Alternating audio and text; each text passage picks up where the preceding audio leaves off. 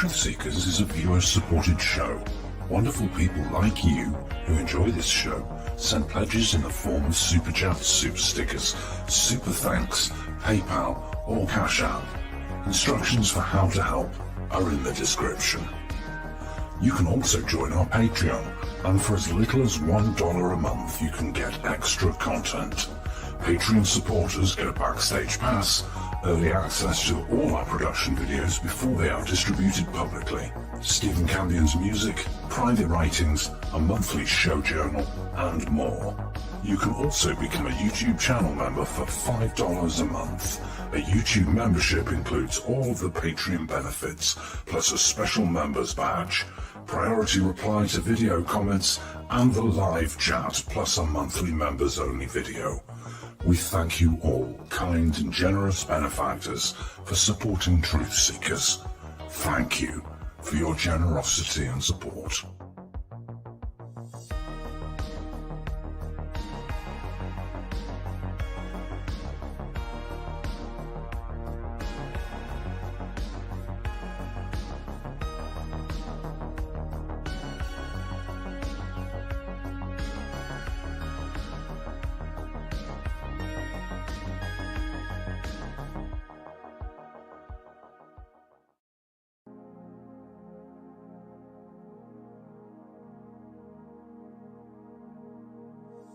Truth Seekers is a viewer-supported show. Now there's a great way to support these broadcasts and show your support. Please be sure and check out our merchandise store. Links to our 2 merchandise online stores are in the links to this video or podcast. The Amazon storefront ships super quickly in the United States, Great Britain, and in many more places. Amazon may not ship to your country or location. If that's the case, hit our second merchandise link in the description and visit our Redbubble storefront. Merchandise from our Redbubble storefront ships worldwide, but may take longer than Amazon. We've got a great deal of super high quality merchandise for you to choose from, including t-shirts, phone cases, sweatshirts, and even pillows. The feedback from our products have been overwhelmingly great. Quality products and fast shipping. People all over the world are buying some merchandise and showing their support of the show. Praise the cash! Praise the cash! Praise the cash! We thank you all, kind and generous benefactors who are buying some merchandise and helping us to continue this journey.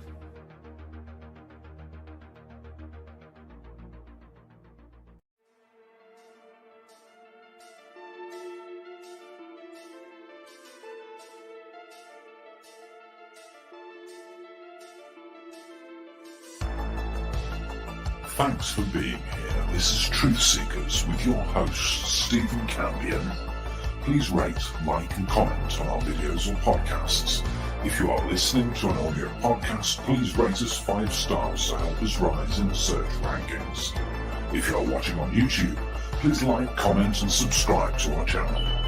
If you're listening to an audio podcast, we love and appreciate you listeners, but you are missing the live tapings. All our shows are recorded live with video feed. We'd love you to come be a part of our live broadcasts and tapings for the podcast. Head on over to YouTube, click the search tool, the little magnifying glass, put Truth Seekers, one word in the search bar, and hit enter. You'll see a strange and mysterious guy with sunglasses. That means you found the channel. Go there, smash the subscribe button and hit the notification bell to receive up-to-date info on our YouTube channel. We welcome you to be a part of our live taping and our chat room during the live broadcasts. Seek the truth. Speak the truth. This is Truth Seekers. Truth Seekers. Truth Seekers.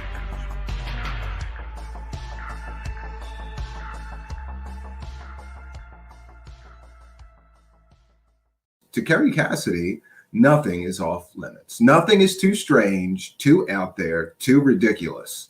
From the United States Navy fighting with mer people, to slave colonies on Mars and the moon, to fake whistleblowers that were never in the military claiming to battle reptilian aliens on Mars, to stargates where reptilian aliens come through and enslave people. You know, for adrenochrome. Oh, and they eat us too. And, she wants to make sure that we're all aware of this, the dangers of the alien threat. Specifically, most of the time, she's talking about the Draco reptilian aliens and the mantis aliens. They look like praying mantises, but they have robes on, For those that don't know, Kerry Cassidy sort of rose to prominence on YouTube very early. She was an early adopter of YouTube, started her YouTube channel way back in 2006 with Bill Ryan in the form of Project Camelot. Later, Bill Ryan and her would split, and that is what it is. But she was an early adopter of YouTube in a time where there was not much stuff about UFOs and aliens. So she quickly gained a pretty big following. But as time went on, I think, I remember listening to some of Project Camelot's interviews early on and quickly deciding that most of the people that she interviewed had very little or no evidentiary support for anything that they were talking about. So it was kind of like the UFO alien storytime hour with Kerry Cassidy and Bill Ryan. Later, I suppose to his credit, Bill Ryan decided that she wanted to interview way too many people that had no evidence, and he did not want to continue in their partnership. So he split, started the Avalon forums, and she kept going. And kept going, she did. And like I said, no amount of craziness, no amount of ridiculous story about aliens, UFOs, Stargate, secret space programs were none of that. Nothing was a bridge too far for crazy Kerry Cassidy. She has continued. And like many people, I remember listening to early videos of her interviewing people. She never mentioned her superpowers until more recently, deciding that she had a Kundalini experience, which resulted in her getting superpowers. Yeah, she's got superpowers. And it's interesting to me that she uses terms common in fiction, like saying she's a precog. I think there was wasn't it? Minority Report had precogs, right? Science fiction movie, right? Many of these people watch way too much science fiction, and I think that's where they get a lot of their terminology from. So years after she decided she was a UFO alien researcher, like many people, she suddenly developed superpowers. I guess people get sick of hearing the same alien and UFO stories, and you gotta up your game. So Kerry Cassidy decided she had psychic superpowers. Yeah, and today, we're going to be going through a short interview. I found a 30-minute interview of her conducted by none other than Robert David Steele, who you may remember from the Alex Jones channel. He famously went on Alex Jones and claimed that there were slave colonies on Mars and a secret space program and all manner of things. He's a former Marine Corps officer and intelligence officer, which I find crazy that this guy is entertaining this kind of nonsense, having once been a serious military man. But it is what it is. And this interview, I also decided to share this and go through it because it makes my job super easy. I don't have to explain to you Kerry Cassidy's ridiculous, crazy theories about secret space wars and secret space programs and reptilian aliens trying to take over the earth, because she's going to do it for us. And we just get to comment and laugh at this ridiculousness. I can't believe that she has any following whatsoever.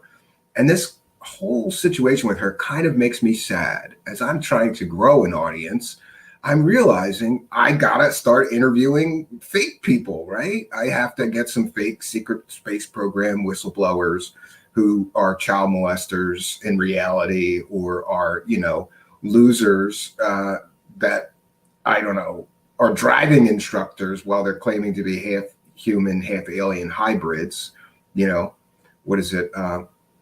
Simon Parks that has an alien mother. He's half manted alien. Yeah, this is the quality of her guests. But she's got a big following. I think most of that is a legacy following from way back in the day. After all, she's been doing this since 2006. So she's got 14 years of these crazy interviews. It's called Project Camelot on YouTube. Most of you, I'm sure, are aware of her. But if you're not, just look up Project Camelot if you want to hear some fairy tales about reptilian aliens and secret space programs and jump rooms to Mars, right?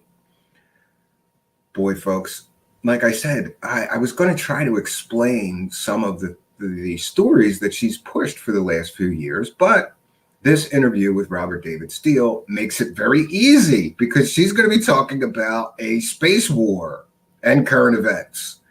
Oh, friends, this Kerry Cassidy crazy train is it's just a thing to behold.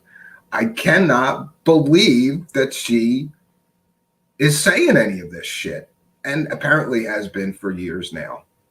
I stopped paying attention to her years ago, probably around the time of Bill Ryan's splitting. I liked some of Bill Ryan's talks, lectures, and things, and kind of felt like she was the Me Too in their partnership. Like, I think that he was, geez, how do you even say, like, a little more credible than her? It's not hard to be a little more credible than crazy Kerry Cassidy, but he was, I thought that he was. And when he split with her, there was a lot of behind the scenes stuff said about her and her willingness to push fake stories just to get views and clicks and likes and whatever.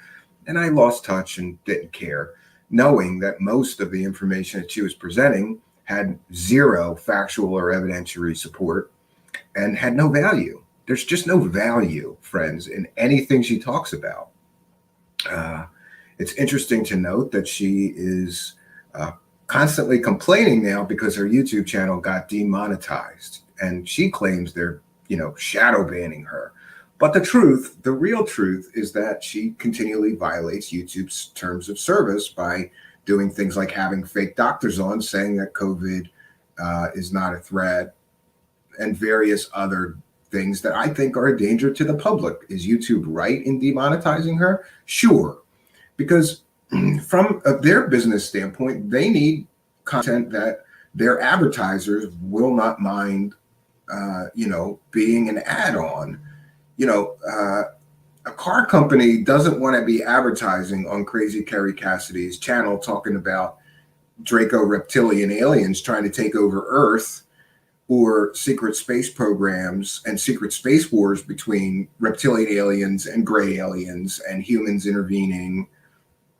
They will complain to YouTube. Why is my good hard-earned, why is the money I'm paying you getting put on this crackpot's channel? So she was recently demonetized. She's starting her own website, and I believe I heard she's starting a website with a few others.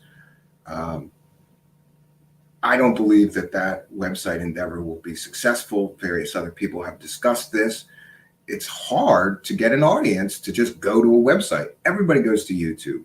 So lately she's complaining that she's also got 2 strikes for community guidelines problems. And if she gets one more strike, she's off of YouTube. This is a new theme for her, that she's being banned or taking away her income. Apparently she was living off of the income from her YouTube channel, which is never a good idea. The advice, the saying, don't quit your day job, really should apply to UFO and conspiracy land. If you think that you're going to make a ton of money doing this, enough to earn a living, you're probably sadly mistaken. But then I'm not one of those people that's just out there pushing any bullshit, any nonsense, any fake witness to, alien space battles with no evidence. Maybe she could, I guess, make a living because people want to hear that information, even if they know that it's probably not true. But it is what it is, friends. So she's complaining right now that her YouTube channel may be taken down at any moment, though she continues to do stupid things like put that person from the Plandemic documentaries on and interview them. Not a good idea if you want to keep your YouTube channel to do things like that.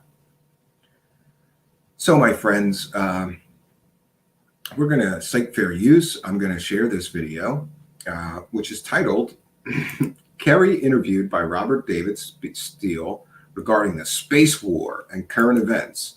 Some of you may not. Did you know there's a space war currently being waged, and only Kerry Cassidy has the information about it?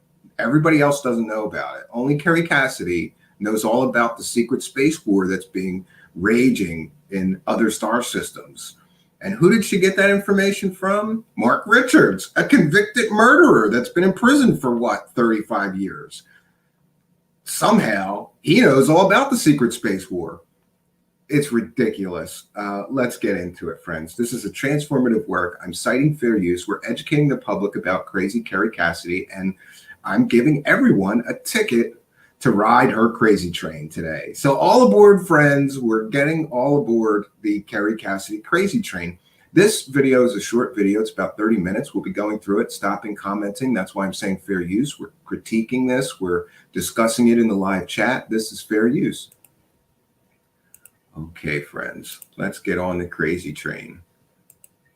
And by the way, I said I wasn't going to do this, but she makes my job easy here, because in this short interview, she talks about a whole bunch of different crazy shit that she has no evidence for.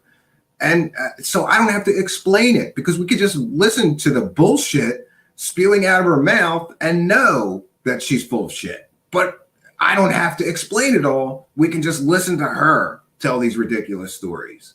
Let's get into it, friends. I'm citing fair use. This is a transformative work. Okay.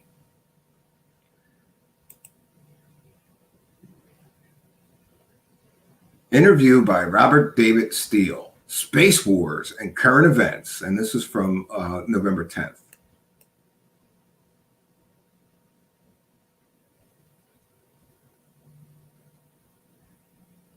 Okay, great. We're both recording. We can both use this video as we wish. Kerry, I have known you for a long time, and I've really respected all the work that you've done with Project Camelot. You gave people like David Wilcock his start. I consider you one of a dirty dozen, maybe even a handful. So it's her fault that David Wilcock is out there scamming people for money about fake stories. I guess he learned from the best. 5 top people in the secret space war arena.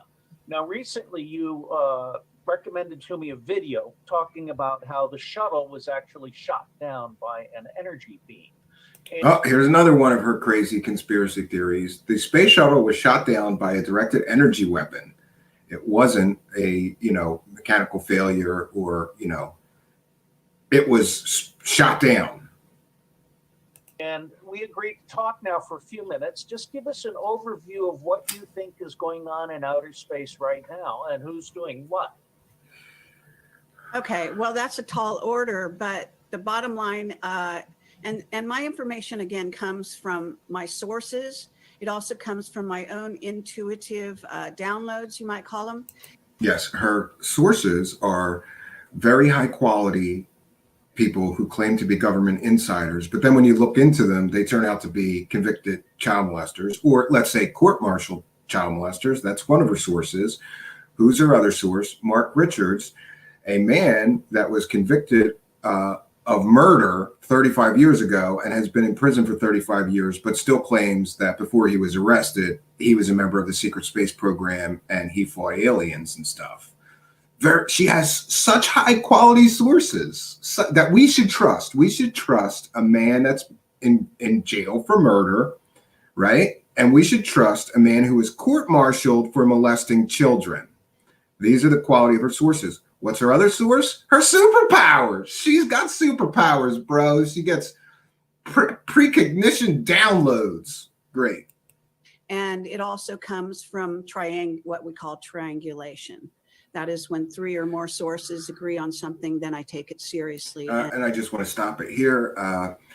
This is ridiculous. Just because 3 of her fake sources tell the same bullshit story doesn't make that story any more believable. You have to vet your sources, Crazy Cassidy. You have to vet the sources. If your sources are a stolen valor idiot in the form of Randy Kramer, a convicted murderer, and a man that was, let's see, court-martialed for molesting children, you're somehow going to trust those three sources because they all tell similar stories. And by the way, a lot of people in this UFO con grifter game tell the same stories. They all steal from each other. They borrow from each other. You know, they take 70% of one guy's story, add 30% of their own bullshit on top of it. This does not make your stories any more believable, Kerry Cassidy.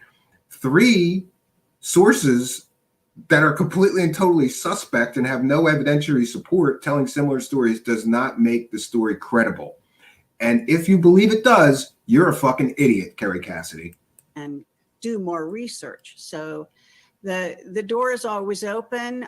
Things can be proven or disproven as we go along. But at the moment, my information is quite substantial. And I can say that according to Captain Mark Richards, we are fighting a war right now, strangely, in the Orion galaxy that is spilled over also onto Earth.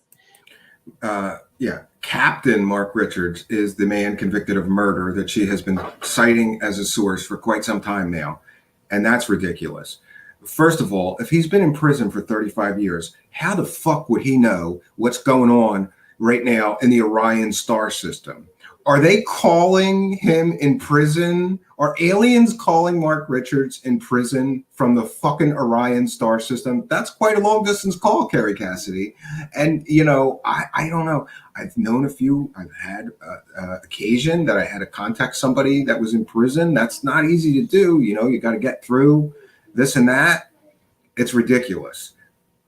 Who's calling Mark Richards from the Orion star system to let him know all about the alien space wars that are taking place? Who's doing that? Do we get to know who's? No, of course not. She just says this shit like it's factually correct. She's an idiot if she believes that some guy in prison is getting communications from another fucking star system. You're a fucking idiot, Kerry Cassidy. We've been fighting with various alien races now for many centuries. Maybe ever since humans came to the planet. So initially, this planet was considered to be belonging to the reptilians and the Draco, and they will continue to try to exercise their will over humans. And specifically, the reptilians are called the marauders of the galaxy. A recurring theme with her is these reptilian bad guy aliens. And by the way, if we have been fighting with aliens for thousands of years, wouldn't there be some evidence of that? Of course there would, but not in Kerry Cassidy's crazy train world. There wouldn't be. There would just be, you know, child molesters and convicted murderers as proof. It's fucking ridiculous. So it's not just this planet and these humans, but it's actually planets and galaxies that the reptilians will go around and try to dominate and take over and also use as food sources. And for did you hear that? Food sources. They eat us. These reptilian aliens like to eat humans. We're a delicacy. I've heard her say that once before on another crazy video. Trading, because they use humans or humanoids as a trading source. So they trade with other races that do use us as slaves, and that includes, you know, sex slaves, but for food and also other nefarious uses. So she's saying that the aliens not only eat us, but they fuck us too. Kerry Cassidy right here is saying they take us, we become sex slaves, they fuck us, and they eat us. Great. This is some high quality information, Kerry Cassidy. We're also, by the way, used because of our ingenuity in building and flexibility, and even the why would a super advanced race of aliens need humans who were hundreds, thousands, maybe tens of thousands of years technologically less advanced than them? Why would they need us to build anything for them? Wouldn't they just use robots or something, you dumb bitch? Pleiadians, who are in most cases supposed to be our friends, and certainly we are descended from them in part, and they're descended also from Lyra as we are. But they also like to use us for the front lines in their war with the reptilians and Draco. So humans are fighters. Who's in charge for Earth? Now, I've heard that there's a multinational secret space force. and that China, Russia, and the United States are in alignment. Is that correct? It's supposed to be. However, there Yeah, are. and Robert David Steele, you're a fucking idiot too, because China, Russia, and the United States can't even agree on simple things like fucking trade agreements. But somehow we're going to build, interstellar spaceships together, and this is crazy. Are extenuating circumstances, and one of those circumstances is that China and North Korea are at the moment aligned with a sort of new guys on the block type of alien race, and I can't tell you who that is. I might have a conjecture on that. They've always been aligned with the Draco, and therefore, if we are in partnership with them in the secret space program, it may be keeping your enemies close, or your friends close and your enemies closer. Yeah, and here's another recurring theme.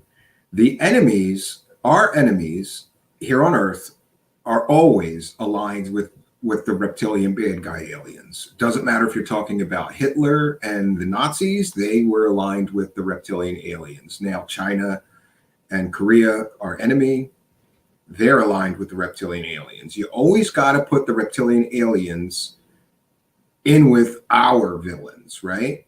They're our villains, and they're aligned with reptilian aliens. But my understanding at the moment is that we're actually not on the same side as China. How's the United States doing?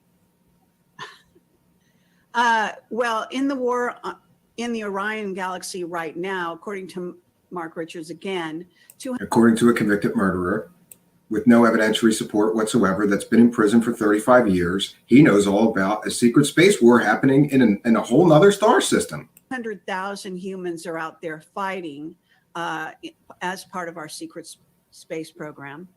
And we are, I think, doing a good job there.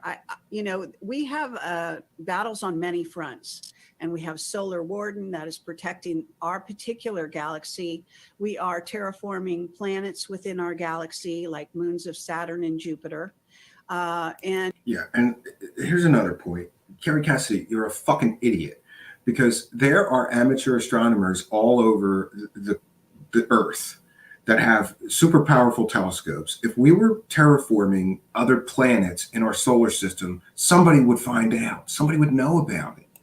And we are making deals with various races, including those from Aldebaran, who got involved quite early on, well, especially with the Nazis, as you may know, and they continue to be involved. They're involved also what appears to be a race of reptoids that has now been given at least part of Africa, if not all. And that comes, by the way, from, among other people, Gordon Duff. Okay, so there's reptoid aliens that own Africa.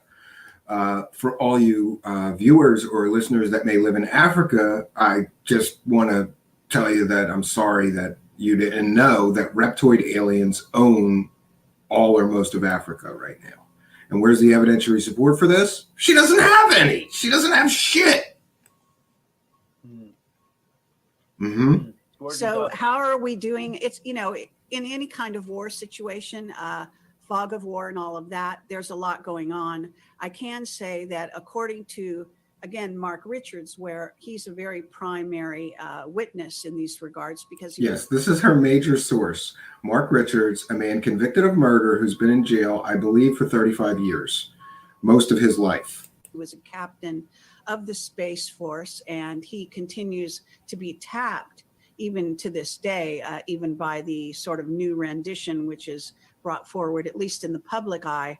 Why would, Kerry Cassidy, you're a fucking idiot. If there is a such thing as a secret space force, why would they contact a guy that's been in prison for 35 years and out of their program for 35 years? For what purpose would they contact a convicted murderer? Why would they need a guy in prison? Why would they even communicate with a guy in prison for 35 years? It makes no sense.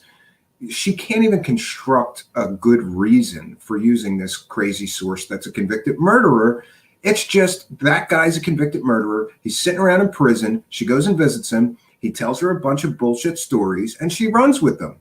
Space Force that Trump has brought to to the fore. So but Richards is in prison now. he has been in prison for over, actually it's around 35 years. Yeah, 35 years. For most of his super adult, his adult life, I mean, prior to that, he was raised in the secret space program. So he got involved very early on with a father and a grandfather. Or he's a bored guy in prison that is telling people stories about aliens because he's got nothing better to do sitting in a fucking prison cell all day, you dumb bitch. Who will also supplying information to what would become our secret space program. And his grandfather was working with Tesla. His grandfather was working with Tesla. You know whose grandfather also worked with Tesla? Pete Peterson. Isn't it funny how these assholes all steal parts of their story from other assholes telling fake stories? Pete Peterson's grandfather was supposed to be a lab assistant for Tesla. I checked in with the Tesla historian, and I checked both Pete Peterson as Peterson and his mother's maiden name, and there is no evidentiary support that any relative of Pete Peterson ever worked with or for Tesla.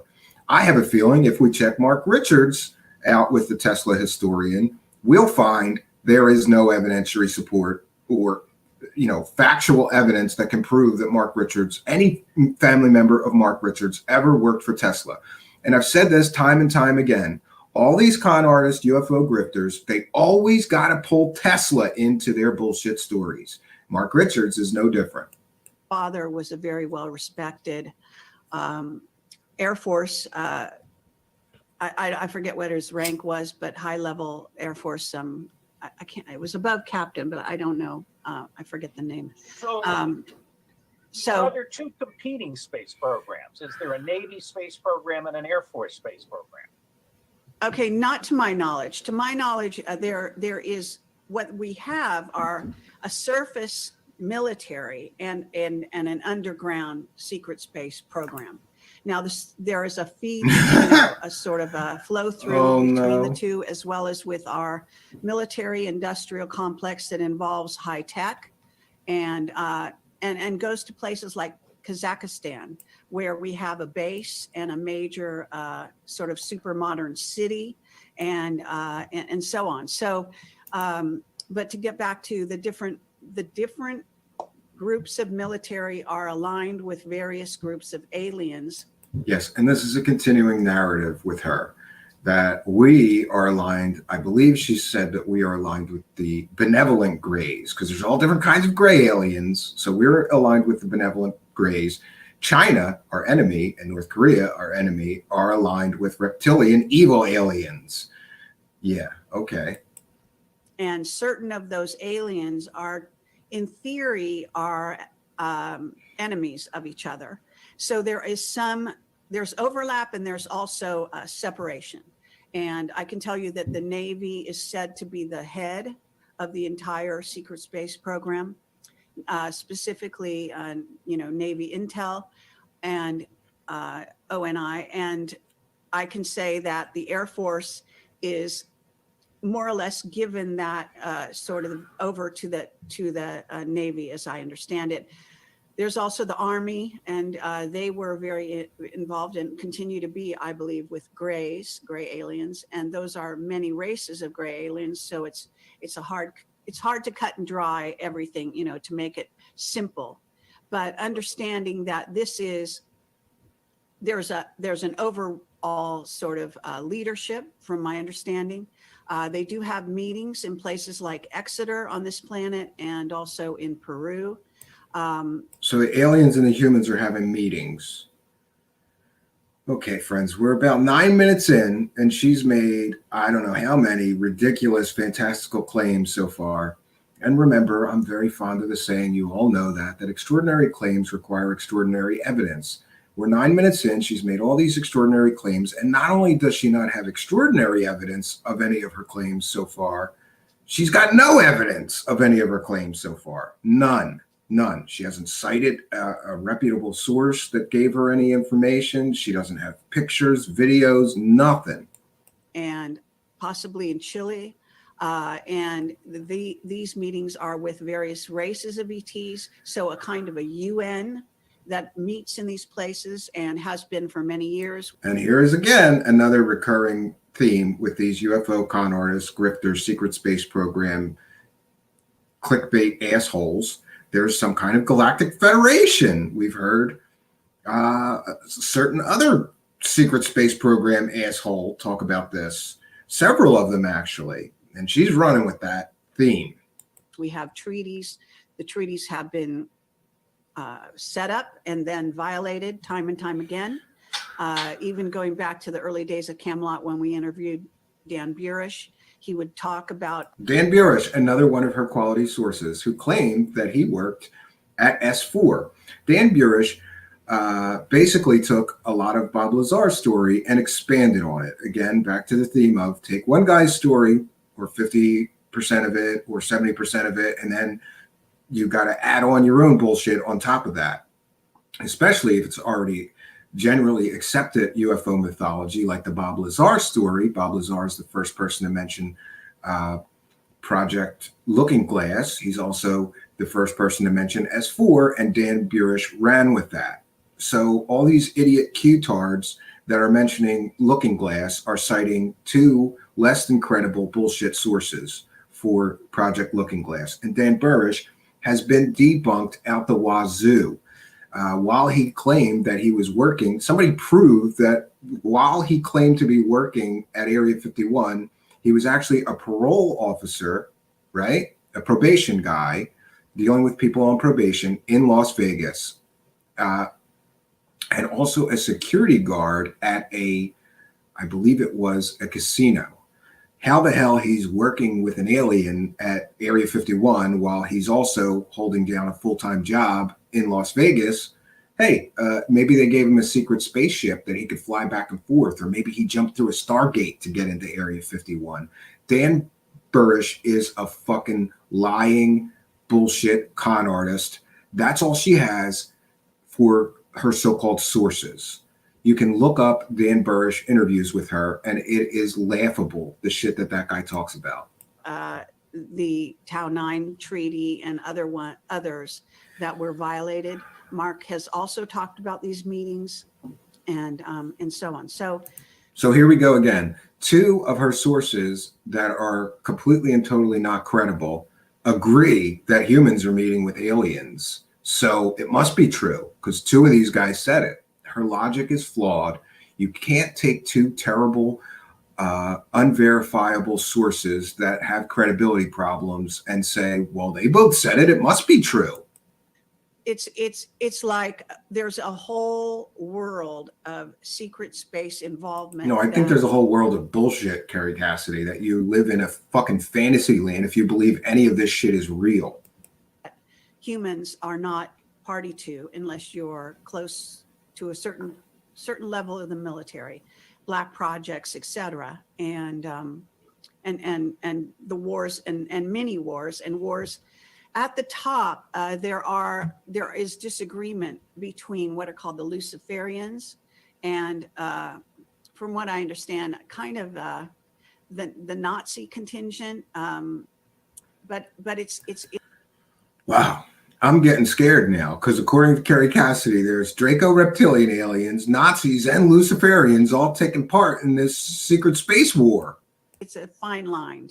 So they war with each other. I'm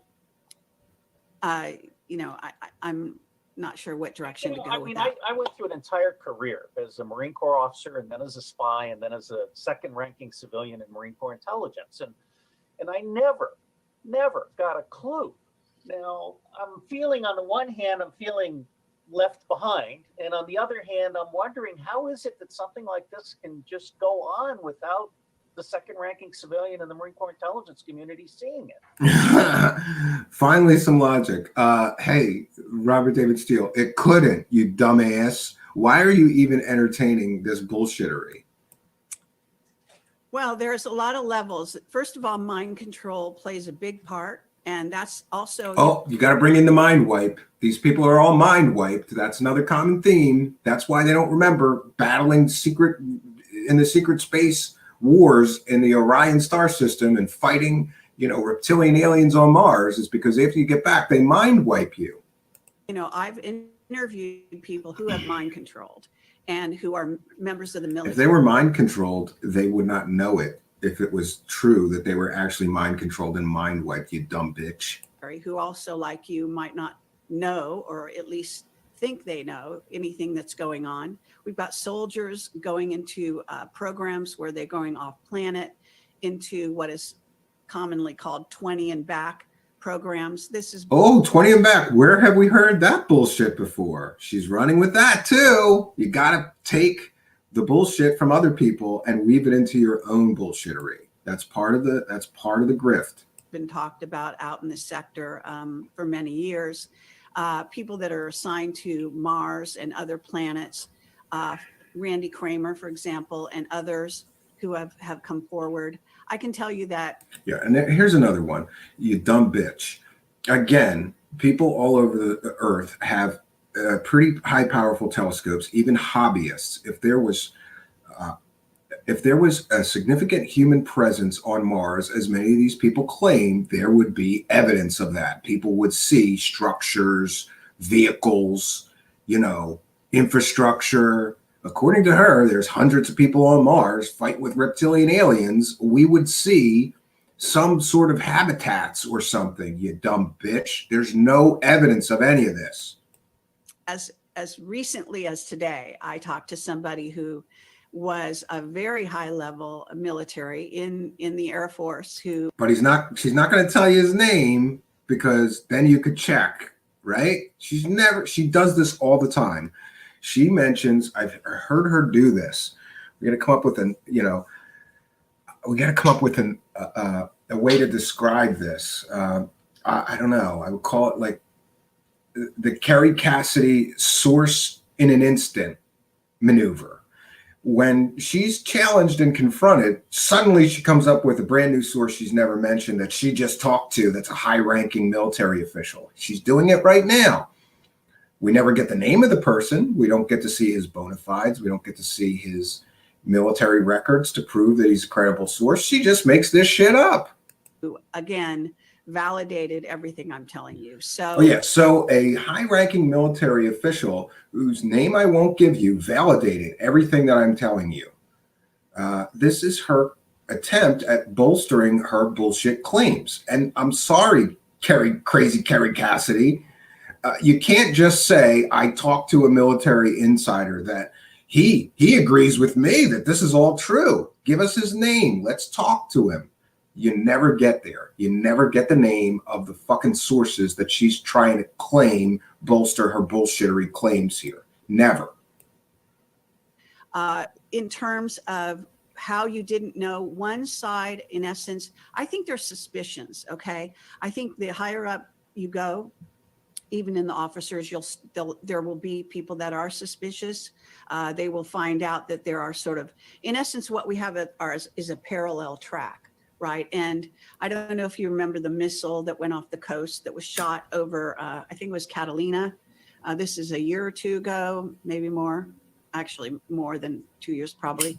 And that was shot out by one part of the military, whereas the other part of the military was completely naive about it. And it got reported as if it was a nefarious incident. Some people thought it was China. But what they don't understand is that in a sense, there are miniature battles going on between the levels of the service, but they don't clue people in. The Gulf oil spill, for example, had to do with the Falklands War, had to do with the AI and the black goo. All of the AI and the black goo. So the AI and the black goo right now, basically, here's her source for that. It's a fucking episode of the X-Files, you dumb bitch. That's a fictional television show. And idiots like you and other people have run with that as being real somehow. This was unknown to most of the military, to most of people even that were on the platform. But I can tell you that I had a whistleblower who did work out there and did get clued in as to what was going on and validated the space program side of that. The fact Again, she has a whistleblower. What's his name? Where's his military records? Let's check into the source. Make sure it's a credible source. She never does that. Never. She just says shit. I've got a whistleblower. You know what, Kerry Cassidy? I've got a whistleblower. Then if you can do it, I can do it. I've got a whistleblower that worked for you and told me that you sit around watching too many episodes of fucking Stargate SG-1 and Star Trek and come up with this bullshit that you sell people. If you can do it, so can I, bitch. Fact that we're fighting a group of aliens who have invaded Earth centuries ago, actually. And so there's so many levels at which it leaks through. I can tell you that I've talked to low-level soldiers, some of whom were in like Alabama, and I have these testimony in various interviews that I've done, and it's also off the record talks. So they report to me that they have been used in programs that involve grays, that involve one individual who his group was involved in a whole operation, and he just joined. He was just getting through boot camp, and they were used in an operation that involved gray aliens. And again, Kerry Cassidy's logic is fucking retarded. Pardon the word, that's a bad word. Is stupid. Listen.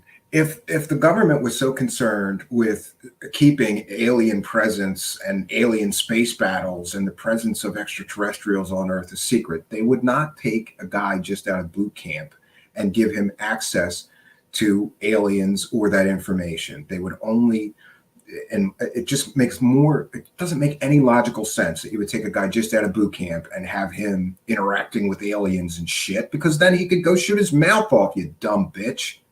It makes no sense. And again, where are the names of these people? Let's look at their military records and at least verify they really were in the military. For all she knows, these people were never in the military. She never checks any source. She just runs with whatever bullshit people tell her. Or none of these sources exist and she just makes this shit up. And he became aware of it. Sometimes the memories leak through. The mind control is not sufficient. Back to the mind wipe. I can tell you, for example, Robert Saleh, who is someone who testifies about the Minot Air Force Base and other missile launch platforms where he worked, and I forget the exact names. He's testified and is quite well known, and I've interviewed him on this as well. And he himself knows that when he was working for the military, even in Rendlesham, he was called in to be given some medical attention that he didn't need. And so you could, and I have witnesses that are called to the dentist. All of a sudden, they're suddenly are supposed to get some kind of work done there. These are the places where they will put in the mind control. Yes, and we mentioned this Kerry Cassidy crazy train. You got to go full in on the crazy train. And the dentist, that's who puts the listening devices in your teeth, right? So they can monitor you and make sure that you're not telling people the truth about those aliens, bro. This is a bullshit, crazy conspiracy that she's been mentioning, dentists putting listening devices in people's teeth. That is the height of conspiracy land crazy talk. No evidence, just a statement, has no value. And the blocks. And sometimes the bleed through occurs. Duncan O'Finian is a famous super soldier who testified that to us that after about the age of 50, your memories start coming back. So the reality. Well, that's good news for a certain super secret space program astronaut, right? Because I think he just turned 50. So we're going to be getting whole new stories from him if this is true that your mind wipe memories come back after 50. Good news for him. Is that it is actually shocking how few whistleblowers we really have when in fact. You idiot. Well, there's plenty of whistleblowers, but none of them are credible. And you guys took the term whistleblower and made it worthless. You know who is a whistleblower? Edward Snowden is a whistleblower. You know who else could be considered a whistleblower? Julian Assange. Those are real whistleblowers. They have consequences. They don't just get to go around to UFO conferences calling themselves whistleblowers, making money telling their bullshit story. A whistleblower has real consequences to their life. None of Kerry Cassidy's bullshit so-called whistleblowers have had any consequences, even the ones that are basically stolen valor. And by the way, stolen valor is a felony, a federal felony. So if you claim that you worked for the military and you profit from those claims and you didn't, that's a felony. None of them have even been prosecuted, and some of them could be. Fact, there are so many of the military who don't even realize they've been involved in something. I mean, this is the real root of, you might say, PTSD. A lot of these soldiers have gone off planet. They don't even know. They don't realize they thought they were. Again, with the logic, come on, you crazy bitch. How are you going to go on? You're going to get in a fucking spaceship and go to another planet and battle space reptilians, but you're not going to remember any of it? To Iraq, they were fighting in Iraq, and their screen memory is one thing, and what actually happened is another thing altogether. And this also includes, according to witnesses, alien abduction. So the military, our military, will implant memories, false memories of alien abduction to cover up them being individuals being MILAB'd by the military. But oftentimes the strange thing, and this is sort of, I don't know, a hall of mirrors, because aliens will also be involved in that aspect. So it's a hall of mirrors. She's stealing that term from Linda Moulton Howe, whose famous statement, the UFO phenomenon is a hall of mirrors with the floor of quicksand. Again, they all steal from each other, borrow terms. It's crazy. When some person says that they've got a screen memory, they realize it was a screen memory, they've got another memory. You're familiar with the way mind control works, and there will be levels upon levels to basically make a sort of a fail safe, so humans don't tap into what has really gone on with them. Oh yeah, it's screen memories. Should humanity be worried? Yes, this is one. Well, Robert David Steele, if they're eating us and fucking us, I think we should be worried. These aliens might eat us and fuck us. Like, what order did they do that, by the way, Kerry Cassidy? Did they fuck you first, use you as a sex slave, and fuck you for a while, and then eat you? Or do they eat you, or like eat just the half of you that they don't want to fuck? Like, imagine if they just ate you from the waist up, and then they kept the part. I don't know. This is crazy. Kerry Cassidy says that reptilian aliens keep humans as sex slaves and eat them. So I want to know, if I get to interview Kerry Cassidy, one of my major questions is going to be, what order does that happen in? Do they eat you first and then fuck you, or do they fuck you first and then eat you? I want to know. This is important information. And yeah, we should be worried if there's reptilian aliens out there eating fucking human beings. God damn, I'm worried. Look, I got enough shit to worry about, Kerry Cassidy. I don't need to worry about getting fucked and eaten by a reptilian alien, you crazy bitch. One of my points, and this is why I do the job I do, because this is all about races that are preying on humans, specifically on our children, on our young people, taking them off planet as slaves, using them in various capacities, killing them, eating them, so on. Sorry to be so. They're killing and eating children, then yeah, we should be worried. I've got children. I don't want my children eaten by reptilian aliens, Kerry Cassidy. Say it ain't so. Graphic. And this is where the whole pedophilia links in. And this is you got to roll in the pedophilia, the pedophile rings, the mole children, the Montauk. She believes in that shit bullshit too. They're also the adrenochrome and adrenochrome manufacture of it.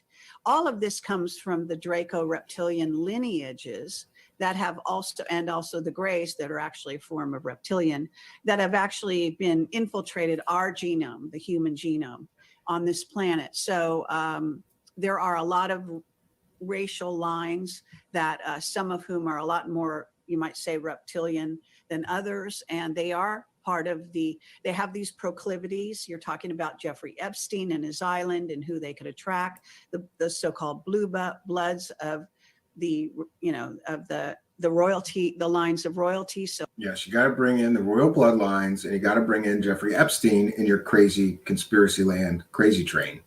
So-called royalty. All of this goes back to to preying on other humans, to a power over paradigm that we have been operating on here on Earth for eons and have been victims of, if you want to call it that. So in my view, humans need to know their prey. We need to know who the enemy is in order to protect us and our children. Yeah, well, that I agree with her. If there's really aliens fucking and eating us, we need to know about it. And goddamn, the military is keeping this a secret that reptilian aliens are fucking us and eating us. That's a crime against humanity, Kerry Cassidy. I'm with you. If there's reptilian aliens fucking and eating us and eating our children, we need to know about it. So she's doing God's work, letting us all know about the truth about aliens, bro. And well, this is why it's so important. Protect ourselves. Are we being protected? There is some protection, but not much, not much in my view. What this is a sort of a yin and yang, positive, negative polarity planet. At this time, we've been 3D, we're actually moving into 4D now. But the bottom line is that in such a planet, the souls that come in are given these challenges to either, to stay alive and to learn quickly, obviously. Yeah, you better learn quickly how to not get fucked and eaten by reptilian aliens. I'm worried myself. Like, I gotta figure out how to not get fucked and eaten by reptilian Draco overlords. And if they don't, they simply die. Now you can reincarnate and come back into the game again, obviously. Oh, that's good news. So we're really talking about a sort of a might makes right, a challenging scenario in which it's learn or die. And under these circumstances, humans have had to learn very quickly, and some astonishingly. See, the trouble is that the humans became collaborators with the enemy, so to speak. So we have a large contingent of humans who now want to deceive the other half of humans, so to speak, and they have sided with the enemy, with the Dracos and the reptilians. God damn it, then this is breaking news. There are human traitors that are helping Draco reptilian aliens fuck and eat other humans. That is shocking information, Kerry Cassidy. Goddamn traitors helping these Draco reptilian aliens fuck us and eat us. That's disturbing.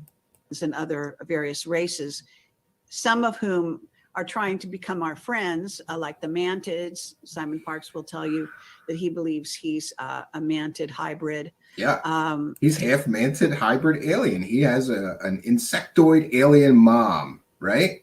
Simon Parks, another bullshit crazy source she cites all the time. And that the mantids have now sided with the humans, but they used to. Well, good news, we have allies. Maybe the mantid aliens can help us fight the reptilian aliens so that they don't fuck us and eat us all. Us on a regular basis. And so there are various contingents going on here on Earth, and we are, in fact, this election is a perfect example of the Luciferians and alien races trying to sort of put into place once and for all their new world order to get rid of any sense of freedom on the planet. They've been using COVID for that purpose.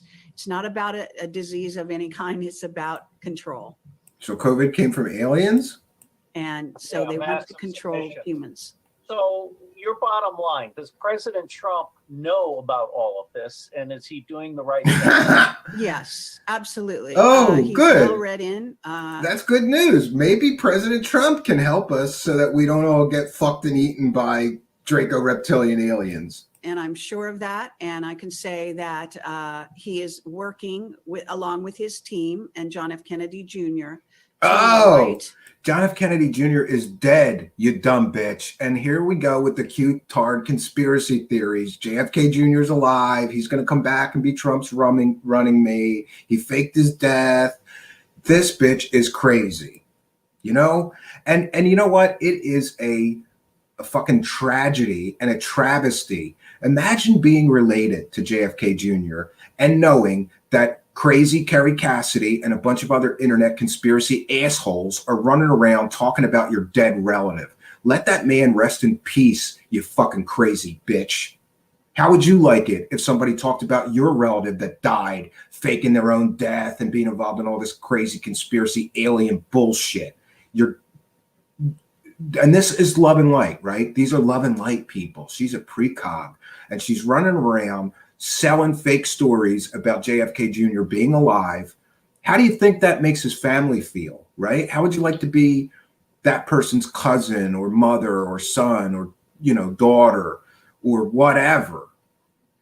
The wrongs that have been perpetrated upon humanity, including the early death of John F. Kennedy.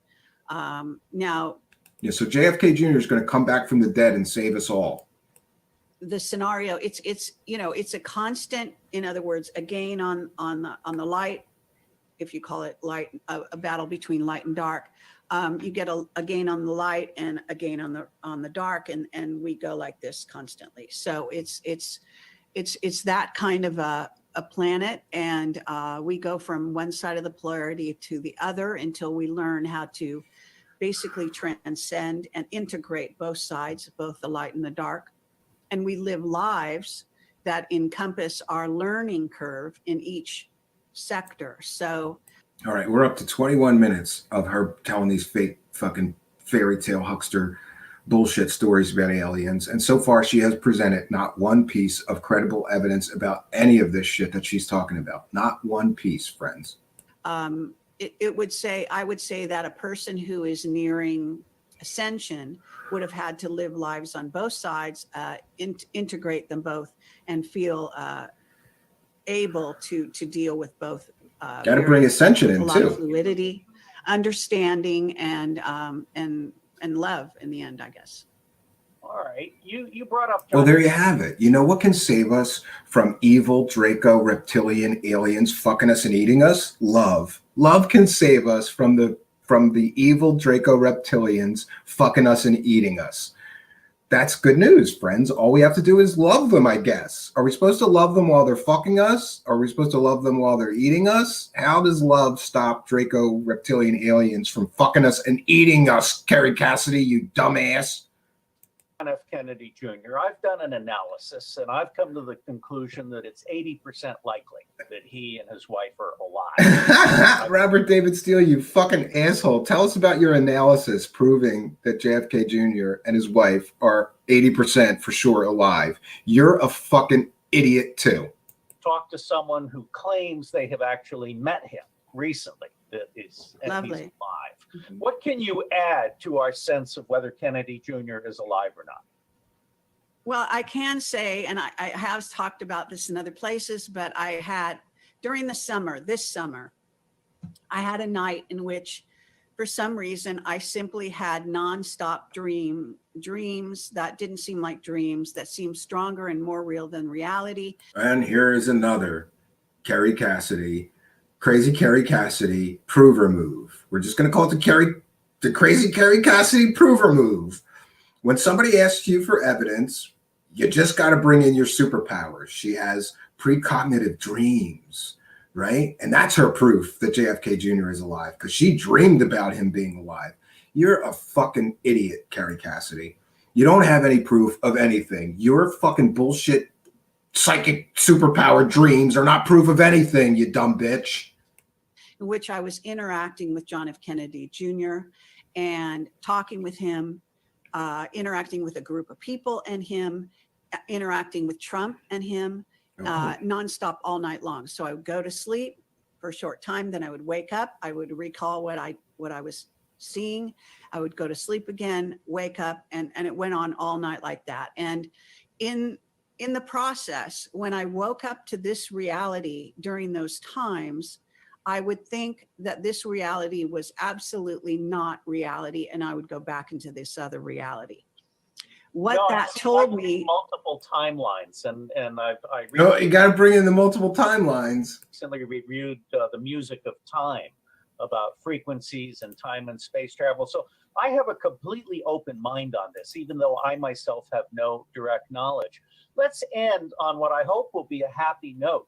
How do you see? Yeah, I hope they're going to end on a happy note too, because so far, all this is bad news. We're involved in a secret space war with, malevolent, evil, reptilian alien overlords that want to fuck us and eat us. That's bad news. Let's see if she can spin some good news and end on a good note. How the fuck do you end on a good note, Robert David Steele, after she's been talking about Draco reptilian aliens fucking us and eating us? See the next 2 months going in the United States of America.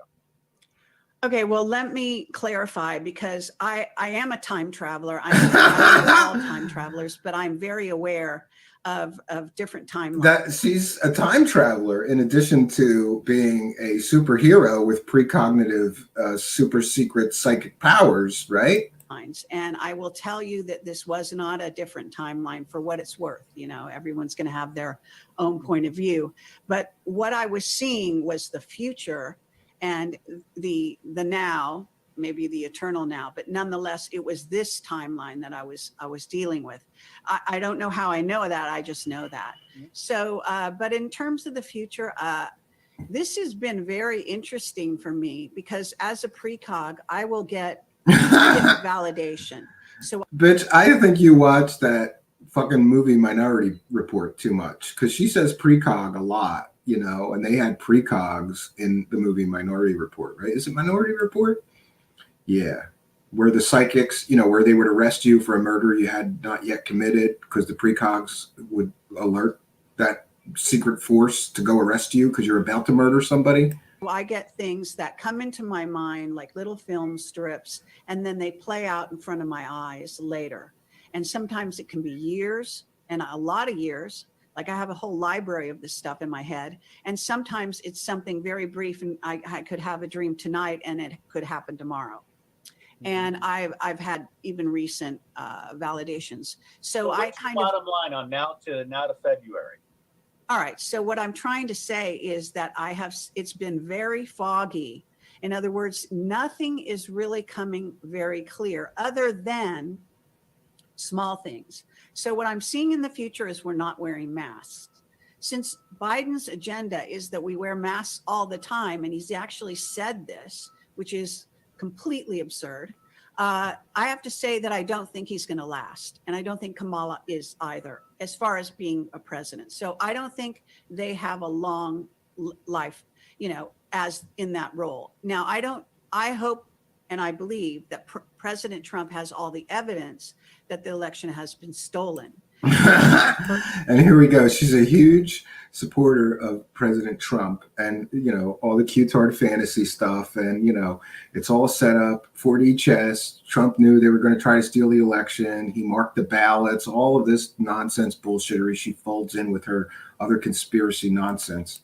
Further evidence that has come behind the scenes to me that validates that. Okay, again, with the Kerry Cassidy prove remove, I've got other evidence that has come to me that validates what I'm saying, but she doesn't share any of that evidence because she doesn't have any fucking evidence of anything she talks about.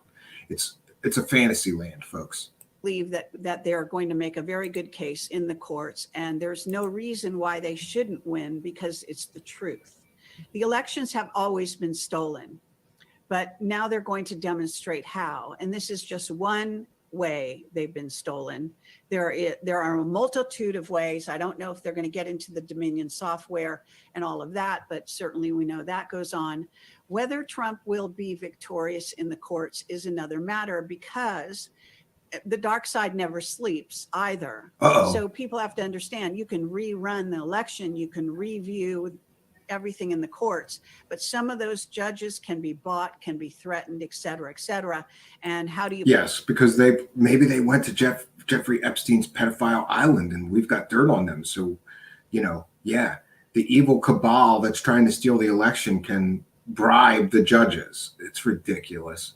Prevent this. There has to be things in place that Trump has foreseen in order to make sure that these things are going to be brought forward in a true and honest way. It's an uphill battle. I do believe there's every reason to believe that Trump is actually supposed to fulfill the next 4 years here on the planet, because everything they set in place during the first 4 years was to come to fruition the last 4 years. If he gets halted in the middle of that, it seems like a huge crime against humanity. Also, Yeah, or he just lost the election, you dumb bitch. because understanding that Trump and his team are all about disclosure of the truth. They want to show people the truth about what's going on the planet. And that does include. Yeah, the man that won't even show us his tax returns wants to show all the American people the truth. I'm sorry, Kerry Cassidy, but your logic is, you don't have any logic. You're a fucking idiot. You're just a fucking idiot to believe any of this shit.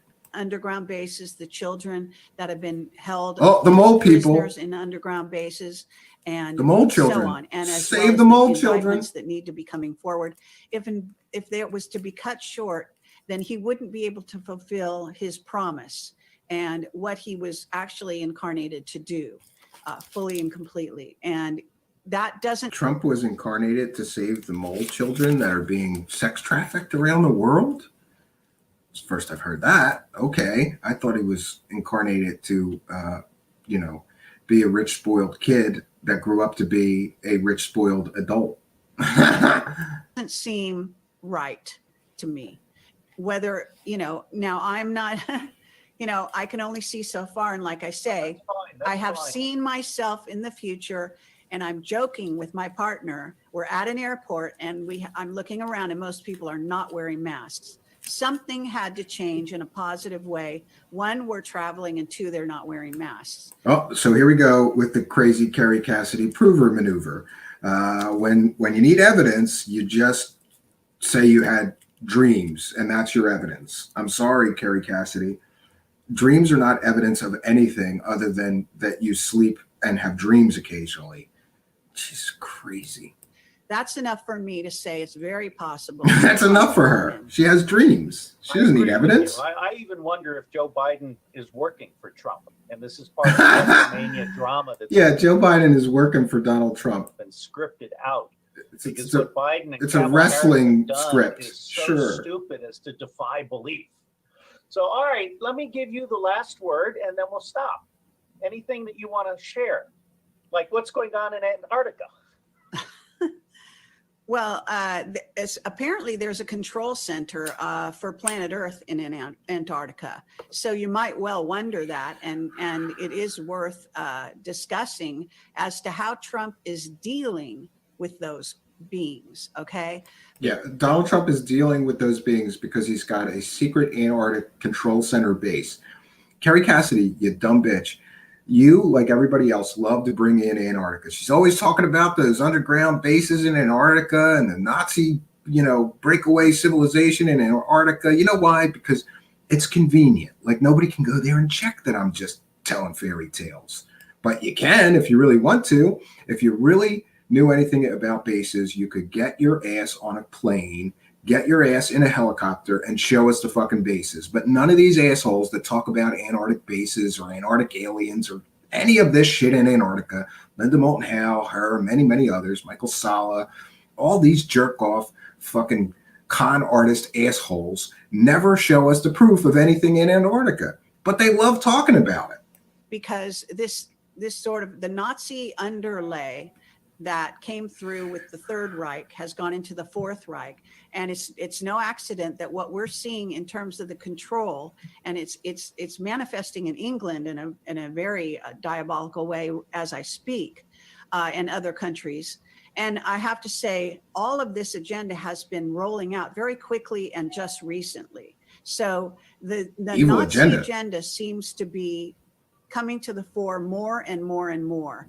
And that is stunning to see that really in your face at this time on planet Earth. So Trump and his team have to fight that. They have to fight the good fight.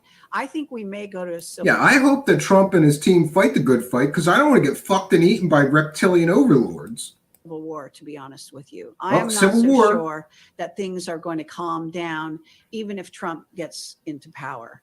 I have had precog dreams of the future that are not pleasant. Okay, so there are some things that could come down. There could be some heavy duty invasion going on from China into the United States. Apparently, it's already happening in Canada. So I warn you. She shared she shared a video that was from a fucking movie and claimed that China was invading parts of Canada. This crazy dumb bitch. People about that. I'm trying to warn people about that. I don't think Biden's working for Trump. I think he's working for the Greys and for China. And whoa, here you have it. Joe Biden. Maybe that's how he got elected. The gray aliens helped him steal the election. And they're pumping him up with adrenochrome every time he has to give a public speech so he's coherent. These conspiracy theory assholes are just ridiculous. I do believe that the Chinese Communist Party are intent in taking over control of the world, and especially the United States and the resources and brain trust here, if anything. So this is the battle for the future and what we're involved in that's beginning to manifest now. And, you know, it's an incredible time to be alive. And I wish that. Why is it an incredible time to be alive if I could get fucked and eaten by reptilian aliens? That doesn't sound like a good time to be alive, Kerry Cassidy. Doesn't sound like a good time getting fucked and eaten by reptilian aliens. She can't even keep her fucking shit story straight here. I would think that if there's a big possibility that you could get fucked and eaten by reptilian aliens, that's not a good time to be alive, but that's just me. Maybe Kerry Cassidy wants to get fucked and eaten by reptilian aliens. I don't know.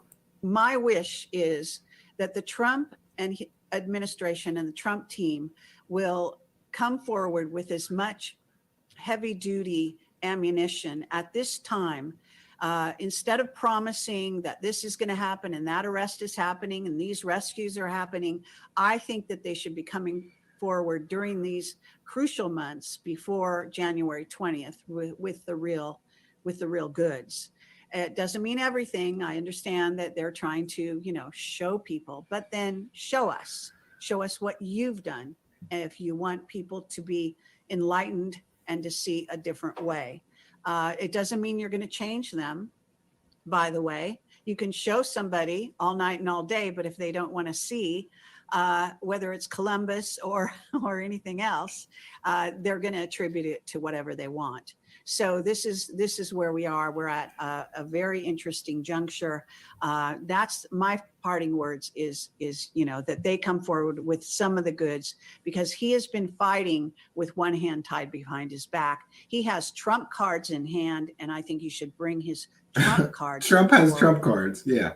Let's end on that. No, thank you, Kerry. I have a completely open mind, and I value your richly hard-earned perspective. Thank you. Thank you. I got some very good news today, I have to say, and that makes me all the more hopeful about the future, because, you know, if individuals will come forward to tell the truth, we're going to be in a lot better shape. She got some good news today, along with the bad news she's sharing that you could be fucked and eaten by reptilian aliens. So this is our short ride. All aboard, friends. This was our short ride on the Kerry Cassidy fucking crazy train. I don't even know what to say. I think I said all that I need to say about her, everything that she's talking about while we commented on her crazy train. I'm very upset, though, because I really don't want to get fucked and eaten by reptilian aliens. And again, in what order? In what order does that take place? Or do they just fuck some of us, eat others? Do they? I don't know.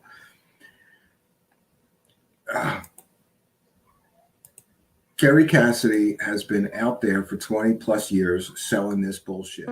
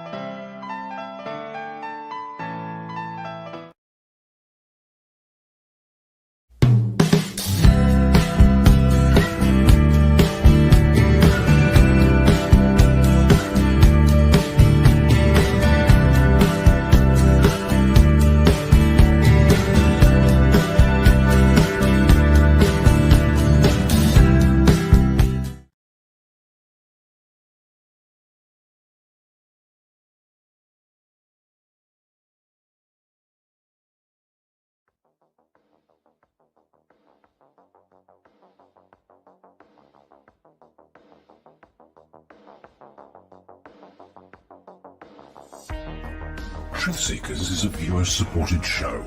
Wonderful people like you who enjoy this show send pledges in the form of super chats, super stickers, super thanks, PayPal, or Cash App. Instructions for how to help are in the description.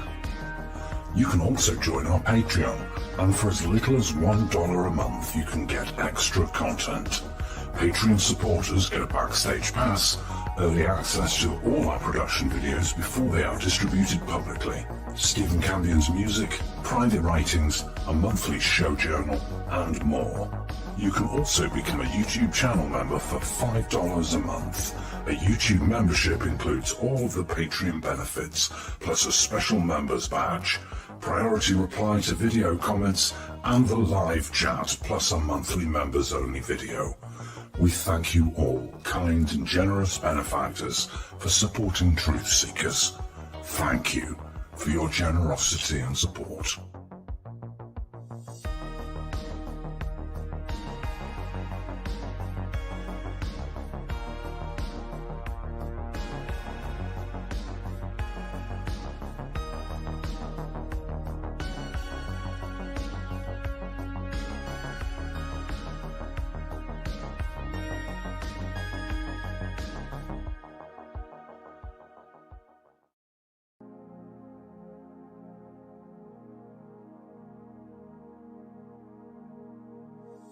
Truth Seekers is a viewer-supported show.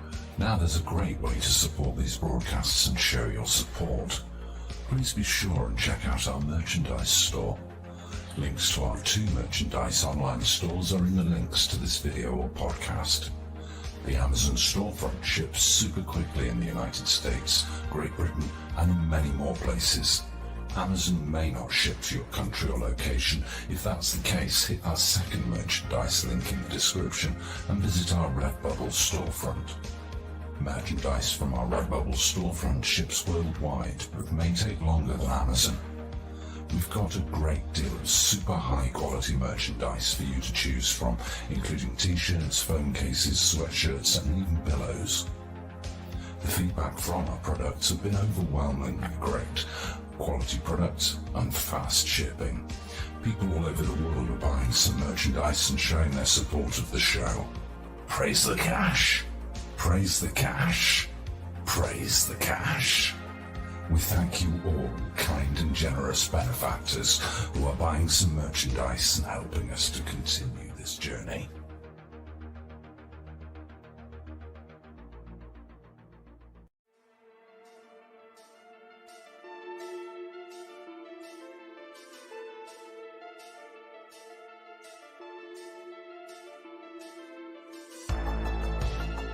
Thanks for being here. This is Truth Seekers with your host, Stephen Campion. Please rate, like and comment on our videos or podcasts. If you are listening to an audio podcast, please rate us 5 stars to help us rise in the search rankings. If you are watching on YouTube, please like, comment and subscribe to our channel. If you're listening to an audio podcast, we love and appreciate you listeners, but you are missing the live tapings. All our shows are recorded live with video feed. We'd love you to come be a part of our live broadcasts and tapings for the podcast.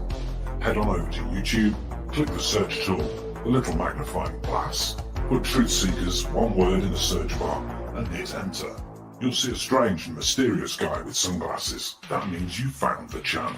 Go there, smash the subscribe button and hit the notification bell to receive up-to-date info on our YouTube channel.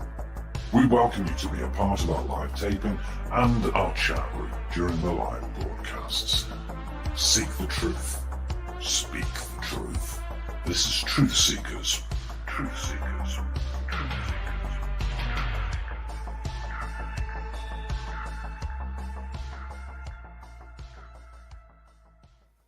Greetings and salutations and welcome back. Today we're doing a double shot of shows because I'm kind of committed to doing a certain number of shows each week, and tomorrow may be unable to do a show. I'm hopeful though that I can still do that.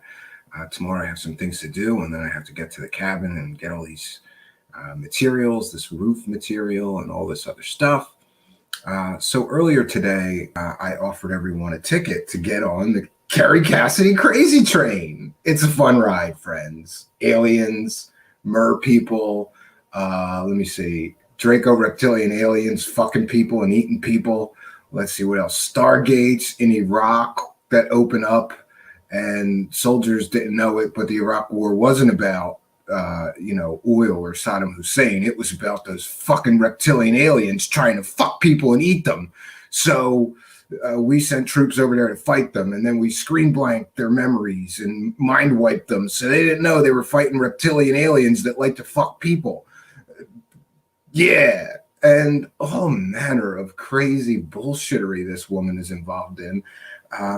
For those that don't know, she rose to prominence with something called Project Camelot, which was started in 2006 by her and Bill Ryan. Bill Ryan and her split. Bill Ryan now runs the Avalon forums, which is an interesting place because many of these so-called whistleblowers came out of Project Avalon. There's many of them that somehow got their start telling their bullshit stories. It's almost like a proving ground. Like if you want to be a secret space program bullshit insider, you go to Project Avalon, you mine the forum for good bullshit stories, you try out your bullshit stories on some of the users over there, and then you go public. It's happened multiple times so far at Project Avalon, but that's time for another story. Kerry Cassidy basically rose to prominence being an early adopter of YouTube. She was the first person that was really, her and Bill Ryan, that were really uploading content about UFOs and aliens and conspiracy world, secret space programs, faces on Mars, all that shit in 2006, some 14 years ago. Since then, her show has, her following has steadily declined. She has a huge subscriber base, but the numbers just don't reflect currently anywhere near the numbers that they used to get. Probably because she has just gone deeper and deeper into crazy land. Her, like many people, I've noticed a trend with some of these UFO con artists, huckster, alien, bullshit, fairy tale salespeople, and that eventually they get superpowers. This was true in the case of Bob Dean. Bob Dean came out with a very credible story, Air Force, distinguished looking gentleman, telling a story about being briefed about something called the assessment, which was a document briefing given to high-ranking officials in the military about the UFO and alien presence on Earth. And while no one was ever able to prove or disprove the actual existence of this thing called the assessment, that was his whole story for quite some time. Fast forward to many years later, and those people at the UFO conferences got tired of that same old story from Bob Dean, and suddenly he was a psychic and had superpowers. We see this happening again in the case of Clifford Stone. Clifford Stone came out and told the story. He was a sergeant in the United States Army, told the story about being part of Project Moondust, or was it Moonbeam? I think it was Moondust, and he went around interfacing with aliens and recovering crashed flying saucers for the United States Army. That was his initial story. Years later, now he's got all kinds of superpowers lately. If you talk to him now, his story changed. These stories got bigger and more grand as time went on. And Kerry Cassidy is no different, because Kerry Cassidy suddenly decided that she was, a precog. Yeah, a psychic. She has psychic dreams, and anytime that she needs proof of something, she does something that we're now calling the crazy Kerry Cassidy prover maneuver. If somebody presses her for proof of what she's talking about, she suddenly starts talking about her secret superpowers and how she had precognitive dreams, prophetic dreams about it. So it must be true. Either that or another part of the crazy Cassidy super prover maneuver is to suddenly invent a source that she just talked to, a high-ranking military official that she never names. It's the crazy Kerry Cassidy prover maneuver. Listen to her talk. You will hear her do the crazy Kerry Cassidy prover maneuver time and time again, every time she's pressed for proof of her bullshit stories. Folks, proof of her bullshit stories do not exist. So I found this really entertaining video. People, listen, people like drama amongst these UFO huckster fraudsters. Let me see. People like the drama, like what happens backstage among these people? Do they all get along? Most of them do. They've all got to work together at these UFO conferences and help each other keep their UFO cons going. Help each other tell their alien bullshit stories. And but occasionally you see some cracks in the relationships between these UFO hucksters. For those that don't know, there really is a generally unwritten rule among all these UFO alien storyteller people, which basically goes something like this. I know my stories are fucking ridiculous. I know I don't have any proof of any of the shit that I talk about, but don't tell anybody or critique me for having absolutely no proof or terrible proof in the form of so-called sources that turn out to be child rapists or convicted murderers, convicted felons, convicted burglars. The unwritten rule is don't tell anybody about my bullshit con game, right? Don't tell anybody I'm lying, and I won't tell anybody you're lying, because most of them are lying, or at the very least, they are really stretching anything close to the truth. So there's that unwritten rule. And they generally do all try to get along and be nice and never backstab or talk shit on each other. Because if somebody were to start talking shit on each other, that might ruin the UFO con and people would stop buying their bullshit. But once in a while, friends, once in a while, two of these clowns disagree big time. And tonight, we're going to see one of those times. Here's what happened. Kerry Cassidy, crazy Kerry Cassidy, has been running around telling these stories about reptilian alien overlords fucking people and eating people. Yeah, boy, that's terrible. These aliens are not nice. They like to fuck people. And by the way, why would a reptilian alien want to fuck a primate human? I don't know, but according to Kerry Cassidy, they love to fuck humans.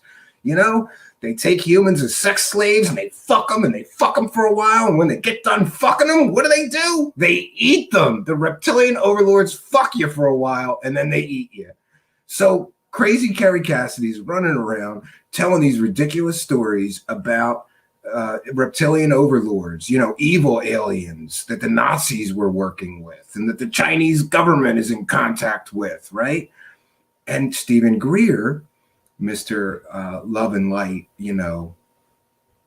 meditate your way into alien contact. Yes, Stephen Greer sells an app where you too can contact aliens through meditation and bullshittery.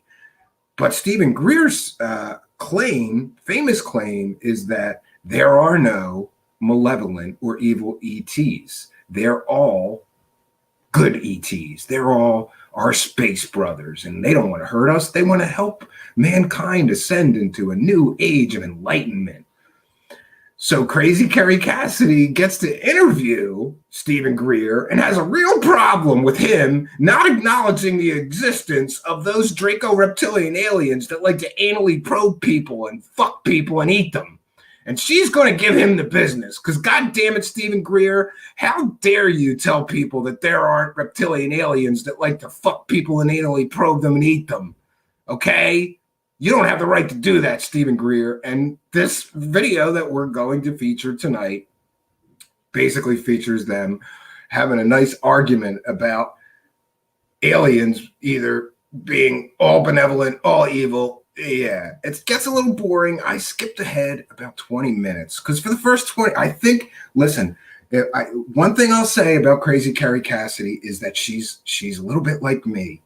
When I have an interview that I think might get contentious or, have some fireworks, I do what's called front loading. generally. And I got taught that by a real journalist. I asked a real journalist friend of mine when I started my first show. I knew that I was going to have an interview like that. And I went to him and I said, listen, I got to gotcha this guy, and I'm going to be asking him really tough questions, and he's going to get pissed off at me. How do I do that? And what my journalist friend said is, you front load, throw them a bunch of softballs first, get a rapport, gain their trust so that they know you're not a complete and total asshole. Then you hit them with the hardball questions. This is kind of what Kerry Cassidy did in this interview. She was very cordial for a little while. Then she starts hitting them, and shit gets good. So tonight, look, we all need a laugh. And I haven't seen this video. I remember when this first came out. It came out in 2009. And I watched this and laughed my ass off at these two clowns arguing over their make-believe space aliens, right?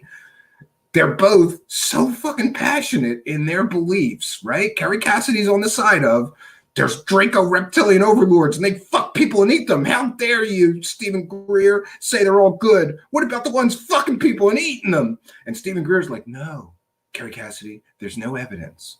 We've had hundreds of contacts and they've all been benevolent. There are space brothers. It's fucking hysterical. These two asshole clowns arguing over whether aliens are all good or bad. Oh, and listen, earlier today, if in case you missed it, I gave everybody a ticket to get on the Kerry Cassidy crazy train, okay?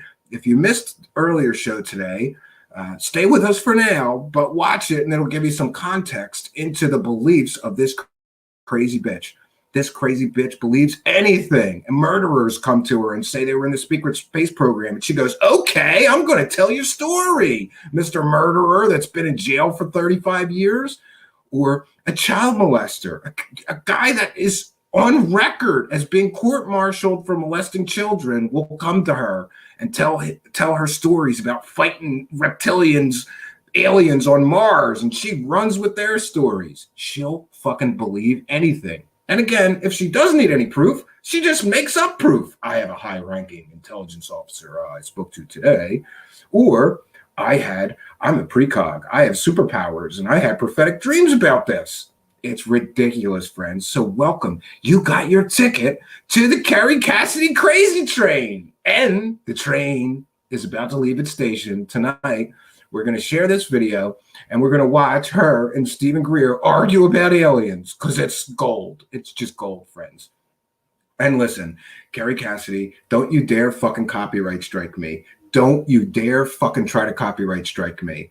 You know what? I got to do something right now. 1 second. I meant to do this before the show, and you'll have to excuse me, folks. I am a terrible, terrible show host sometimes. Let's see. Okay, I'm going to create a new banner.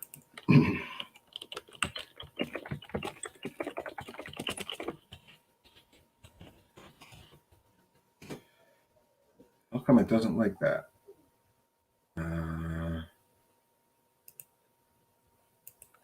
Okay, 1 second.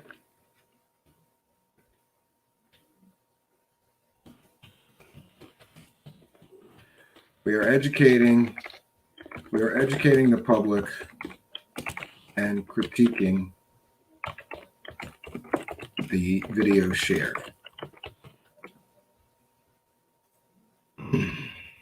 Okay. Well, I think that'll be good enough for now. Transformative is not, I guess it's not found in the dictionary. Well, it wants it to be 2-word. I think it's fine. Okay. Okay. So, crazy Kerry Cassidy, don't you dare fucking copyright strike me. She owns the video. Well, her and Bill Ryan, and I'm okay with Bill Ryan. I think Bill Ryan would be okay with me sharing this. And Kerry Cassidy, you should be, because you share shit as fair use. So don't you dare fucking copyright strike me just because I'm going to make fun of you. I'm allowed to make fun of you because you say stupid shit. You say ridiculous, stupid shit. I'm allowed to share your video. While I'm going to stop it every once in a while. I'm going to comment on it. Okay. This is fair use. And just another thing. 1 second, friends. I got to do one more bit of business. And that is, again, I'm a terrible show host. I don't know what's going on, but YouTube used to give me the show link before. YouTube would once give me up until the last couple of days, YouTube would give me the show link before the show went live, and I could post it on Twitter. Lately, I have to wait until the show is actually live before it will let me know what the show link is. So give me just 1 second, friends. I'm going to tweet this link out so we get everybody in. In the meantime, I want to welcome everybody. We're going to have a lot of fun tonight. We're going to laugh. We all need a laugh, right?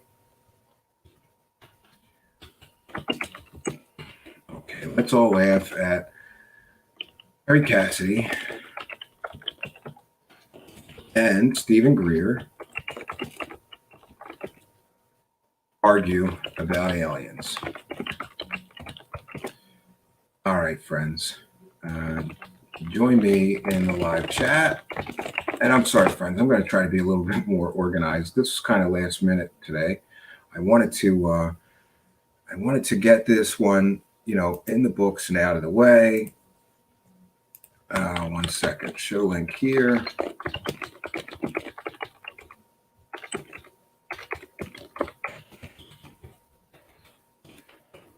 All right, friends. And then we can move on with our presentation. I don't know how much of this we're going to be able to get through, though.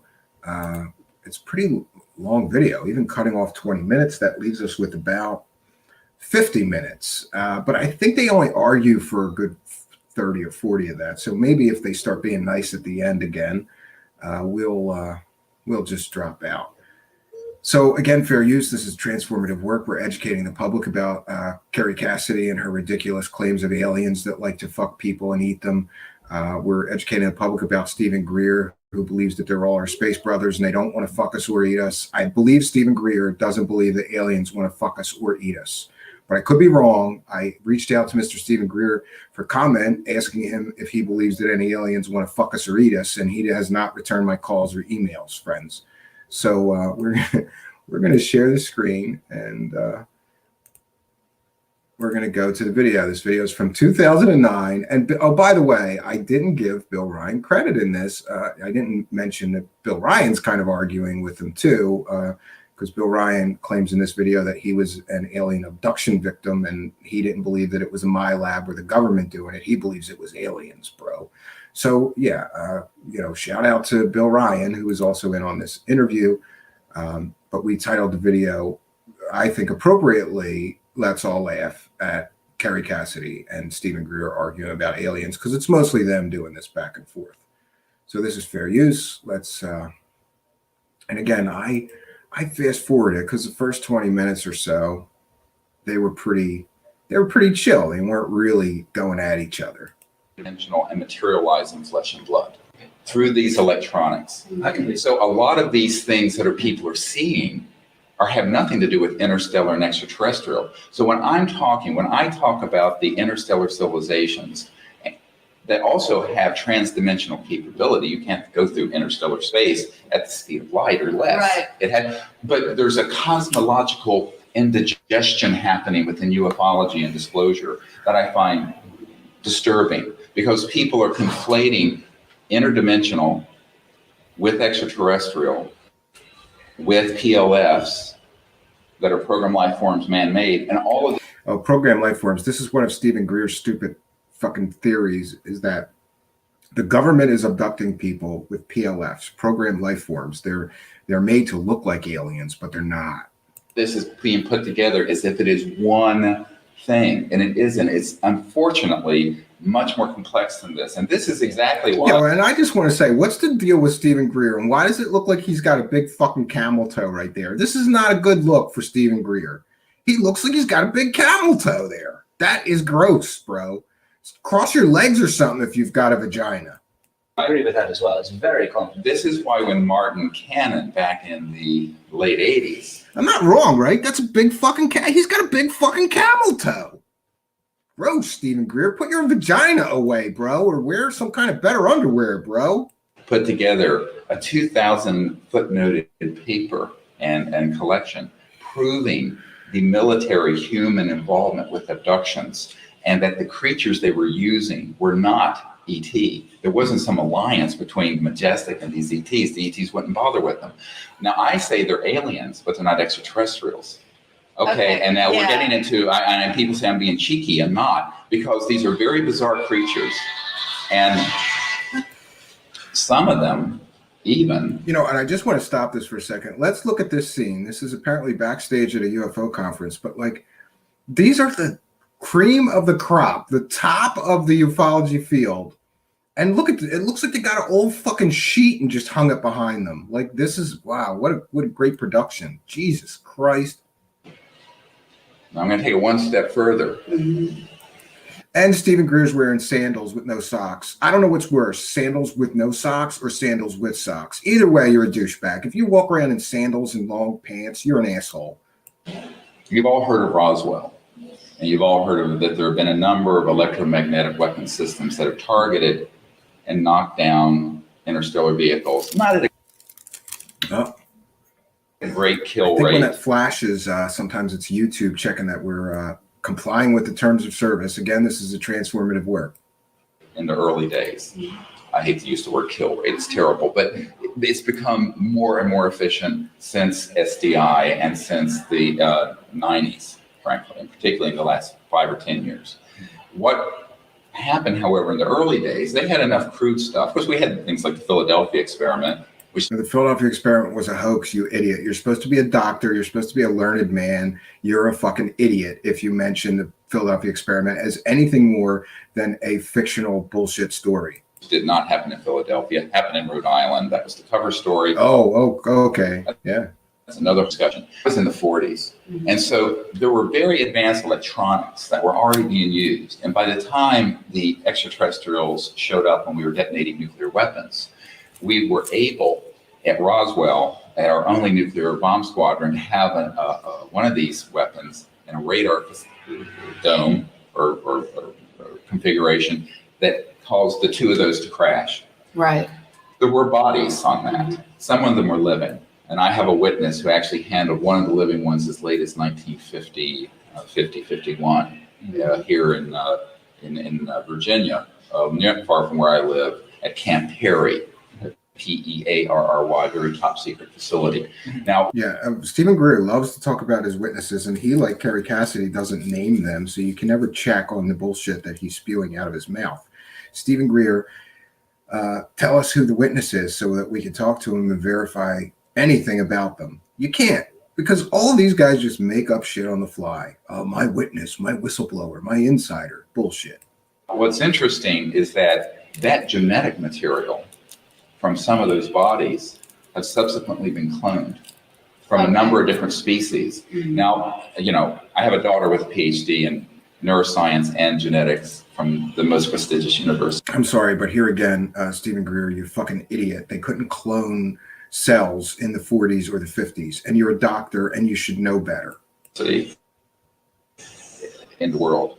And what I've done is I've looked at this sort of what the current state of the art of science is in the non-classified world, is that if they wish to, they could take cells from a human and clone them. Absolutely. Sure. Yeah. Now, Absolutely. imagine. Yeah, they could in 2009. They couldn't do that in the 1940s or 50s, you asshole. But he's going to claim the black projects could. And what has existed within the classified world, because these are the people who were these were the humans who were the spiritual descendants of Mengele and the Nazis, and Werner von Braun, and that whole You're talking about the scientists. the scientists who were. If you're going to tell bullshit stories about alien experiments and cloning, you got to pull in the Nazis and mention Joseph Mengele, another common theme among these UFO con artist grifter assholes. You got to mention the Nazis and the terrible Nazi experiments, because that's what they do. They pull in something that's historically accurate that the Nazis conducted really terrible experiments on human beings? Yes.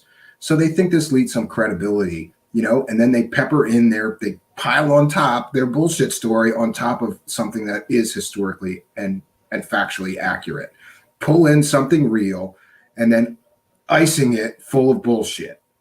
Were brought into these classified projects and who were at the foundation of the CIA and the early space program. And so the highly compartmented programs that deal with this issue have And this is the thing, everyone talks about the anti-gravity and this and that. What they forget are the enormous advances that have happened between the early 40s and now in genetics and bioengineering and neuroscience. And those have gone into application where they now have created these creatures that people think, oh, that's an extraterrestrial. I said, it is not an extraterrestrial. So the whole thing is deliberately become confused so that... What's more far-fetched, that there's extraterrestrials visiting Earth, or that our United States government cloned and made extraterrestrial alien programmed life forms out of genetic material that crashed at Roswell? It's just so far-fetched. There's no proof or evidence of any of this shit. More bullshit. God, it's getting thick in here. People will make an assessment that there are the good aliens and the bad aliens. And if we step the cowboys and Indian mindset, they can then divide the human race into another war footing that will fulfill the majestic plan that was hatched in the 50s, that will take us, as Douglas MacArthur said. Yes, and you gotta fold in Majestic 12, which is based on unproven documents that have never been verified to be real about a secret government group of 12 people that deal with the alien presence on planet Earth. And it was leaked and never proven that those documents were real. In his last address to the Congress, to interplanetary war, and that which is the World War III they want. So most of retail ufology, I would say 90+% of it, has embedded within it this message and this information and these images for the purpose of majestic. Now, I think people do it completely innocently because I want to ask a direct question here because this is personal, and I haven't said this on camera before, so here we go. I'm an abductee, and I'm a mountaineer, and I was abducted out of my tent in December 1981 in the Himalayas on the slopes of Makalu, which is in Nepal on the border of Tibet. And that wasn't done by the military. This was done in December, in winter in the Himalayas, and I was taken out of my tent, floated over the glacier in the middle of the night, and it was minus 40 degrees. And interestingly, Bill Ryan never told that story until he interviews Stephen Greer, and suddenly he's also been abducted by aliens. This wasn't the military who were doing that. They couldn't do that. Well, I'm not saying all contact has been military. I'm being very specific. I'm saying that there's enough. Let's look. If you have a nugget of gold and you dump a whole bunch of fool's gold on it, then no one's doing an assay. And the question becomes, what part of it is extraterrestrial? What part of it is interdimensional? What part of it is man-made? And what part of it is some mixed up where people... And here, I'll make it a little more complicated. Kerry's getting pissed. Crazy Kerry Cassidy's getting triggered. It's going to start soon. I don't think that I forward this enough, so I apologize. We have to sit through this diatribe of bullshittery of Stephen Greer with his camel toe. He's got a fucking camel toe. I can't focus. All I see is a fucking man with a camel toe in khaki pants and fucking sandals, and that's gross.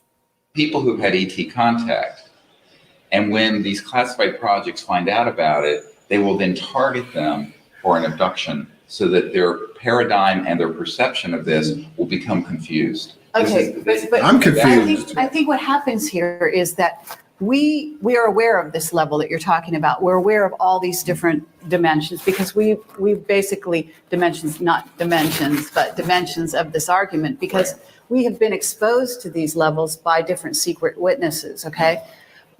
Yes, her secret witnesses like murderers and child rapists. Sure. I think if we have a disagreement, what it is I don't know if it's completely, it's not an either or question. It's a how much.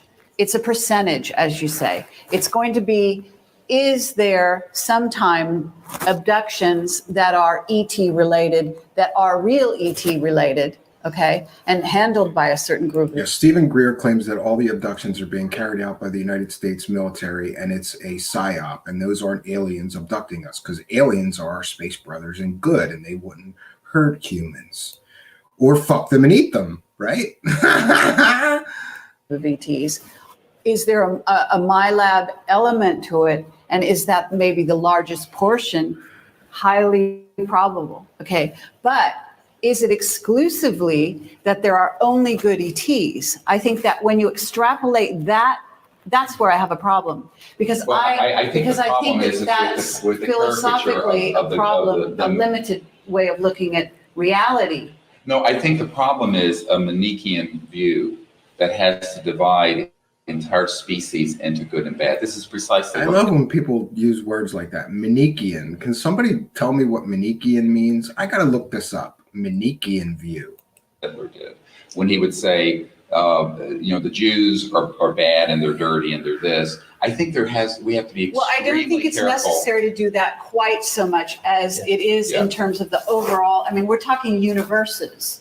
Okay, we're talking multiple species out there that go, beyond this solar system, certainly. And we're talking I'm about very aware of life in that. general. But the Okay, point is, so no, I but the point is I is don't that think that we can sit here and make a statement like what I heard you say on stage yesterday, which was there are no bad ETs. no, I think you can how say that there is absurd. no evidence that the planet has been invaded by hostile, is the word I used, civilizations So far that have an to intent. you that you have not, in other words, You can't prove a negative. This is axiomatic. well, What I can so say, we have a problem. you can't prove a In negative. other words, that's the point. No, but that I would it is the make. point. You can't prove a negative, but what you can do is go with the evidence that you do have. And one of the sets of evidence we have for CSETI, which is gone around the world and made contact all over the world with thousands of people, we have never had a harmful event happen. We have never had. Well, there you have it. He's never been fucked or eaten by an ET. Therefore, there are no ETs that fucking eat people. I think that may be sound logic. Crazy Kerry Cassidy. How are you going to argue with that? Had anything resembling anything that has frightened or harmed anyone on the contact team. On the other hand, we have had members of our team that have been targeted with these psychotronic related military type abduction events, including myself. Right. I agree. And so what I have to go with is the evidence that I have. And I also know that there's the stagecraft, to use an Institute for Strategic Studies document that I have, that talks about the stagecraft of abductions because of its psychological. Yeah, that is a great point, Mario Heat. I'm going to stop this and take some comments from the live chat. Mario Heat says, I love how they're arguing about which BS is more legit. Yeah, my bullshit story is much more plausible than your bullshit story. This is crazy. MMS degrades the DNA and, like meth, causes rapid aging. I didn't know that she had those issues.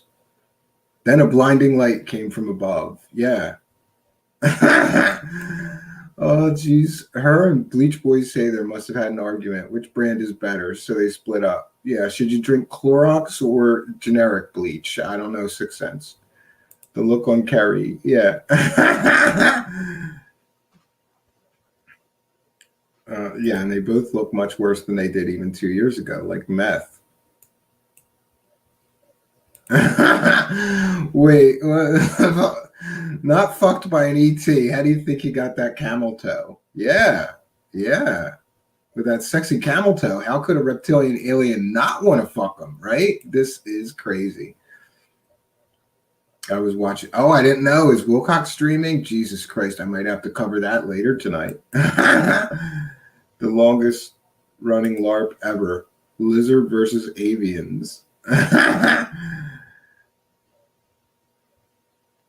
Yeah, there has been talk of ET crash retrievals that contain human body parts, and apparently that was what gave the government some kind of clue that there was evil aliens. Oh, and Jason Quitt is here, and he's a critic. You said this was going to be funny. I'm getting anxiety listening. All right, listen, I'll try to be funnier. Look, you want me to mention that during this entire video, Dr. Stephen Greer has a huge camel toe somehow? I've never seen a man, Jason Quitt, have a fucking huge camel toe ever in my life, okay? And I can't focus and concentrate every time the camera pans down because all I see is a big fucking vagina camel toe right in the middle of his fucking legs. And it's gross, Jason Quitt. I'll try to make it funnier. I don't know what to do. Yeah, it's okay. Paper bag. We'll talk through this. Yeah. Calm down, Jason. Quit. And could you do me a favor, Mr. Multidimensional Time Traveler? Could you go back in time and space to this interview and like grab him by the pussy and tell me if that's really a vagina that he's got and a real camel toe, or if it just looks like maybe his balls are hanging weird, or I don't know. I don't know. Steve Ronan thinks that camel toe on him is sexy. See? All right, let's get back to the video. We got a lot to get through here. We're only 30 minutes in. It's an hour and 11-minute video, but I think they stop arguing after a while. Warfare value to the agenda of an us versus them Manichean worldview that would redound to the benefit of the military industrial complex. So this is very circular. And I think that what I'm saying is one has to be very careful if you're going to be involved with disclosure and contact and saying this group is bad, this group is good, we're good and we're bad, and we're slipping right back into the Israelis versus the Palestinians, the Jews versus the Christians, the Muslims versus the... Yeah, you have to be very careful when you start talking about reptilian aliens, anally probing people, fucking them and eating them. Kerry Cassidy, Stephen Greer's going to take you to task over your fucking irresponsible statements about reptilian aliens fucking people and eating them. Whatever. But this is not where we're going. But if you say that there are bad aliens that are working with a secret government, the language is actually service to others versus service to self, and that in itself is also a matter of degree. But you So can't it's not make that really judgment. good. See, here's the problem. Well, none of us can. That's the whole point. Well, that's my whole point. And I So think it's a before matter one of starts degree. going down the path of the sky is falling, and we start unleashing this Manichean worldview of here are the ones that are service to others, and here's the ones that are selfish, I would say that there's some enlightened self-interest everywhere. And did you notice that reference to the law of one? Be more of service to others than being service to yourself. And let's back this Right. up just a little further. Let's say that these civilizations, Especially by the invaders. by the who? If there's an invasion race, then enlightened self-interest is going to be the predominant model by which they're going to operate, right? And you know, you're entitled to that. Yeah, I Not think so you're positing, all I'm doing here, look, until it actually happens in black and white. Who has been invaded? And There is evidence. In other words, you can get evidence. I'm pretty sure, Stephen Greer, the people that got fucked by those, he's very insensitive, because I'm pretty sure the people that got fucked by those reptilian aliens felt invaded, okay? How do you get fucked by a reptilian alien and not feel invaded, Stephen Greer, you insensitive prick? What about all those victims of reptilian rape, Stephen Greer? Evidence on both sides of the question. Well, but to characterize it as an invasion, what if there is an interstellar group that have different ones of them? I just want to stop this and mention, thank God he crossed his legs, because I couldn't look at a camel toe on a dude any longer. Different functions. For example, okay, I'm going to take this a little further. There's one group that has a very, very specific function. You might call this the Noah's Ark function, that this planet is under tremendous environmental stress. We're losing thousands of species and plants and animals. Yep. I've spoken with people about the landing in Provence of this ET craft in a lavender field. And there were these little ETs out picking lavender. And it sounds hilarious. Just like what were they doing? Just like the movie. Absolutely happened. And it left physical trace. Could there be a human genome project that's trying to protect? Yeah, and again, if you really just think logically about some of the claims these assholes make, it's fucking ridiculous. You mean to tell me that a super advanced extraterrestrial race came across, thousands of light years maybe to visit Earth to pick flowers, you asshole? The human genome and a genome project for Gaia, the Earth. There could be all kinds of things going on that are beyond our ability to say that's happening by people who are selfish and invaders, and that's happening by people who are the good ones. Yes. And I think that sort of dichotomy and dualism that I read on your blog is the exact script that Majestic would want people to buy into to support interplanetary war.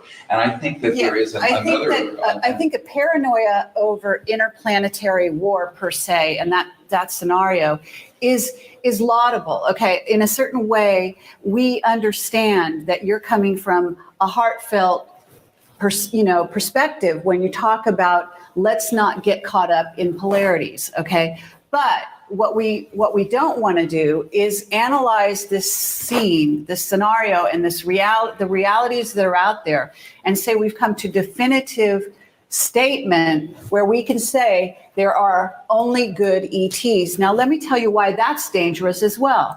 And I love Kerry Cassidy. If somebody says something she doesn't like, she just totally interrupts them and interjects her own shit for long periods of time. I have seen a bunch of her interviews, and it's really funny how she injects herself in her own beliefs and doesn't care what the person thinks. She's just trying to force her opinion on them. Because what that does is leave people, humans, and humanity possibly in general, in a vulnerable position, because they are then going around following ET like the Pied Piper down whatever road they're taking. No, I've always said. Yeah, and listen, for once I agree with crazy Kerry Cassidy. If there really are reptilian aliens out there that want to fuck me, I want to know about it. I don't want to go looking for ETs if they're going to fuck me, right?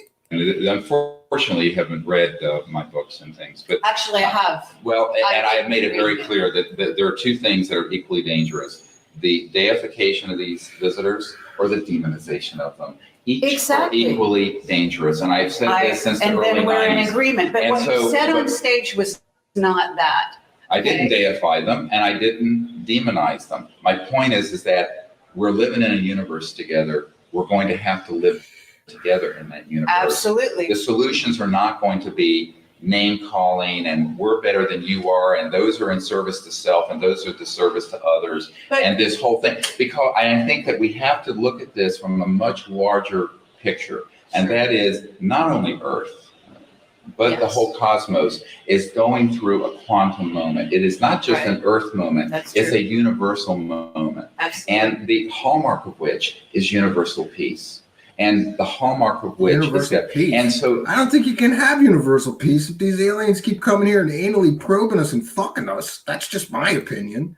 How's that peaceful, Stephen Greer? it is also The true ideal. that interstellar civilizations are not allowed to leave their biosphere until they have become in agreement for peace. Now, and that's a ridiculous statement. There's no cosmic rule that says a warlike race of aliens can't leave their biosphere until they've agreed to be peaceful to other civilizations. That's ridiculous. He's supposed to be a fucking doctor, and he's saying that. And I love how he says stuff like that, like it's just a factual statement, and he doesn't have to prove it or provide any basis for why that's a universal rule of the fucking universe. And who appointed him to decide what the universal rules of the fucking universe are, Stephen Greer? Assumption. this has been proven because No way. Nothing has been proven on this planet if these to that civilizations on that degree of sophistication. well, if they there's were here, no way. if they were here and they were invading and they were hostile, they would not have waited for us to have the kind of weapons we have today. I'm pretty sure if they're fucking us, they're hostile. Raping people is hostility, I would think, Stephen Greer.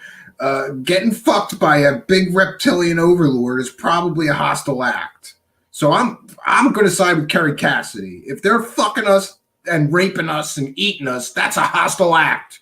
How dare you, Stephen Greer? It would have absolutely shut this civilization On the down. contrary, I mean, Let's there's get actually past- we have to actually get into a whole sociopolitical look at what it is to be an ET spacefaring culture in search of planetoids or planets. We're in search of humans to fuck and rape and eat, right, Kerry Cassidy?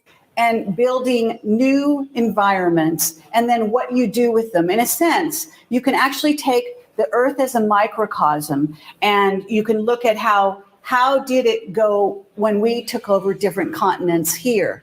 Yeah, but you're what doing was it- no, but see, what this was is the the whole model? problem. And then we get to No, space, this and is we a also huge have problem. to You're engaging in an anthropocentric projection onto Anthropocentric? projection. I love his big word salad. As above, so And you know, when people use words like that or these other little known words, it's always like, I'm smarter than you. He's probably got one of those things on his desk that gives him like a new fucking word every day, like a calendar. I used to have one. below. Well, In other so in your words- belief, but I think that you're completely incorrect. All in I'm this. saying is we're part of the universe and that you can't eliminate, and there's no definitive decision on this part. Do you You're think- making do you think our absolute statements. Do you think our classified projects have traveled interstellar yet? Absolutely. Yeah, they have not. Okay, now, okay. We've got evidence that they have. Well, I'd love to see you prove it because, but We don't have evidence, My bullshit is better than your bullshit. And here he's going to say, but we don't in have evidence. 2001, you said that we have superluminal capability. yes. What do we do? capability. Go to Pluto with superluminal capability? It takes 5 seconds. No, because they're not allowed to use it. Now, here's something that there is a quarantine on this planet until we become peaceful. Oh, the prison Earth hypothesis. I've heard so many different asshole ufology fucking alien people talk about this. We're stuck on this planet. The aliens won't let us leave our Earth. That's why we don't go into interstellar space. Bullshit. And this is why if you listen, There's a philosophy if that you there's look a at- quarantine. no, there is. And if you look at even what Neil But Armstrong Why? said, Because an ET after- told you? I mean, really, let's get down to well, it. let's get back there. We're all Okay, in let's talk about what communication Neil with different Armstrong races. was heard saying. It's in Timothy Good's book Above Top Secret. You can read it. Yep. And I'm sure you have. A mind-controlled No, astronaut is what you're talking about. You're going to give me testimony from a mind-controlled astronaut. no. Let's but hear he- what he- this She's attacking testimony from an astronaut, but her whistleblowers are child rapists and fucking murderers. They're much better witnesses than an astronaut. So that on that one, I got to side with Camel Toe Greer here.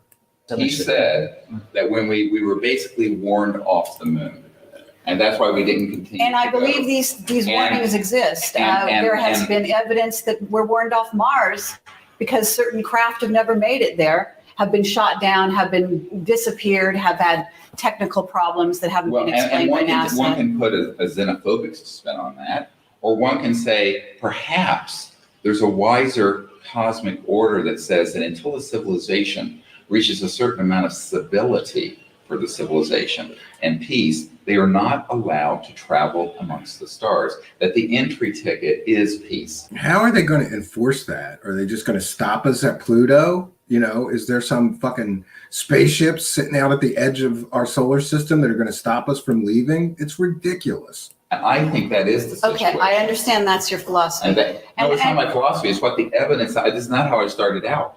This is what I have found to be true from many different witness testimonies and the observation overall and aggregate. But our witness I'll just- testimony would contradict that. Well, fine. I'd So like what to do you speak do to with them. that? Yeah, absolutely. Yeah, yeah. And maybe we'll have to compare notes because, you know, really, to be honest with you, Yeah. this is valuable. Because what happens is, you know, for Right. better or worse, we're both out there. We're both investigating these questions, and they are open questions that actually. They are, but I think it's the rather unhelpful information if you go hasn't onto a been- blog and say that what I'm saying and doing is It- sinister. I think I've that, said- you know, I have never said anything It harmful was, about you it's guys. insidious. And here we get into the back and forth, the behind the scenes. Before this interview, Kerry Cassidy wrote a blog post ripping him a new asshole for claiming that all ETs are benevolent. He took offense to that somehow. I think he was sort of more friendly with Bill Ryan, so he agreed to do this interview to set them straight about the blog post she wrote and shit like that. And now it gets to erupt into a little more personal.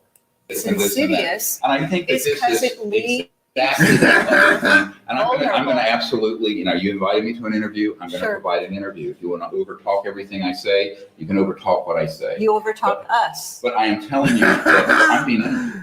And so the point is that if It's mutual. See, you don't know this, and I'm sorry, we didn't have time to tell you our philosophy of how we conduct an interview, but I did kind of well, warn okay, so you we want to have that a we had debate. differences of We have opinion. differences of opinion, and that's fine. But I think the most dangerous thing we can do is with, say, everyone has partial information, Right. to start making sweeping judgments that are negative, And you can say, well, it's not versus him making sweeping statements like all ETs are benevolent. So he's a fucking hypocrite. negative. We're just saying that they're in service to self versus service to others, and couch it however you wish. But if we go down that path, we're already creating a new cosmological us versus them, which is the absolute recapitulation of the mistake on Earth for the last 10,000 years. I think we can do better than that. I think we have to learn to look at these things. And let's say that everything that your philosophy and how you're viewing this is correct. That's how it happens. If it's 100% That's how we get correct, out of Earth I would prison. still say the path of wisdom is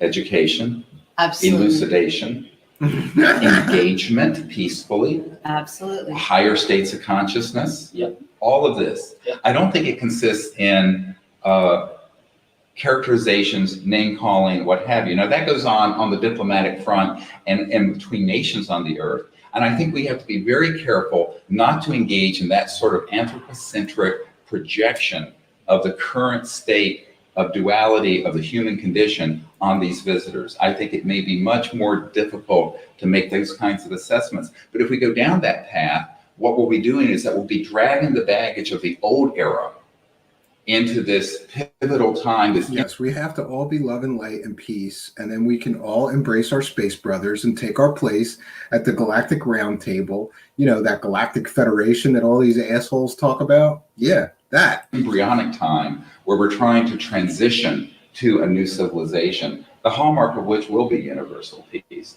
I don't think we're going to be going into a period of time of competing planetary systems having wars. And I think that this is, although that is the Scientological view and it's many of the eschatologists' view, I think that actually we're going to go through a quantum transformation that's you always got, if you're one of these UFO fraudster hucksters, you always got to throw the term quantum in. We're going to go through a quantum transformative time frame. What the fuck does that even mean? It's just word salad. Global and interplanetary that will make this quite clear in the coming years, if not months. I think that time is getting very short. Yeah, we're going to get disclosure in the coming months. This isn't 2009, you asshole, Stephen Greer. Where the fuck is disclosure? He's been profiting from this disclosure profit for what, 20 years now? He's been collecting fucking money after money. By the way, those that don't know it, Stephen Greer is the most successful UFO con artist in history. He's collected millions and millions of dollars from this bullshittery that he's been huckstering and selling for 20 years. He's never provided definitive real proof of any fucking thing that he talks about.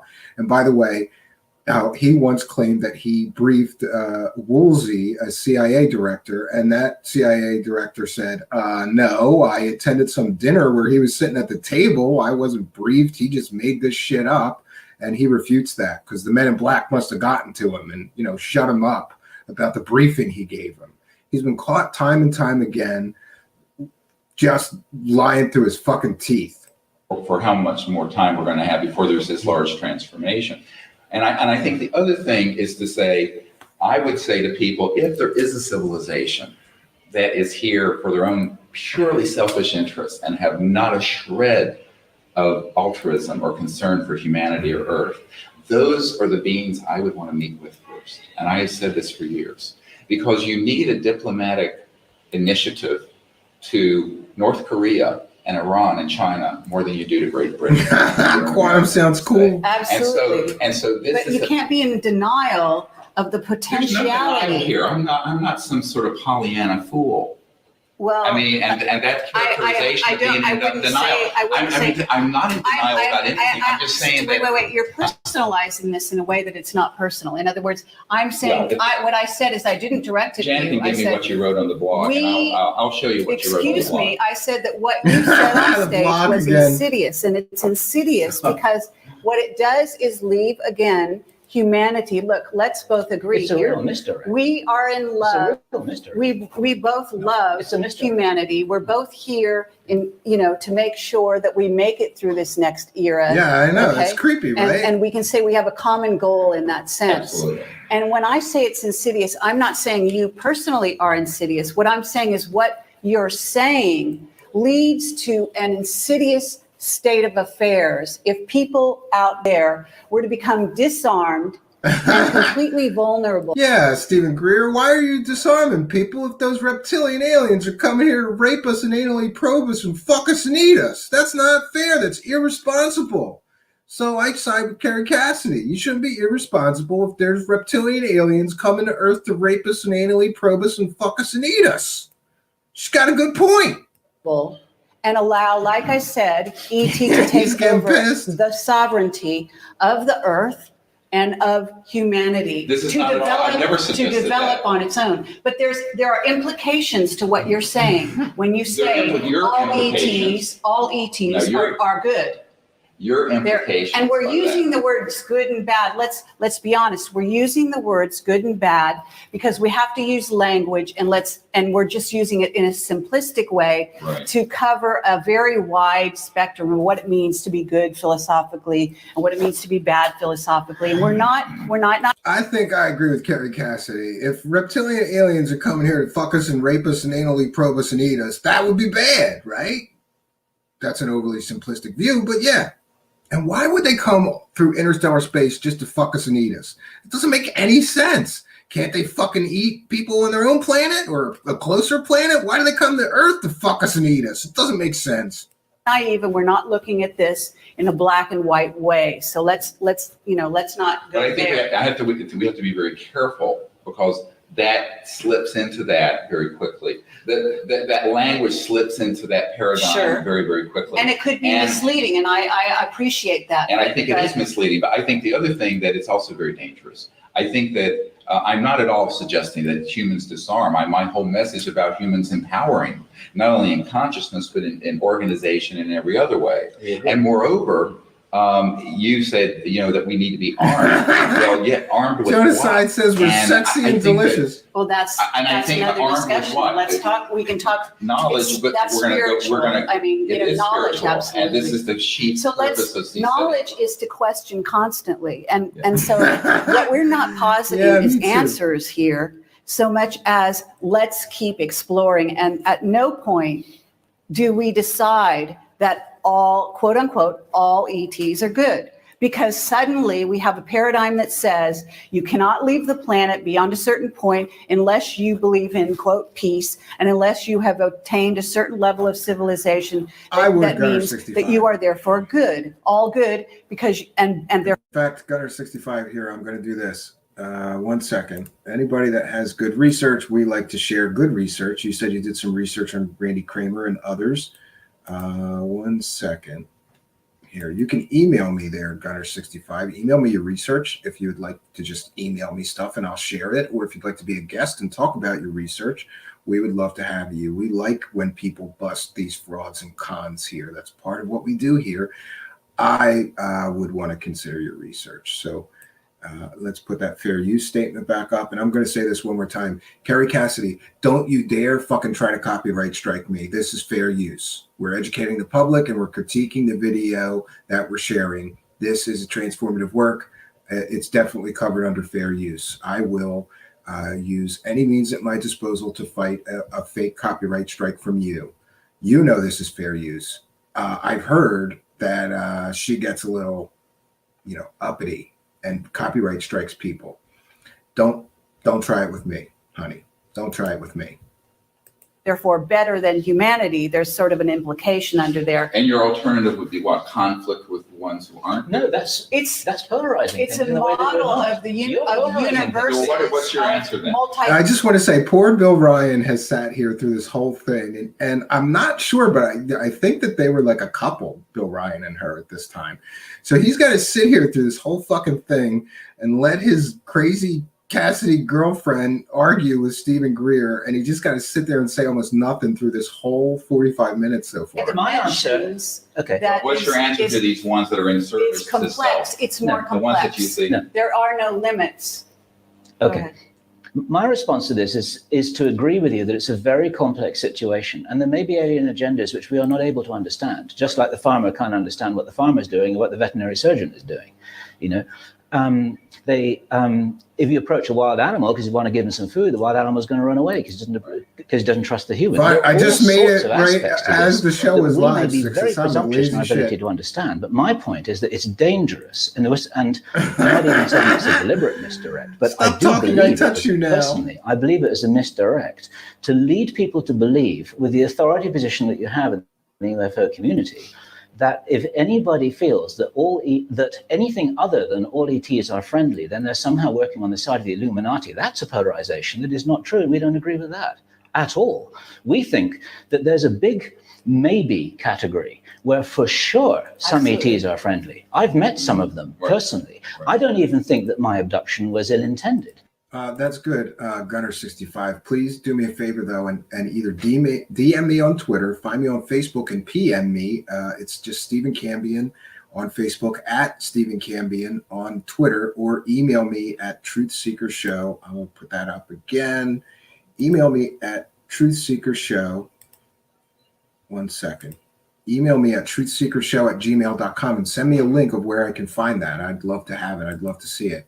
Somebody has asked me to do a Randy Kramer debunk. I have some of my own material. Maybe you could send me yours and we could do a show just on Randy Kramer and debunking the bullshit, the bullshittery of Randy Kramer. Back to our fair use statement and back to our video. And I think Bill Ryan actually makes a pretty good point here. And he does so much better than Kerry Cassidy. Look, I understand these people are so passionate. And it is funny that they're arguing over whose bullshit is better. But if you ask me, it is a stupid and irresponsible statement. Let's go out on a limb here and say that there's other extraterrestrial races out there. It's stupid to just say they're all good. They're all benevolent. It's just, what are the odds, right? I mean, look at us. What if they're anything like us? They're going to be warlike. They're not going to be all benevolent. Not all of them. That you can't make absolute statements like that about anyone or anything.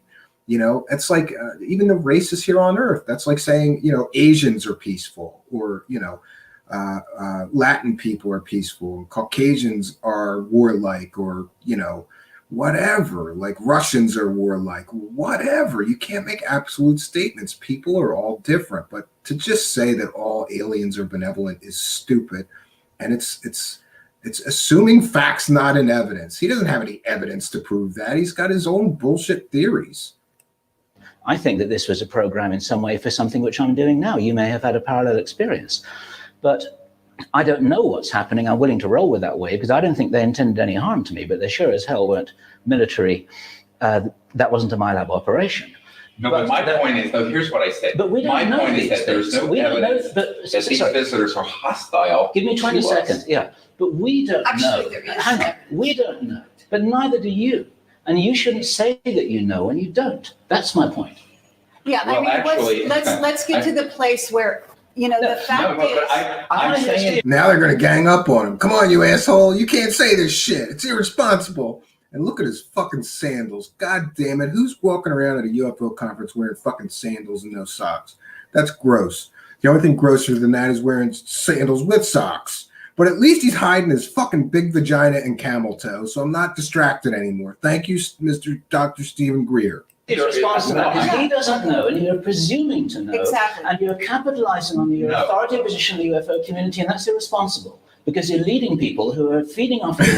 You're the fraud. No, you're the fraud. I'm not irresponsible. I'm trying to do this very responsibly because I know what's at stake if people are led into the path of panic and polarity and duality. But we're not doing that. And Well, we're absolutely. the opposite direction, saying don't worry about a damn thing. No, And that's I'm not not saying don't worry. I'm saying take the position. Why not just enlighten awareness? Can I answer any of this? Do it. Go on. It's a 2-1-1. I think you're answering it. I think you've been answering, but go ahead. No, because you haven't heard my answer yet. My answer is what I consistently say is that there's no evidence that they are hostile and that we have to be No, Stephen Greer, there's no evidence that they exist, at least no credible evidence. an armed position in a Star Wars SDI position, and that dealing with it in that way is the last thing that we should be doing. I agree with that. Okay. Okay, And so whether or not you can't, let me finish. Wait a minute.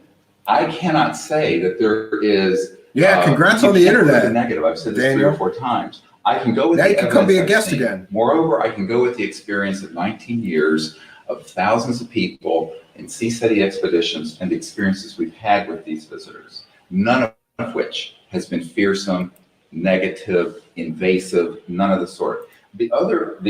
See, this is a ridiculous statement.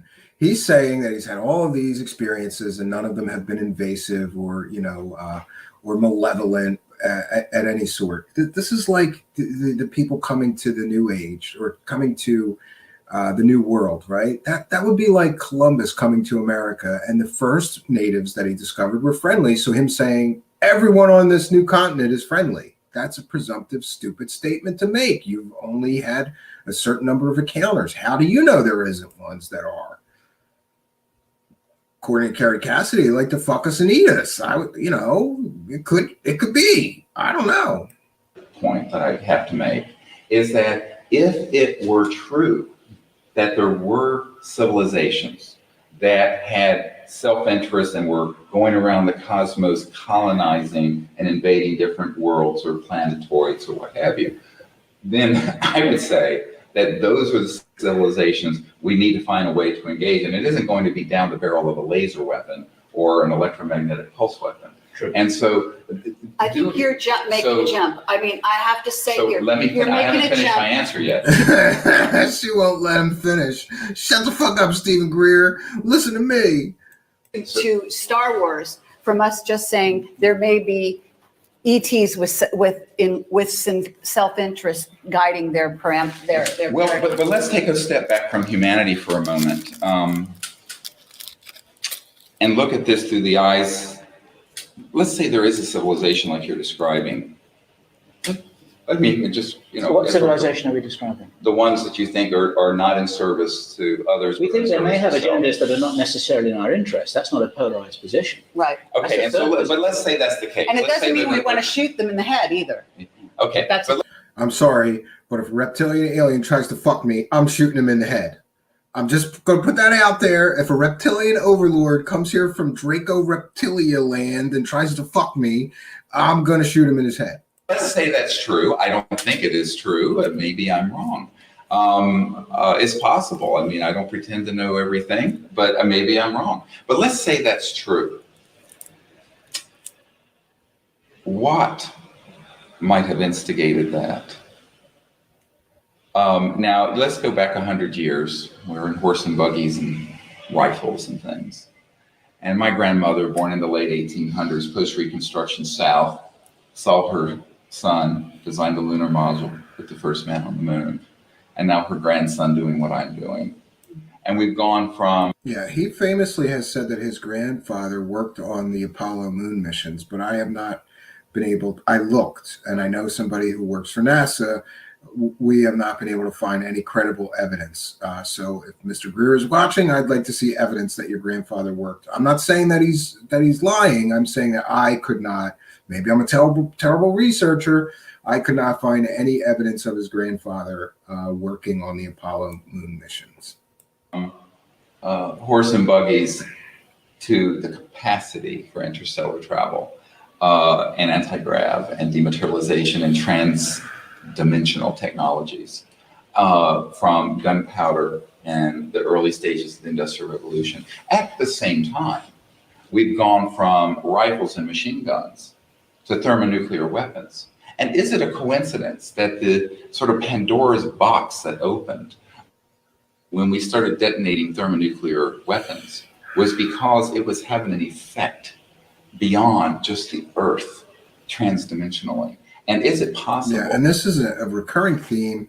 And I even talked to Stanton Friedman about this while he was still alive. He and I talked from time to time, and Stanton Friedman believed that the detonation of the nuclear bomb is what caused all these UFOs to start visiting us. You know, the kids found the matches. Stephen Greer runs with that theme. Many of these guys run with that theme, that's why we started seeing UFOs in the sky. There's no credible proof of that. And if you really look into UFO history, people have been seeing UFOs in the sky for thousands of years. There's no credible evidence that the detonation of a nuclear weapon is what triggered their visits here. But they all run with that bullshit line.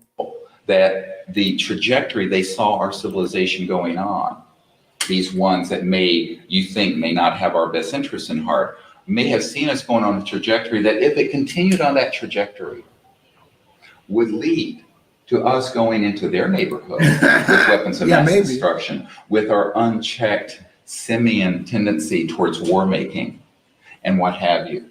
And so I'm trying to say, let's look at this for just a moment through another perspective that's non-human, if we can. It's very difficult. We are The audience Look, lost I in met with everyone. Robert Salas. And I think He that- watched the craft fly over, okay, in Montana, the missile silos, and turn them off.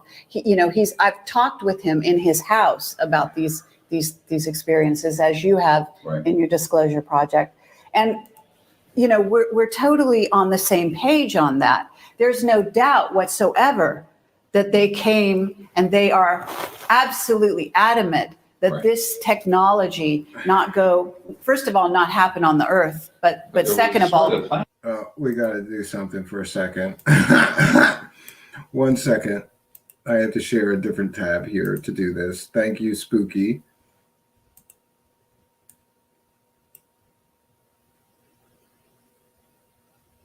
Why don't I see it? Oh, there we go. This is great.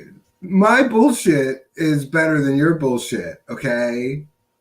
My bullshit stories about aliens are much more believable and credible than your bullshit stories about aliens. And someone commented in the live chat, yeah, it's much easier to sell the ET Space Brothers thing than it is to sell the fear porn, they're going to come here and fuck you and eat you version of aliens, right? I think it's probably somewhere in between. Listen, if there's really aliens, I think there's got to be good and bad. That's my personal opinion. That's my personal belief. You may have a different opinion, but for anybody to say they're all evil or they're all benevolent and are space brothers and good and love us is stupid. It's just not logical. It's not credible. It doesn't make any sense. It's just an absolute statement with no support whatsoever. But then again, there's no true and real and verifiable evidence of alien life. So why are we even arguing about this shit? But here we are. Now let's get back to our and by the way, Spooky, don't you try to copyright strike me for using a graphic you sent me. That was fair use too, okay? Okay, let's get back to the argument. not go beyond, and that it's actually interdimensional in its destructive Yes, I'm very aware of this. And so, So what kind of I hornet's think we're nest in did we agreement pick? on that. In other Bye, words, Keltrude. and therefore, what kind of provisions and things are going on as a consequence of that? And so I always say, everyone starts getting into, this alien agenda and that alien agenda. And I would say, what would be more constructive is that the human agenda be fixed. Yeah. That we learn to live on this planet and No disagreement there. fix our own home, create a peaceful civilization, rather than worrying about other motives from other civilizations. And here's what I predict. Yeah, they do say, a lot of people say that nuclear weapons have devastating effects in other dimensions. But, has they traveled to other dimensions? Do they have a statement from the people living in the other dimensions? Do they have any proof that nuclear weapons even affect the other dimensions? No, but they all run with that bullshit narrative. Yeah, it's a common theme among these con artist grifter assholes. Oh, look, we're up to 50 minutes, so we just have about 20 minutes left. I don't know how much more predict we're that going if to we do. were to do that and learn to live together without clubbing each other over the head and killing each other on this planet, and it's so below, so above, that we would see a change perhaps in the cosmic order for that reason. So rather than engaging in debates and speculation about the agenda, perhaps harmful aliens and this and that, I would say, why don't we create a civilization of abundance and of peace and of enlightenment? I want her to be my life and coach. go into space with that intent and see what the response to the cosmos will be then. Well, it may be the response that we're getting now is a directly proportional response, karmically and otherwise, to what we have been doing to each other. We are attracting in the last 100 years, we have killed 160 million of our own fellow humans. And I think that if you reflect on that, And I was seeing an interview with Robert McNamara towards the end of his life, where he was reflecting on the terrible mistakes he made in Vietnam and the other wars of the 20th century. And what I think is that there needs to be a sort of let's look at ourselves. And I think that many times. Let's not do that to the exclusion. It's not an either or question. In other words, what I hear you saying is let's be a little more sort of earth-centered in our view of reality and not worry about the agendas of those other beings out there. And let's concentrate on building our nest and making it a good, healthy place and playing nice with each other. And no, it's not either or. I'm saying let's do that. That's why we're doing the Orion Project. We have absolutely no disagreement with that. That's why we're also doing the contact diplomatic effort. And we invite all these, we always invite all these civilizations. But actually, yeah, and I think that OrionProject.org was him collecting tons of money to create a free energy device. And after collecting, I think, hundreds of thousands of dollars, at the very least, he collected at least $100,000. He produced nothing. $100,000 in donations, produced nothing for his free energy donators. You're assuming that there's no intervention going on. And I think this is getting to the root of the question. In other words, do you know about screen memories? Because you must know about them if you've been as deep as you have. Well, yeah, the psychotronic programs that have been in existence for many years. Because you obviously have a positive view of all your interactions. And, not to get personal on this level, but to... Yeah, not to get personal, but how does Stephen Greer know that he hasn't been fucked by a reptilian alien or anally probed or fucked in his big fat vagina camel toe that he showed earlier? He could have got fucked, and then they implanted screen memories that they just sat around a campfire with him and sang Kumbaya. That was his alien contact. How does he know he wasn't anally probed? He could have screen memories. Good point, Kerry Cassidy. I'd give her a point for that. Say that if I meet a being who thinks they've only had positive interactions with certain, ETs or animals or whoever they are, then I might look at that person and I might question. This is my issue. I might question whether or not that person really knows what they're having, because they might be screen memoried and they might actually be having some negative interaction in there and not know it. Now, obviously, so you're back to the positive and the negative and the polarity. But we live in a 3D level, and we are moving see, this to is the the whole 4D. point. Is that It's not actually, it goes beyond that. So don't interrupt me because I want to finish. I don't think it's that simple. Absolutely, and we agree on that. It is very complex. Right. We are multidimensional beings. We live on lots of different levels. We are spiritual beings first, and humans second. Okay. We actually are just inhabiting these human bodies at the moment, in my view. Okay. And I have had a number of samadhi experiences myself, so I totally know where you're coming from. She has had a samadhi experience along with her Kundalini awakening and getting her superpowers. With that, I don't remember. I think this is before she got her superpowers. So she can't pull out I have psychic powers, and that's how I know that reptilian aliens are fucking people and eating them. And I appreciate that. But that doesn't change the fact that it is extremely complex, this picture of what's going on here. None of us have all the answers.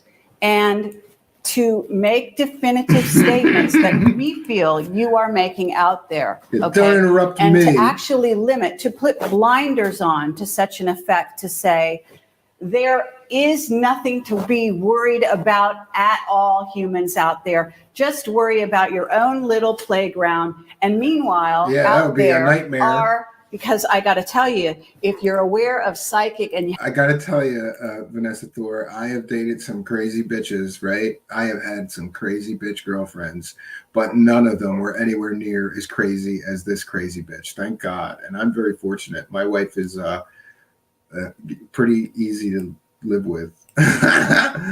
Let's get back to this bullshit fest. You have psychic perception, there are there are entities that do not have bodies that are negatively oriented. Now, negative again becomes a judgment. And how do you want to call But negative? those aren't extraterrestrial. I could say. Now I you're could say- confusing the whole cosmological. I'm not confused. On the contrary, Okay. I'm using an And example. I've never denied that there were those kind of entities. Okay, fine, but I'm saying if you But want. those aren't I'm extraterrestrial. using, I know Physical that, but I'm Some of this may be extrapolating, let's definitional. let's extrapolate from there. I'm simply focusing right now on what you might term a negative entity, that it doesn't have a body. Does anybody else think they ought to just stop this and jello wrestle for the win or mud wrestle each other? I would like to see that. And look at him with his tongue out. Maybe he wants to bang her. Look. And I'm saying, or you could even say fire. Now, fire is an entity. It's you know, a non, it doesn't have a body. And yet it No, you dumb bitch. It's an energy form and a form of matter. It's not an entity, you asshole. it has a power, it has it can create itself. So in a sense, you could say it's negatively oriented if it burns your house, but on the other hand, it could keep you warm. So by the same token, we could find entities that are in physical bodies, again, spirits having a physical experience, which could be an ET, it could be us. It's so multidimensional.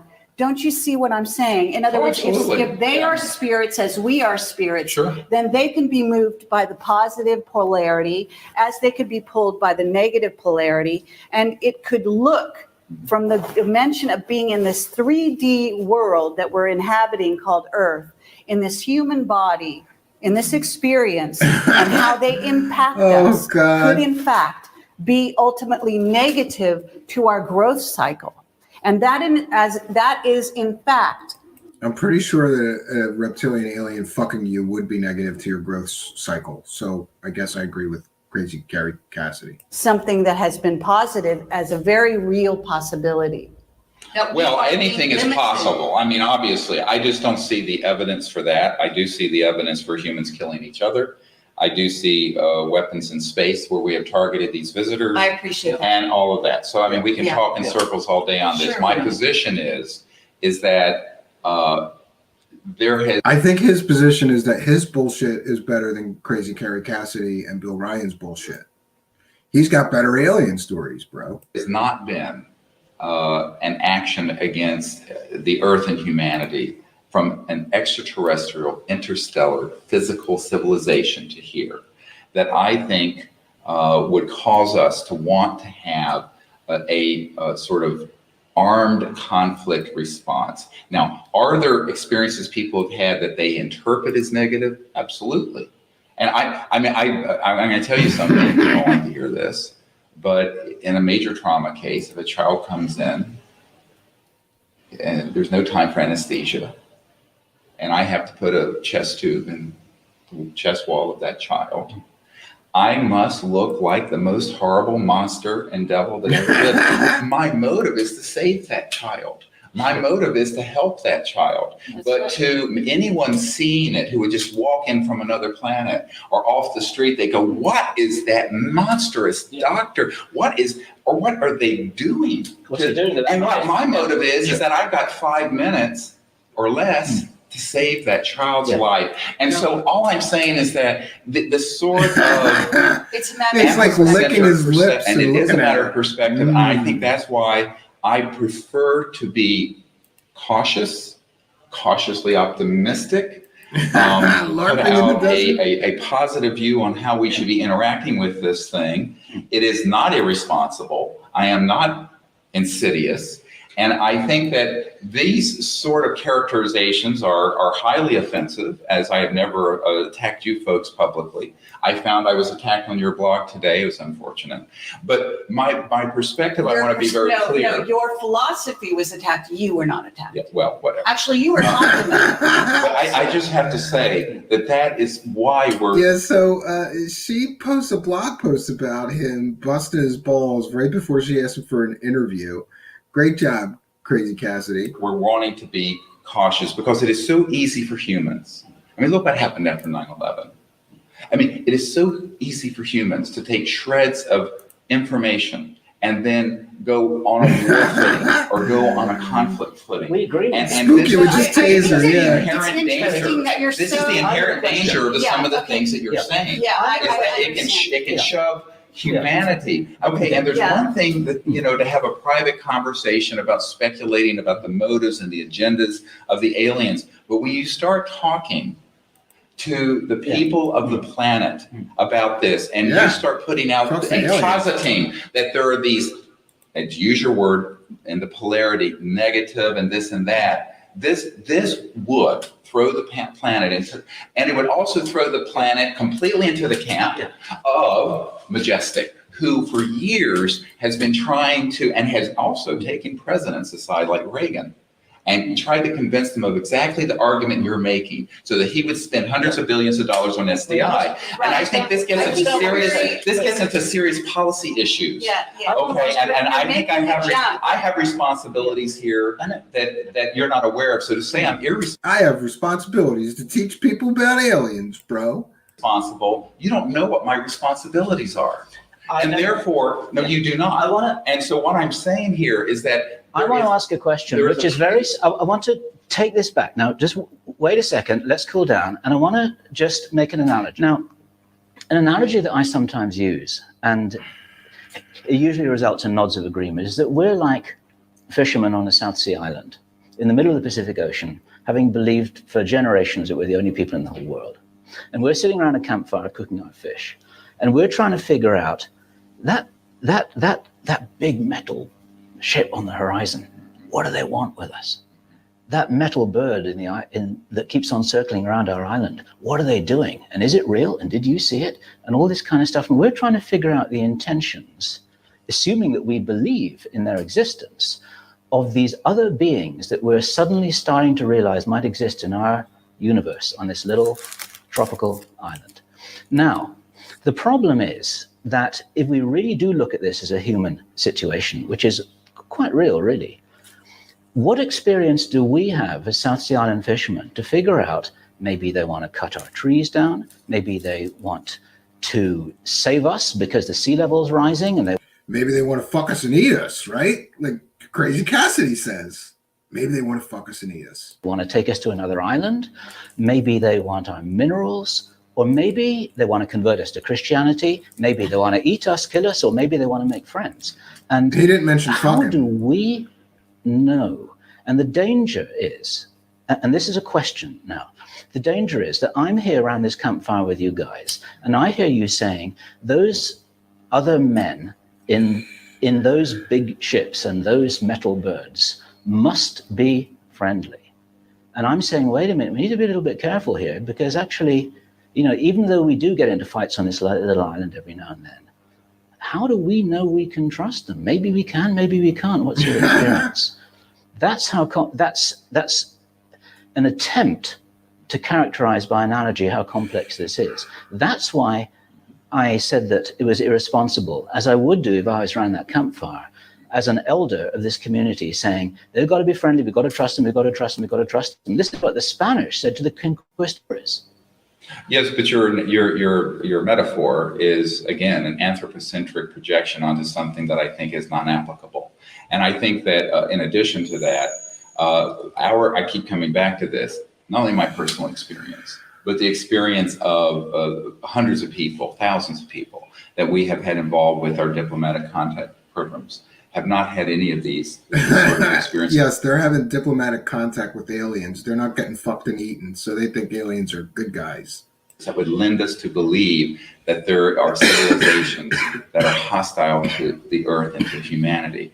On the other hand, I have had many sources describe to me the program life forms, the military involvement with hoaxing abductions, a false flag operation to create an alien threat that we can unite against. So I have to go on the knowledge and the experience I have. And it isn't just observing something at afar, because we've actually had contact and we've actually have more information than something just floating up above the island.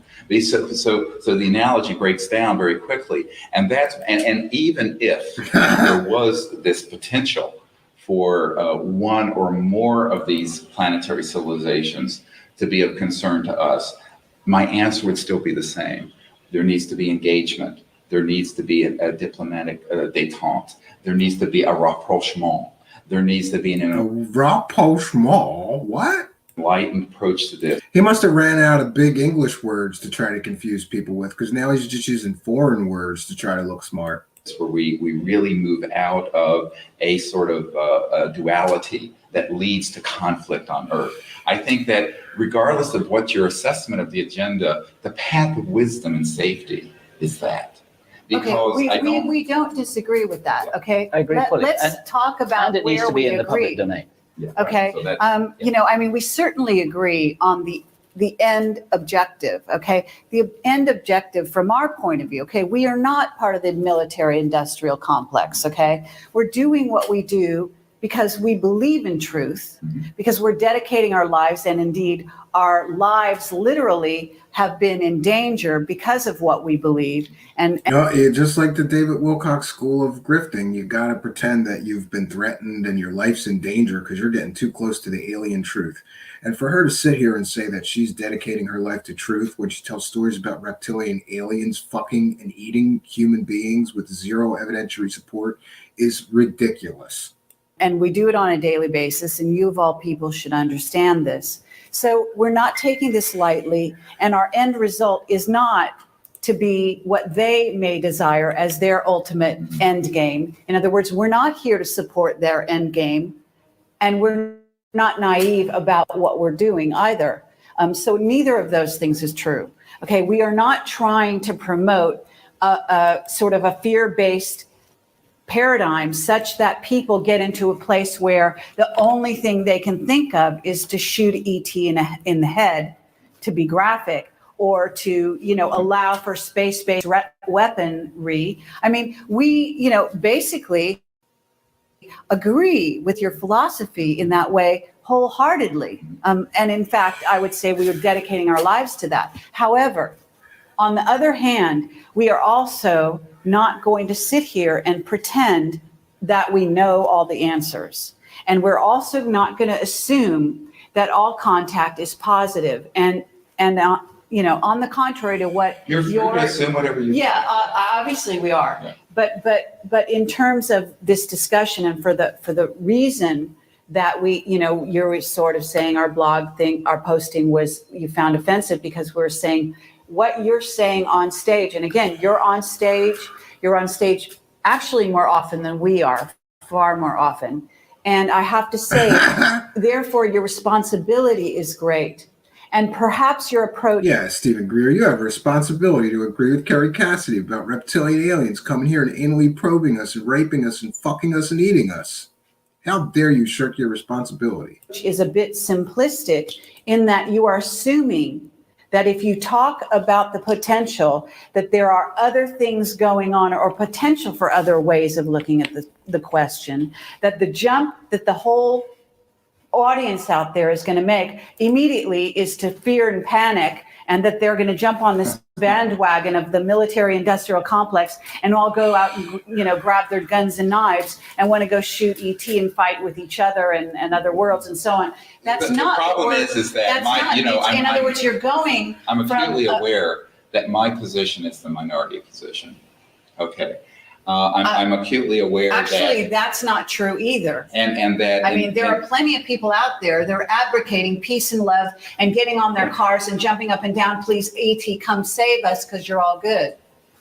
No, I would actually, I would challenge you to look at Hollywood, the UFO community, the books and videos that are out on this subject. They are overwhelmingly negative and terrifying. And I think that this is one of the problems, is that I think that one of the problems is that we have to look at this with a long view. And the long view, as I see it, and this is all. The long view is it's a long con game, and we got to keep this con game going for decades. So we can't start talking about aliens raping people. We'll scare away the customers, crazy Kerry Cassidy. All I can do is go by my own moral compass and what I think is right. I don't think I'm irresponsible. I don't think I'm simplistic and all these sort of characterizations. I think that I have a responsibility to help articulate a path forward And he has a responsibility to collect as much fucking money from stupid people that believe his bullshit as possible.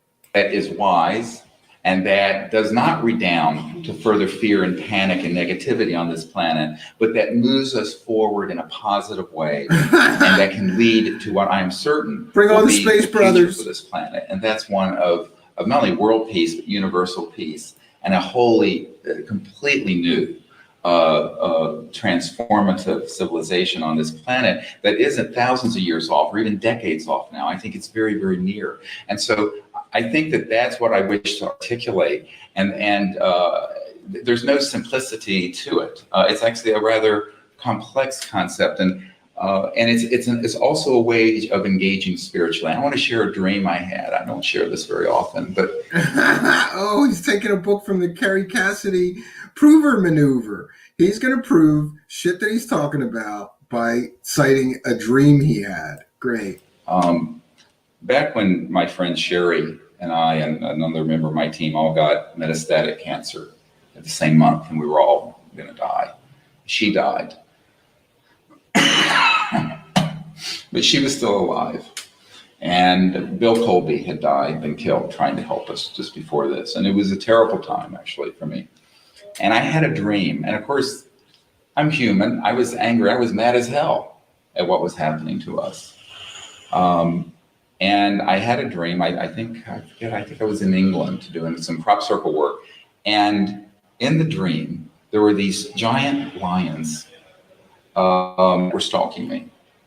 And they were going to try to kill me. And it's because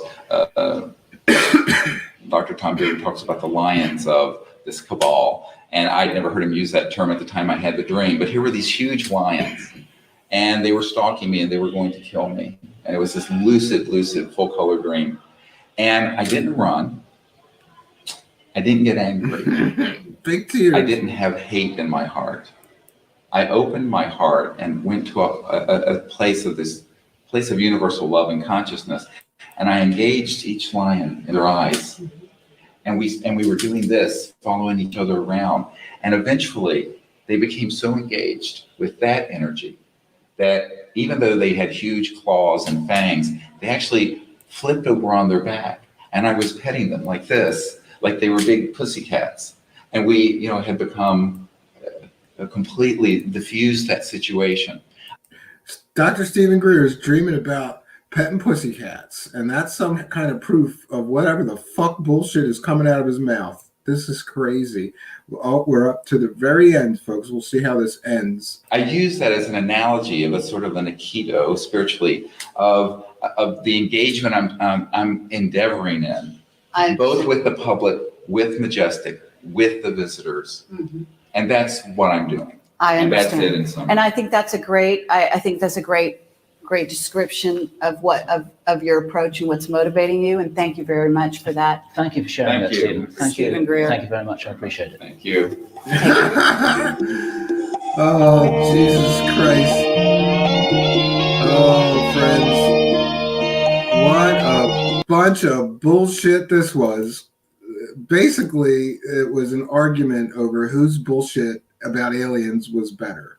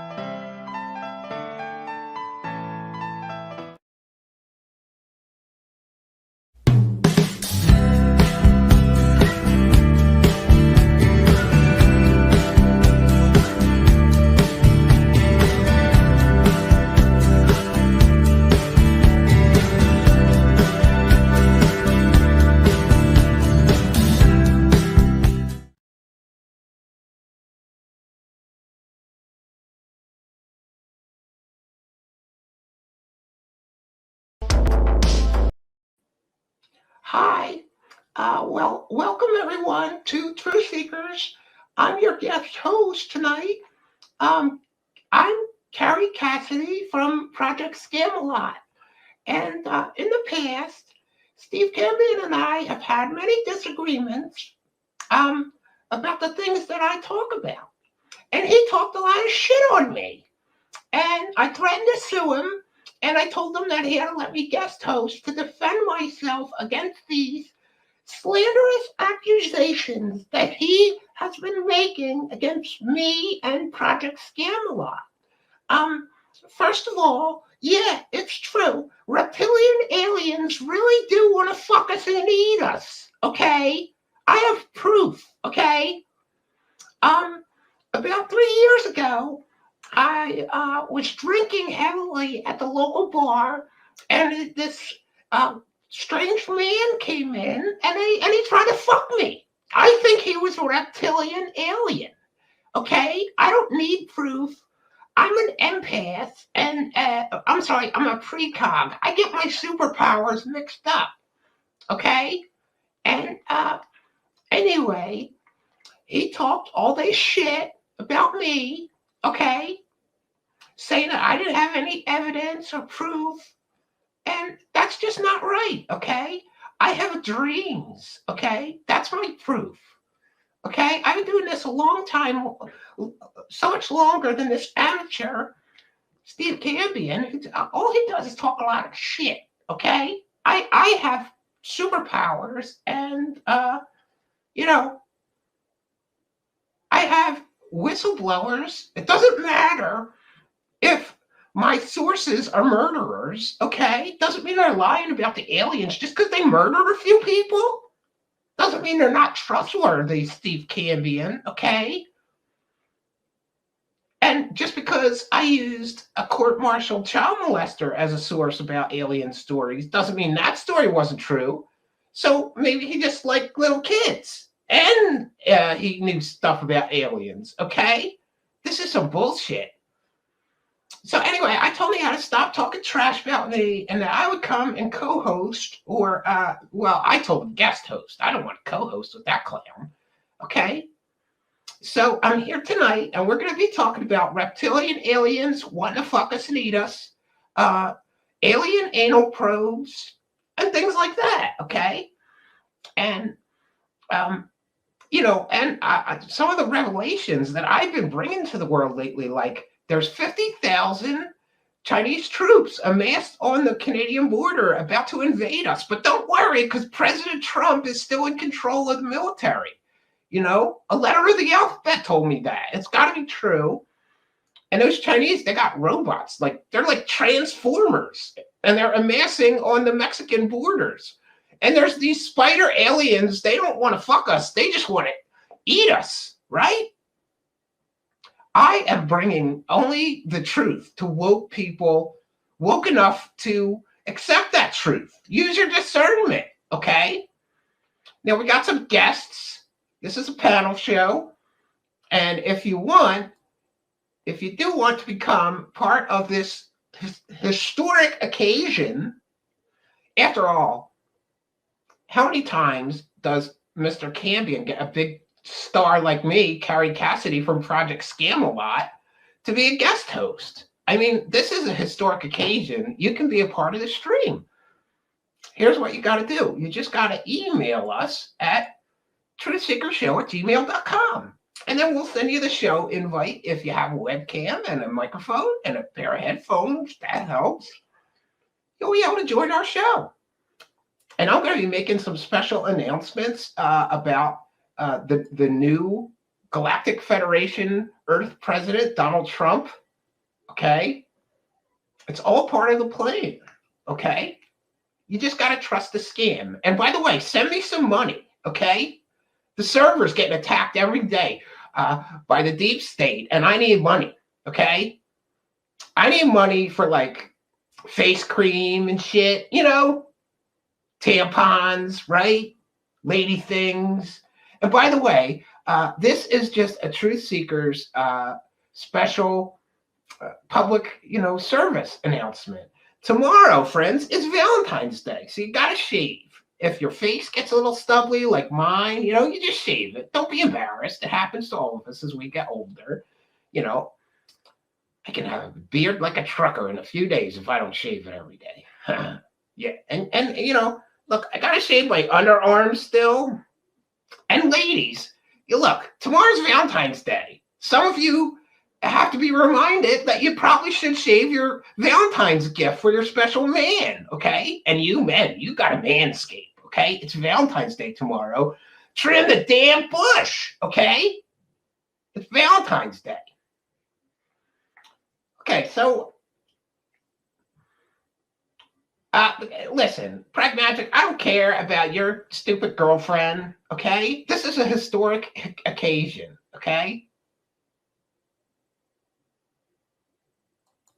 No tuck dance. Oh, come on. That's what I was doing for the second half, V. I was going to do the tuck dance and go, I would do me. Would you do me? I would do me. So sexy. Yeah. Okay. How do you know? Okay. Maybe I still menstruate, but you're probably right. Yeah. Okay. But I still got my titties. They're doing pretty good here. Yeah. Okay. Listen, let's bring in our panel guests. We have Dr. Camel Toe is here and Jonaside is here. So far, those are the only people that showed up to our historic panel show hosted by me. Oh, there we go. Oh, I like it, Dr. Camel Toe. It's getting me kind of hot. Oh, getting kind of hot and horny. Just look at that beautiful camel toe. It's amazing.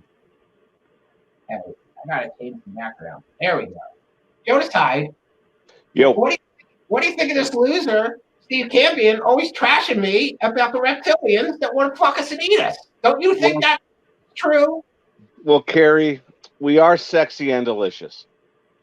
Yeah, exactly. Look at my titties. I'm trying not to. I'm a married man. I don't care. She might. Baby? I don't care. Well, she's okay with it. Never mind. She can have you back when I'm done ravaging you. Well, see, here's the thing. When we speak about the CE5 protocols, we need to understand that when aliens tell us that they want to fuck us and eat us, they don't necessarily mean they want to fuck us and eat us. They just mean that we would probably be a good supplement to their diet. Now, when I was out there at ESETI Ranch following my ESETI protocols, by the way, you should download my app that gets you nothing and will get you anywhere because you never do it right. You have to be as good as me. See, what you don't understand is the Atacama little mummy was actually an I have superpowers, okay? But you see, but you don't have I'm a proof. precog. You know, like that movie? You see, but you don't have proof of what you're saying. I have all the proof. Oh, I have proof. No, but I predicted that Donald Trump would win by a landslide, okay? And see, he did. I was in the, and then I predicted that Joe Biden would never step foot in the White House, okay? I was in the basement on the He's on a set. It's a Hollywood set. That's not the White House. I was right, Dr. Cavalto. Go ahead. 2 weeks ago, I was in the basement of the Pentagon, and they were telling us all these things about the new technologies that are coming. And one of my insiders told me, listen, Dr. Cameltail, you should probably apply your protocols to look for alien life somewhere else. And I told him, I have already done that. In fact, we've been in contact with many of these races over a long period of time. I have evidence, you don't. I'm afraid that you are, listen, remember we had a famous discussion once, and I won that debate, okay, Dr. Cameltoe? The camel toe won the debate. Listen, he said that all aliens, okay, good guys would not be fucking us and eating us, okay? They want to fuck us, and they want to eat us. That's not a good alien, Dr. Cameltoe. No, I have spoken to my sources, and there's no evidence of them fucking us and eating us. They just want to get to know us. That's why we need to follow the ESETI protocol. So who's right? Okay. I have sources that say they do want to fuck us and they definitely eat us. Okay. And I have dreams. Okay. I have a new must be true. documentary coming up, Countdown to Disclosure. 20 minutes of nonsense that will get you to have your own contact with extra-dimensional beings. Sounds good. Yeah. Wow. It's full of evidence and proof. What you're saying, Cassidy, when's the last time you made a documentary?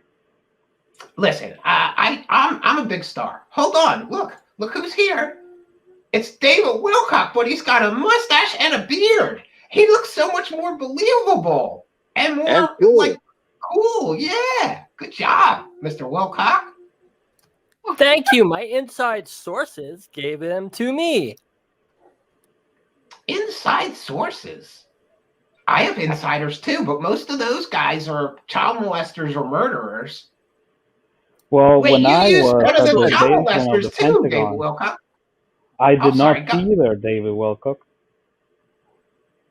Yeah, I heard that you got friends in the basement of the Pentagon that are checking out those alien files, Dr. Carol. Oh, Elizabeth, get the right file. Oh no, Elizabeth. I'm sorry, Elizabeth is getting the right file. Okay, Dave Wilcock. Hey, people bust my balls because all my predictions were wrong about the election and Donald Trump, and you got it even worse wrong than me, David Wilcock. You're a terrible psychic. Steve Killian says you're the world's worst psychic. He just said I didn't have no superpowers. He didn't call me the world's worst psychic like you. Ha I'm sorry, who are you? I'm Kerry Cassidy. You started your career with me, dumbass. I'm from Project Scam-A-Lot, I don't okay? know her. I've never met her. Project Scam-A-Lot is famous, okay? It's famous. We scam a Not as lot. famous as me. Well, you got fake views, though, bro. Well, I have been touring got around the fake world tits with though, too bro. many intelligence insiders from South Africa, South China, South Mexico, South United States, South UK. Everyone in the South just wants to contact aliens with the CE5 protocol. I am more famous because I have friends in interdimensional spaces. I don't think that's true, okay? Well, watch my latest documentary, Countdown to Disclosure. I think I'm wearing pants, regular pants in that documentary. I don't remember. It doesn't matter. It's not about me wearing my tight polo shirt and my shorts. Oh, they're spooky. Hey, you know what? You talked a lot of shit about me, too. You're muted. I'm totally muted. Wilcock, I had to scare him off. He's gone. We're all safe now. We're okay. If you see him. How do you like my breasts? I did a good job. Okay. I don't think it's job. appropriate for you to This is distract such a the nice people dress. with your breath. Yeah, you look Shut up, funny. Mr. Camel Toe. You got a big ass better than I camel do. toe. I am the Moose second knuckle? best dressed female in this stream. Listen, Mario this is number a one. beautiful dress. Miss Campion let me this You dress. just assumed my gender? Because it was okay because I am not a female. See, and that's why it's important to I think the present beard with gave the him away. interdimensional being. They don't think concepts like gender is or anything like that. They think in 5D. 5D? Shut up. Stupid D. 5D? No, thank you. When you What's follow going the CEI protocols, you will understand how important it is for you to. Just Is keep it moving CE that big moose 5-inch protocols? I like the moose knuckle. I bet you like that moose knuckle. Yeah, my vajayjay's all messed up, but I still got a good mouth. Yeah. Yeah. It's all Okay, old and Kerry. worn out. There's dust in it. It's terrible. What did you do with Steven? Is he tied up in the basement with his family? No, or- he apologized and said that I could be the guest. Did I host. tell you that 2 weeks ago I was in the basement of the Pentagon with around 50 intelligence insiders? I know, Sure. I found it on a post-it note on the Sure fridge. you were. Yeah, Don't sure you leave were. your classified stuff on the fridge, Steven.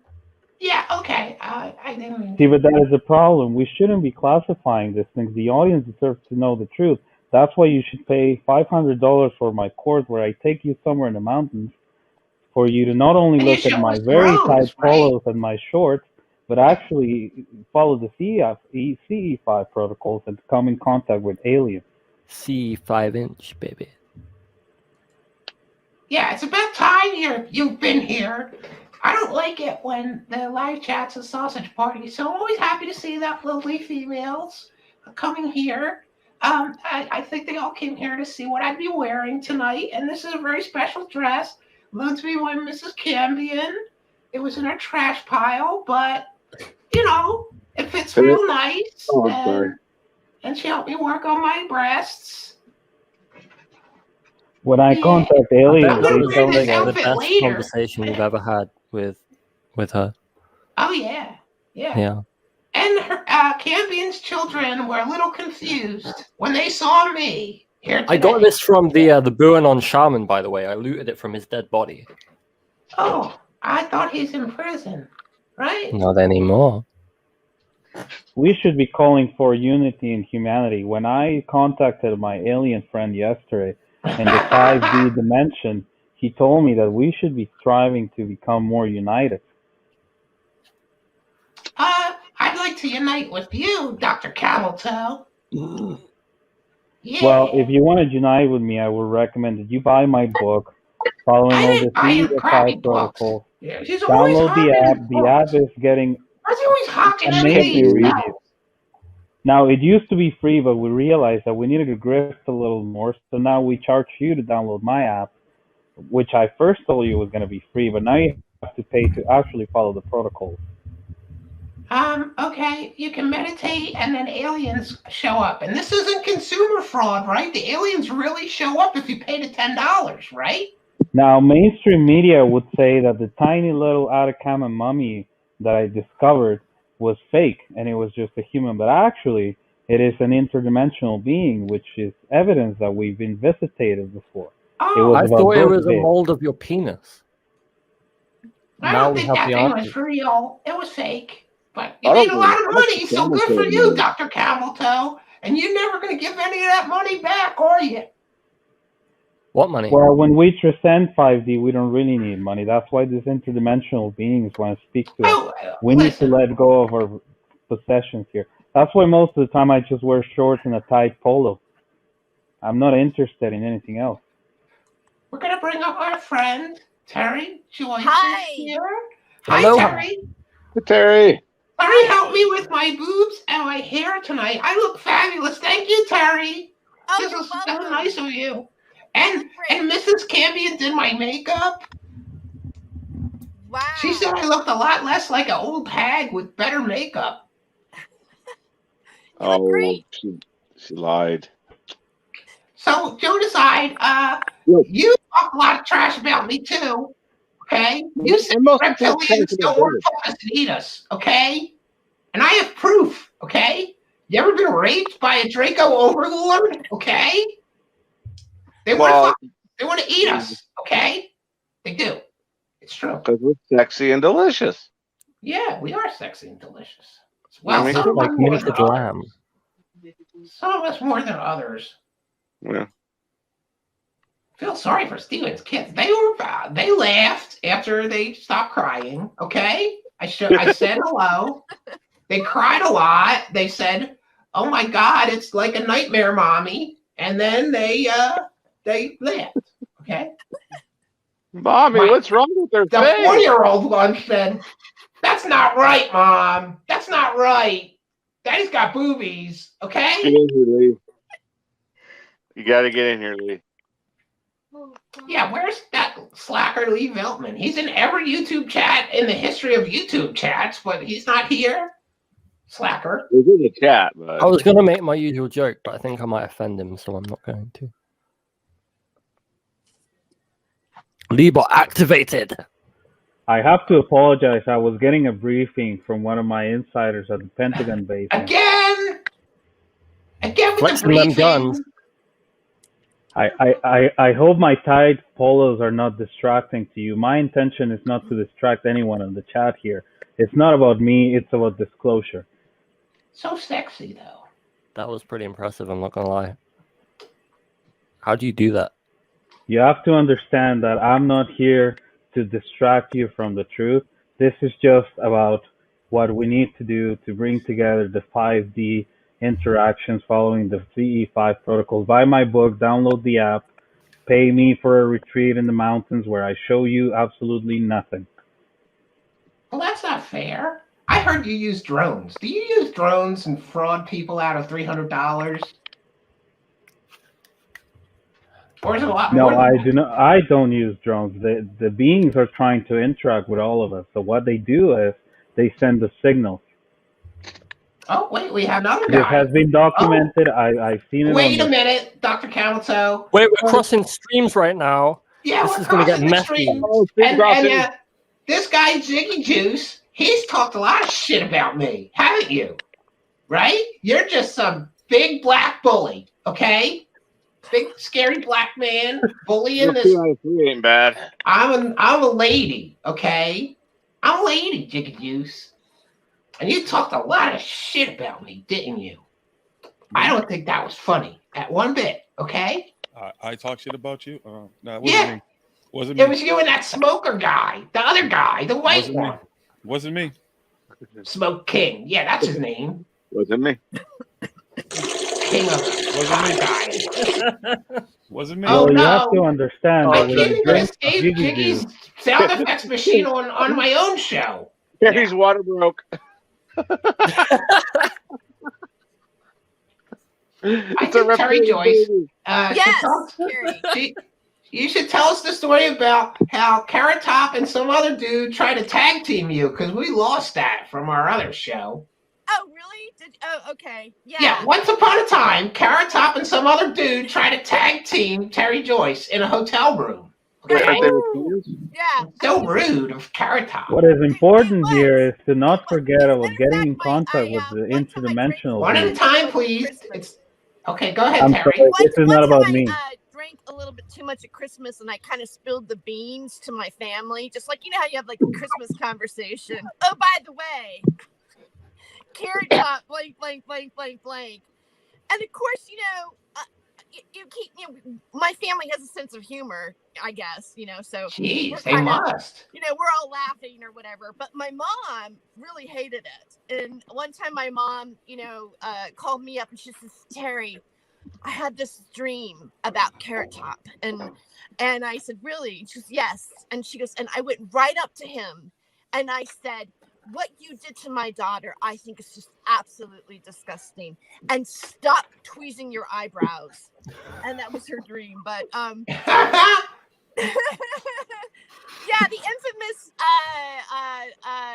Carrot Top story. Yeah, I went out and I met him at the Improv. There was like some people at the Improv that were hanging out. There's a guy that was staying with my brother and I. My brother and I were roommates. He was a comedian. He was good friends with Carrot Top. And he was like, you've got to come out and hang out with us at the Improv. So I did. And then we went to the Viper Room, all right, which is the first time I'd ever been there. And so that was all exciting. And then I actually saw Perry Farrell from it was the other band that he was in, Porno for Pyro. He was just playing there, which was really exciting. And we went back to his motel, and I think they smoked a little weed, and there was a little alcohol, and we're just having a conversation, and just right out of the blue, he just says, "Hey, do you mind if I masturbate in front of you guys?" Just like one of those moments where you're just like, okay, what the hell's happening now? Like it's not like you're really expecting it, and it's not like I love how Mario went away. Every day you see Carrot, like you're having a personal life experience where Carrot Top is even saying that. Like the whole thing is kind of surreal in the first place, right? And it was just one of those moments. Like I thought, well, I part of me went, well, it'd be a more interesting story if I go, sure, why not? because like when would you ever see Carrot Top whip it out, right? And because I'm weird like that. But after it was going down, right, and I'm like, and also I didn't want to be rude, right? It's like, well, do you mind if I masturbate from you? I'm like, well, you took us out and everything, so I guess like maybe it's okay, You should have at least like pulled your titties out or something. Give him some help while he masturbates in front of And you. did the carpet match the drapes? Yes. Yeah, it does. And this was like he was on. This was when he just was what's that? Rolling Stone. He was on the cover of Rolling Stone. Right after that, he just in a Tonight Show, which by the way was funny. I mean, like a lot of people put down Carrot Top, but even at that time, he was like already a millionaire. And you know, for a prop comic, he's funny. He is clever. He's not just stupid about it. Somebody wants to know if Carrot Top uses props on you. Oh yeah, no, you know, I never did Carrot Top. Actually, I turned him down. Like as it happened, and I realized that they wanted to have a threesome. My friend and I just kind of backed off because I really didn't want to do that. And you know, I said I got to go because you know. Because you the know other fun. guy I knew really You well. should have did it. You should have did it. Like, how many people get to get tag teamed by Carrot Top and a friend? Come on, that would have been a better story if you let him tag team you, do the double D. I met right? another woman that it happened to. Two in the pink, one in the stink. Randomly. She goes, you know, Carrot Top, you know, hit on me one time at a gay bar, and I was like, oh yeah, he hit on me too. So you know. It's kind of like smoking pot with Tommy Chong. Like a lot of people have that story. I have one, right? But then like there's also the Carrot Top wanting to do something kinky with you story. I think it's like more common than you would know. Yeah. So you didn't bang him, even after he said just me. Yeah. Okay, so you're going to the next level. Yeah, I ran out of the room. And I was like hit in the elevator, and he had no pants on, guys. Okay, t-shirt only, you know, full on, whatever. It was angry, and he looked at me and goes, "Hey, what about you and me? What about just you and me?" And I was like, "No, that's okay. I won't tell the Hollywood Reporter." And then I just went into the elevator and went down. And I went out with him. You went down? I went out with him again. You know, he tried it again, you know, by himself, but I still didn't want to do it. You know, because I work in that world, and you know, like once you start doing that, you know, you sort of dilute your own credibility. You don't want to be a lady with a reputation for banging all the comics. Well, I couldn't.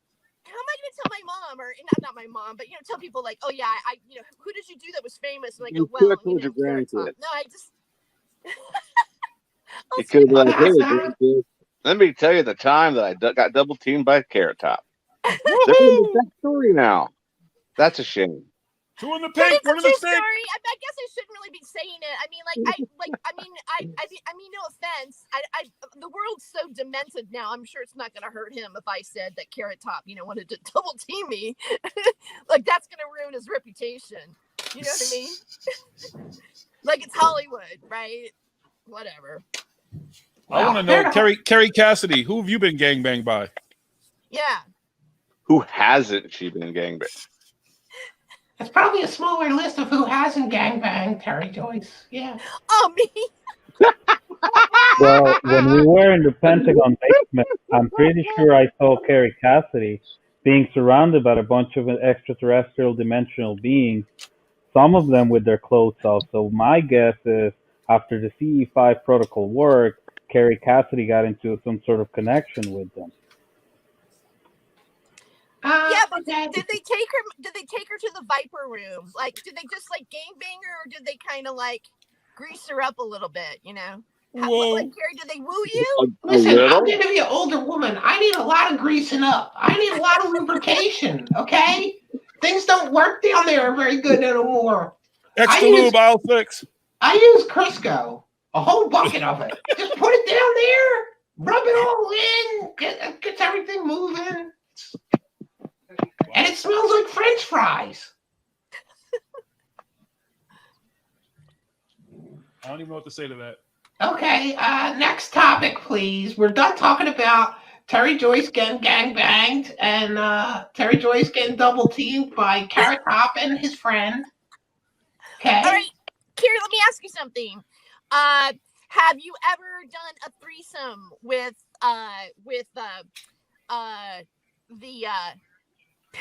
Captain Mark Richards? Oh yeah. Where the guards aren't looking, I I suck his cock. Do you? Oh yeah, all the time. Yeah, those guards, they're lazy, so they look away, and I'm pretty good at it. So I get right down on it real quick, and he comes lickety split because he's surrounded by men, and I'm just a hot woman, and he loves me.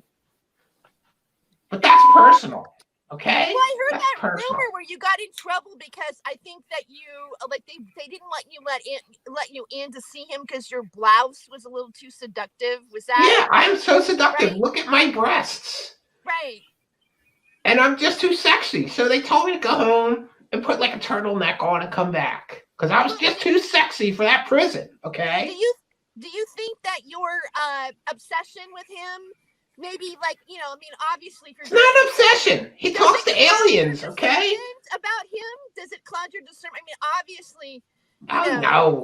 I very clear. Oh look, here's Robin Eaglesong is here as well. Robin, hi. Cool.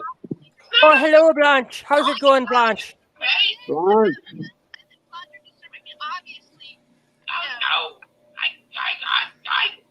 She's got an echo.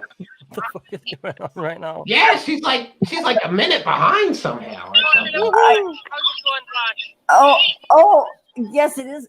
Blanche is here. Okay, am I the one who has the echo? Yes, of course. Yeah. It is you, Cool Whip.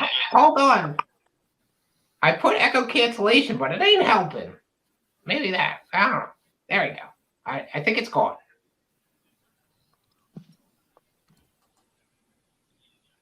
This is a great dumpster fire. I don't know about that. Dumpster fire. Nightmare fuel. This pragmatic guy, he can suck my left titty. Okay? In the live chat, talking smack. Milky. And my hair is really itchy. I think I got termites or something. Ew. Body lice? I don't know. TMI. Scabies. Can you like fry those? Kerry Cassidy always has tech pro. There's more. All these people are in the live chat talking shit. Okay? I'm a star. I run Project Scam a lot, and you don't. Okay? Deal with it. And I have superpowers. Okay? Yeah. What are your superpowers again? I forgot. I'm She psychic. can make toast. Okay. She can do cups of tea and coffee. She could do like a steak at medium rare. That's about it. I Okay. can turn food into poo. She can bullshit really well too. Right. No, not that well. It's not that believable. That's like almost a superhuman superpower. I bullshit so good. Yes, I do. Bullshit. Who And- BS is better, Corey or you? I'm better Okay, than him. Those guys learned everything they know from me. I'm the guy that originated talking about secret space program guys that were really former criminals. Corey or you? Who BS is better? Oh, Robin's Lordy. still echoing. Honey, you need to buy some damn headphones, okay? Robin, close the tab that's playing the audio. Yeah, close the tab that's playing the audio. You have to speak to her in Aramaic. That's not me. No, Yes, it is. that's Watch. you. That's you. If I mute it, it stops. Hello. I feel God bad. bless Kerry and help her. See, I was finally just some saying. positive thoughts. I like that, V. Thank you for the positive thoughts. I do need help. I need you to send me some money, okay? I need money to keep my show going. I need some money. How much you need? $8 million. $10. $8 million ought to do it. Steven dressed to the nines. Mrs. Trueseeker is going to have a long night tonight. Check your Yeah, PayPal. she won't let me wear this later. She won't let me. Nope. Ascension? What? Hey, Kerry, you got a potential suitor in the chat by the name Oh, of wait a minute. Daniel Look, here's Daniel. another trash talker. Trash talk Keats, this pragmatic Oh, guy. shit. You're in a live chat talking a lot of shit, weren't you? We have you Lot on of the big shit. screen. I've got to mute. Oh, okay. I got on the big screen too. Mary was watching, going, "What the fuck is I don't care. happening?" I don't care care about Mary. I got bigger tits than her, I bet. Okay? I want to see Mary. And they're and more see voluptuous and luscious than Mary's breasts. Okay? I don't know what you're doing with her. I challenge you to a breast off. Well, I'm not going to be getting naked today. Okay? This is the first time I'm guest hosting. We're going to keep this classy. I'm talking about This whole marinating show. and cooking chicken breast, you pervert. Oh, okay. What? Scary ass shitty. And we lost Robin somehow. Maybe she's going to sort out her technical issues and she'll come back. Perhaps She she got went to go stuck in sing an the Eagles song. feedback loop.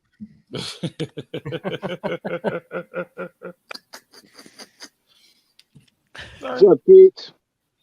Hey, Hey, buddy. so Steven sent me a picture of this in Twitter. And he's like, "Yeah, I'm going live." It's beautiful, okay?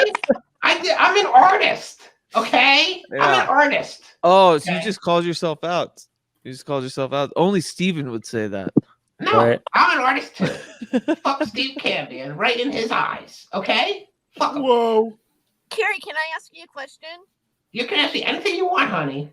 Okay, so why do you use lions or like leopards in some of your Jaguars. beginning of your videos? Because they got big balls and big dicks, and I like big balls and big dicks, so that's why I use them. That's they fair. have bigger dicks. That Yeah. checks out. That checks out. I might start using gorillas. You ever seen a package on an average gorilla? It's huge, man. They got big cocks. Whoa. Not that I support or endorse bestiality between humans and gorillas, but there's some But you do luscious between humans penises and on gorillas. those things when you go to the zoo. Yeah. What did I walk into? More people talking shit. Kerry Cassidy, just keep your spider babies away from me, and everything is cool. So how hung are the different type of aliens? Like, is All the there- reptilian aliens have the biggest Oh, they cocks. hung, baby. Yeah, that's why they like to fuck us and eat us. They got Every time I look at Carrie cock. Cassidy, I think she likes to eat, or drink some Chianti with some fava beans. Yes, yeah, and I do that tuck dance too. The tuck dance. Yeah, Is that- I'm is that in like later. the I'll do Grand that. I'm drinking pure vodka. Campion. I raided Campion's bar, and he's got some good vodka. That's some good shit. Whoa. No, I'm not. Dr. Campbell too. I just emptied the whole bottle into this big ass cup his kids gave me. So there you Dr. go. Moose Knuckle. I've got to say, Moose Knuckle Mario with the jorts, really said it for me. I'm loving my picture is Mario. Yeah. Oh, there you go. Oh, see, I got confused. See, it's Happy Nicely Mario. done, Spooky. Nicely done. You confused me. Whoa. Why- That's my well, plan, eh? Says the Lord's Prayer while crying himself to sleep. Hey, I'm just here for the comments. This is not a nightmare, okay? This is a dream come true for Steve Cambion because he got a real star to co-host his show. He's never going to get somebody the caliber of me, Crazy Kerry Cassidy from Project Scamelot, to guest host again. Okay, it's a special every event. time- It looks like a flesh suit you're wearing. I gotta say, It is it's very quite unnerving. I can Like, tell you I about felt- it off, I felt off like the air. inadequate because you look so good. I can't tell you how quickly this look came together for me. It was just meant to be, I guess. You woke up that pretty. Yeah. No, Miss Cambion helped me with the makeup, and things like that, and my boobages. The boobages, the What chesticles. did you make them out of? I'm not going to talk about my breasts, okay? Yeah, yeah. You've offended me, okay? They're all natural. Au natural. Oh, Daniel, the contacts. Come on in. The water is fine. Good luck. I hope not. I hope not, out of mind. Oh no, he can't swim at the moment. He's got a bad foot. So I That's understand right. if he can't. He just got bit by an Australian spider, right? Yeah, I can't wait for him to get his superpowers. I know. I got Right? superpowers. Why shouldn't he have superpowers? He's Yeah, going to be give us like rock Spider-Man. protection. His hands are already sticky, I bet. That's just from Jiggy Juice. Jiggy juice. It's gross. There it is. Yeah. Why is Jiggy running around pissing on people's backpacks? That's what I want to know, Jiggy. That's rude. You're going in people's dreams and pissing on their backpacks. Yes, Well, Mario, please I'm- adjust the camera. My urine is medicinal. It's multi-purpose. You can do anything with it. You can wash your hair with it. You can put it on infection. You can, whatever. You have a cold, just drink it. You can do whatever you want to do with it. Boy, I came back just in time to see that crotch shot. Who is that? That's Dr. Cameltoe. That's a got a big baptism. moose knuckle. That's a baptism. That's what that is. Hey, holy cow. Oh, I got to tell you, I discovered when I was gone that the echo was me. I'm so sorry it was. Duh. You're fired. We were telling my you. show. She's trying to I know ruin my you- show. She can't you stand were to see a telling me- powerful female show host besides her. It's just jealousy. She did that on purpose, okay? You know, But I'm appropriately contrite over that major error. okay. I'm so sorry. As long as you apologize. I Don't let did. it happen again. I'm the queen bitch here, okay? I'm willing to look past it, Robin. I'm willing Robin. to look Don't past let it happen Robin. again. Robin, what you have to understand is what's coming is metaphysical. It's going to transcend what we know about interdimensional beings. I would And we recommend you gotta buy download the my app first. CE5 Yeah. app. Oh, You gotta buy God. this Follow the CE5 CE5 protocol so you would understand all this. I hate when people talk that shit. It's so last year. But you just have to believe. Rob. Huh? You just have to believe. Oh, okay. I am clicking the heels of my ruby slippers. Okay. How's that? Will that get me there? Clap your Have heels. you ever That'll get you experienced there. about That'll get you there faster than Mr. Greer's fake stupid app. Well, Yeah. the secret to it is to find out. Pay $10 for the next installment of my Ascension course. Exactly. if you download the I don't know CE5 how. contact app, it's only $9.99 American. But And you would seriously, how understand is it what not thousands consumer fraud to promise people that you're going to contact aliens for just $10 if you buy my app, and then you don't contact any aliens? That's bullshit. Nightmare It's fuel. bullshit. I'm telling you. It's Okay. That is bullshit. because people are not following the right protocols. The CE5 protocol. If you I'm sorry, join my I'm distracted newsletter, by your huge moose knuckle bulge there. but Oh, that's I not know. about me. You so know what? sexy. Crotch man up there reminds me of the old Gypsy Rose Lee nude fan dance. You know, every once in a while she'd give you a little glimpse of there, but then there would be the fan. So that's Mario opening his fingers to show us his, goods behind the fans. Gypsy Rose Lee? Moose knuckle. I am a No, medical Knuckle doctor. Mario. no, it's an English muffin. My name is Dr. Cameltoe Greer. That might even be Cameltoe. that's a Parker House roll I'm just here for the comments. or his spare socks. I'm just here for the GGs. comments. Okay, I got that one. Well, oh boy, out of mind knew exactly who I was talking about. Deb, yo, represent. Yeah, represent. Yeah, represent. Yo, Mr. White.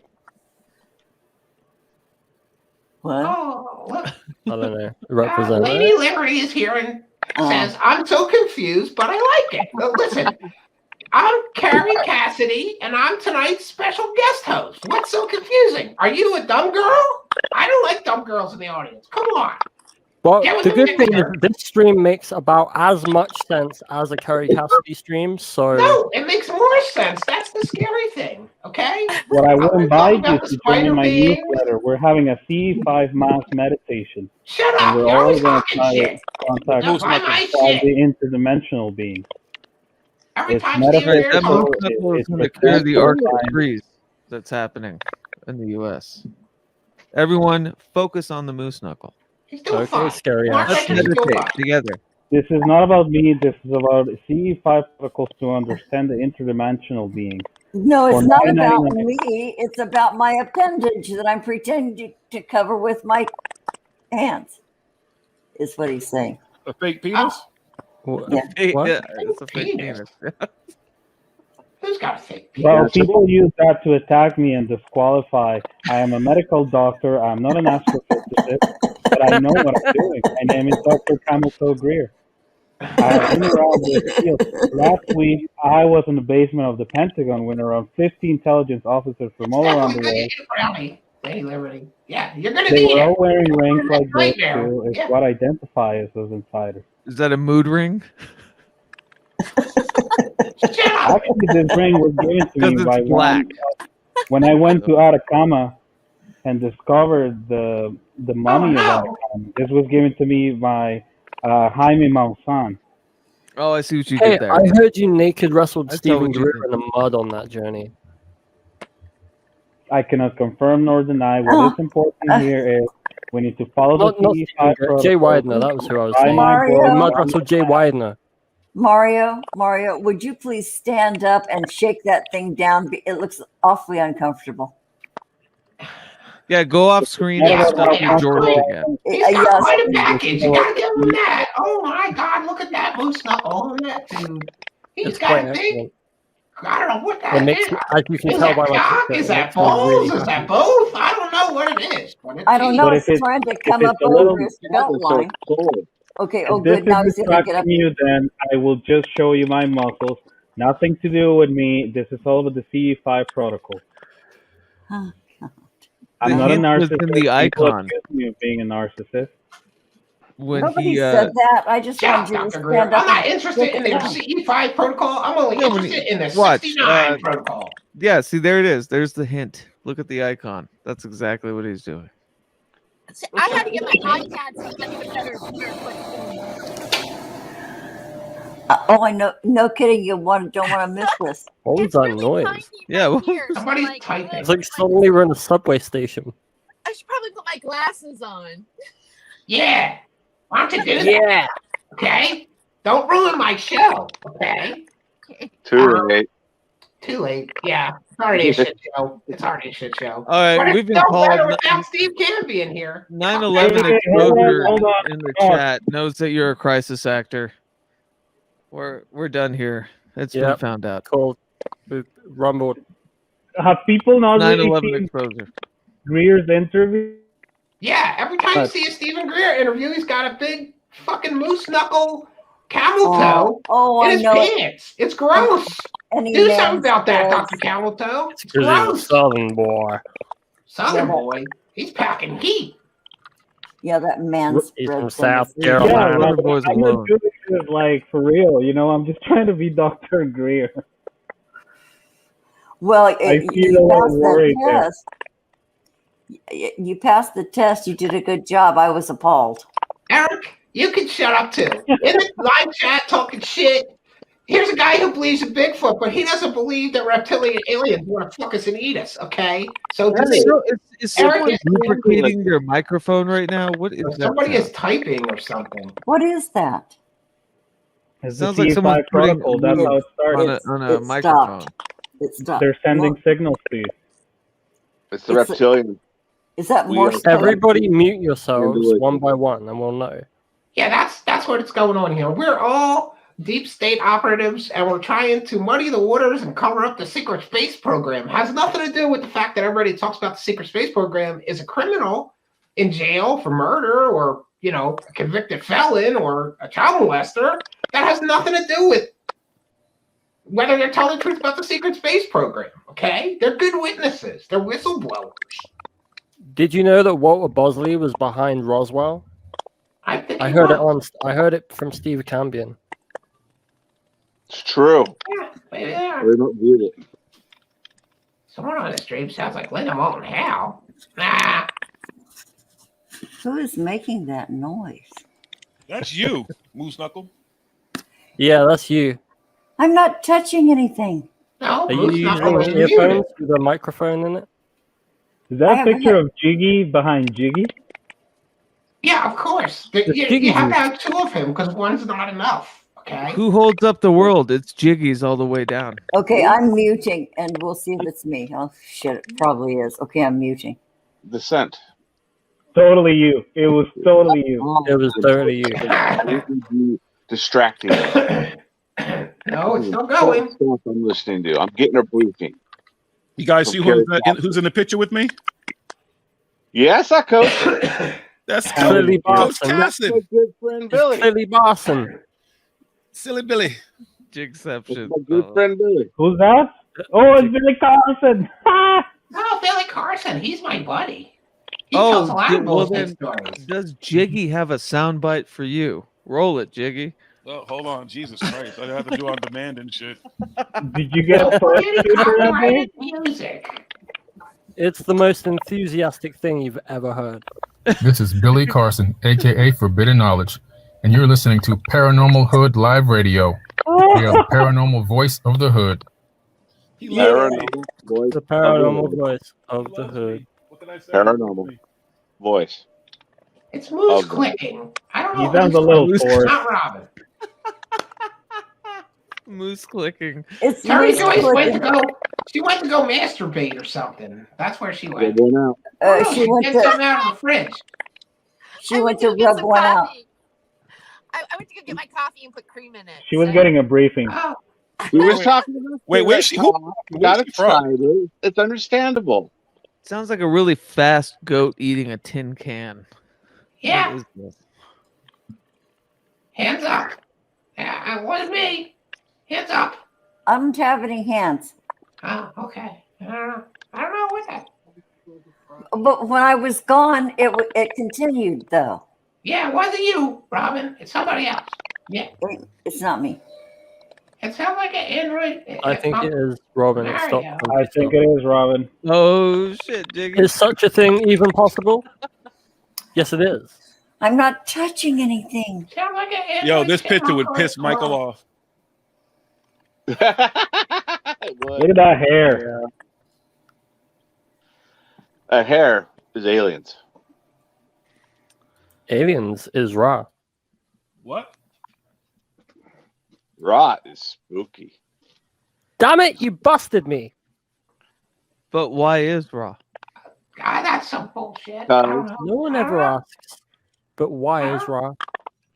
But Or how is raw? No one ever asks how is raw. Yeah, no one ever asked how is raw. How's it living in the basement of your grandmother's house? It's raw with a D. Raw.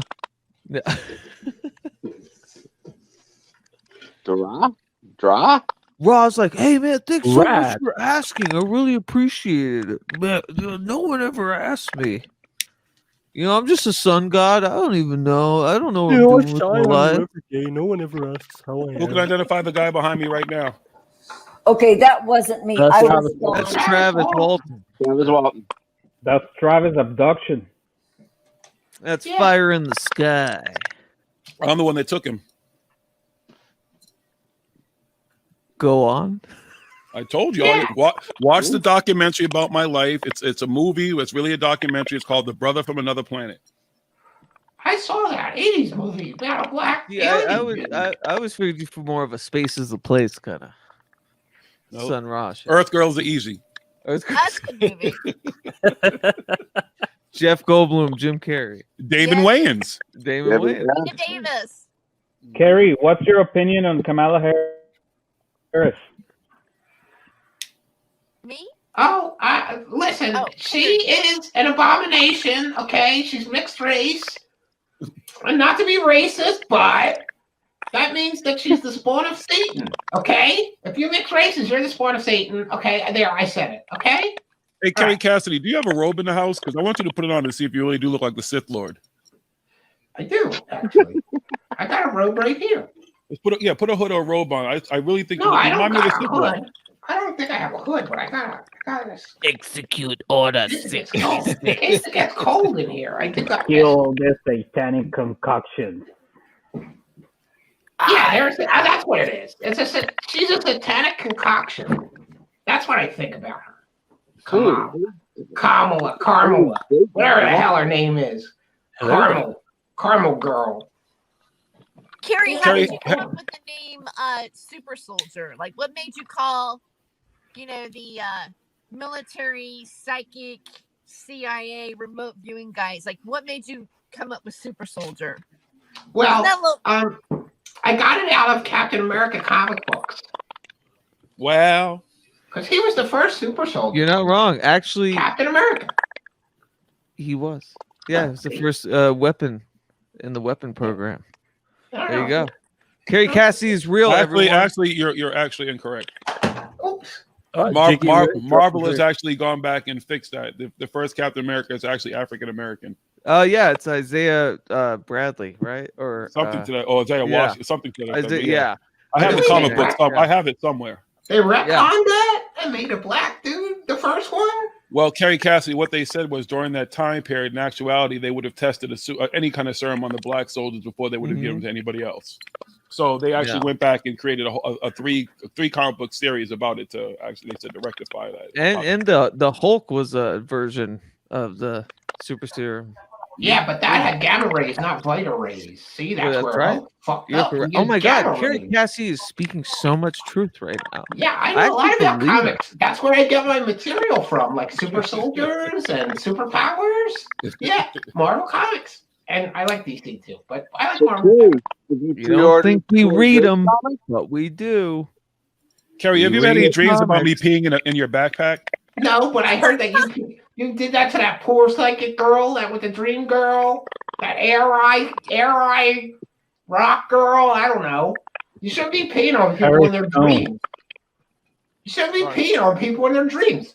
That's just rude, okay? It's rude to pee on people in their dreams, okay? What I do.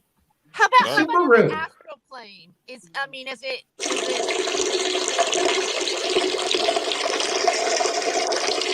Sorry. Go ahead. OP. Yeah, I was on the astral plane yesterday, okay? And I was flying to another dimension to get new intel to share with my viewers. Well, really, I just ate a whole bag of mushrooms. But still, it's intel, okay? Hey, can I get some of those? Sure, I'll send you some. I'll just sign up for my members-only website first. Oh, I have to use the coupon code Cassidy. It's clown porn. Yeah. How often do you dream about John F. Kennedy Jr.? Every day. He's a handsome fellow, isn't he? He's got a nice package, too. Do you think he's alive still? Of course he is. He's going to be the new vice president with Trump when they take office back in March, okay? It's happening in March. March 4th. Still the same March 4th? Yeah, they're right. Biden took the presidency and he did it by fraud. So they're going to go back in and Trump's going to move back into the White House and throw all Joe Biden's shit in the trash. Okay. And JFK Jr. is going to be the new vice president because Pence is a traitor. He should have stopped it. And he didn't. Because he's a coward. So we don't like Pence no more. Yeah. Now, wait, how does Simon Parks come into play with all of this? Like, Well, does he have any new intel on? Yeah, he was banging an alien insectoid girl last night, and she told him that President Trump will be the president soon too. So, you gotta believe him. Okay, doesn't matter if he's just a driving instructor who talks to aliens and bangs alien chicks. He knows all about geopolitics now, and the United States. You got the back channel. I'm interrupting. I'm sorry, Kerry, but I'm thinking about how, Simon Parks, didn't he get in some trouble with some women, right? And they lied. They all lied. It wasn't him. It was his alien daddy that hurt those women, not him. And as soon as he found out, he said, "I'm not going to talk to my alien daddy anymore," and that's good enough for me. Interview his alien dad? Not yet. He won't produce that because that would mean he'd need proof, and they don't have proof. Come on. Galactic rape is still rape. Yeah. Daniel James wants to know, do you have an OnlyFans account? What? The context wants to know if Kerry Cassidy has an OnlyFans account.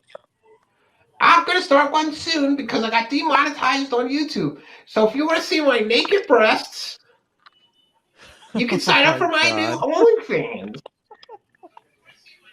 I'm going to make a lot of posts like this, arching my back, sticking my titties out. You're going to love it. It's going to be great. What do you think about Sean Stone? Kerry? He's a loser. He's a loser. Really? I don't like that guy. I don't like him. I saw him do a show with Wasn't he banging that psychic girl? What's her name? That other girl that he busted his balls on? What's that girl's name? Sarah Adams. He was banging her. Do you know for sure? That's what I heard. I don't know. A lot of people say that. People say. People say that it must be true. Oh, and I got a message for Keats. You're a lazy musician, and you're fired. Okay? Fair enough. Stephen Fair Campion enough. gave Keats some big fat beats about 3 weeks ago, and he was supposed to do the music, and there's nothing. There's not 3 a one weeks note. ago. No, that's a lot. There's not one note of music done, Keats. Not one. I'm not. He's not a rapper. I know Jonathan's going to join in. Jonathan's going to join in, talk about a country song that he sent me the lyrics for, and like, you know what? Just pile it on. Just pile it on, everyone. I already piled Come it at on. me. I'm Come good. at me. There's a reason you're at the bottom of the stream. Yeah. Kerry, Ooh. what do you Ooh. think of one of your biggest critics? That's just mean, Mario Spooky. What's that? Mars Spooky? What's your Marspooky? opinion on I say one of we your love biggest no critics, C.W. Chanter? Oh, he's a bitch. He's a little bitch. I don't care how big his beard is. He's still a little bitch. And he likes to talk a lot of trash about me, but nobody watches him, okay? And his no new music is wrong because I can bust the no new music bullshit that he spews in 2 words, okay? Karen metal. That's new music. It's never Karen existed before. There's no nostalgia loop. Karen metal is brand new. They take Karens yelling and screaming, and then they put it to metal. That's new music. It's new music. CW Chanter is wrong, okay? No new music. What about Karen metal? Okay, what about K-pop? Play some. K-pop? Play an example. Give us an example. It's really just like someone yelling at a black person in Kmart with some break beats in the background. Let me see if I can find one. I know a good one. I'll send it to you. Karen metal. Yeah, it's brand new. Now here's one. This is one of my favorites. We're gonna play this one, but first I gotta wait for ads because somehow Karen metal is suddenly very commercial now, and there's ads on all the Karen metal. They sold out. They just started their art form and they've already sold out.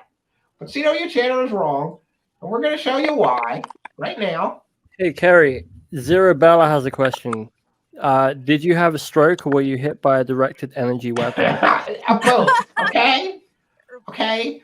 The deep state's trying to stop me from getting to the truth about those aliens that want to fuck us and eat us, so they hit me with a directed energy weapon. They got a big truck outside my house with this big speaker on it, and then they played this stuff, and then okay? It looks like it. Yeah, it's a melted candle kind of veneer. Yeah. So hot. Hey, I'm a beautiful woman, okay? I don't care what you say. I know I'm a beautiful woman. Look at my breasts. And my tongue game is on point. Oh god, your tongue game is definitely on point. I'll give you that. You guys better be nice to me or I'm gonna do the tuck dance right now. Okay? I'll do it. I will do the tuck dance, okay? Goodbye, horses. Yeah, I like that song. Yeah. There Let's you see if go. we can share this Karen metal and prove how wrong CW Chanter is, right? No new music. What do you call We're all this? going to hell. Hey, Kerry, do you see the Oh, picture God. behind me? That's Oh, me God. giving. That's me giving the letter, the Buanon map. I was giving it. Starting to kiss my ass. That's the Buanon map behind. Did you remember to do the audio? Yes, I did. I did. I'm terrified. I love this song. Listen to me, Republicans. Listen. You are the people in history. They warned us about. They warned us about people like you. Pay attention. We're losing our democracy. Wake up. Wake Please, someone stop sucking the microphone. I know. What is that? It sounds like Android chipmunks. What is Buanon, Lee? You're the person I would ask. Yeah, where's Lee? He should be in here. Lee was there. He actually has a picture with the same map. Anybody that would do that, We're is not- all going to hell. Well, you We're all- know, Daniel, that's just like the context, man. That's just the context of the stream. Caramel is the shit. Yeah, see, and If that's we new just- music. That's brand new music. It's not a nostalgia loop. Okay? CW Tanner is just wrong. Okay? CW Tanner's wrong. It's stupid nostalgia loop. Get off Where my is lawn Robin? show. Where did Robin go? No new rants. I don't know. She dropped out. I can't control these things. I don't know. Kerry Cassidy could be part of the MILF genre of adult entertainment. Thank you. I could be a porn star. Look at my voluptuous breasts and my tongue game. It's so good. I have a feeling that it might Jiggy, be Jonathan. what is happening? Looks like Jiggy's eating some ass right there. He's tossing some salads. Oh no. Holy shit. There's Jiggy eating some ass. No, right. Look at Jiggy eating some ass. He's eating some ass for sure. Look at that. He is eating that ass, bro.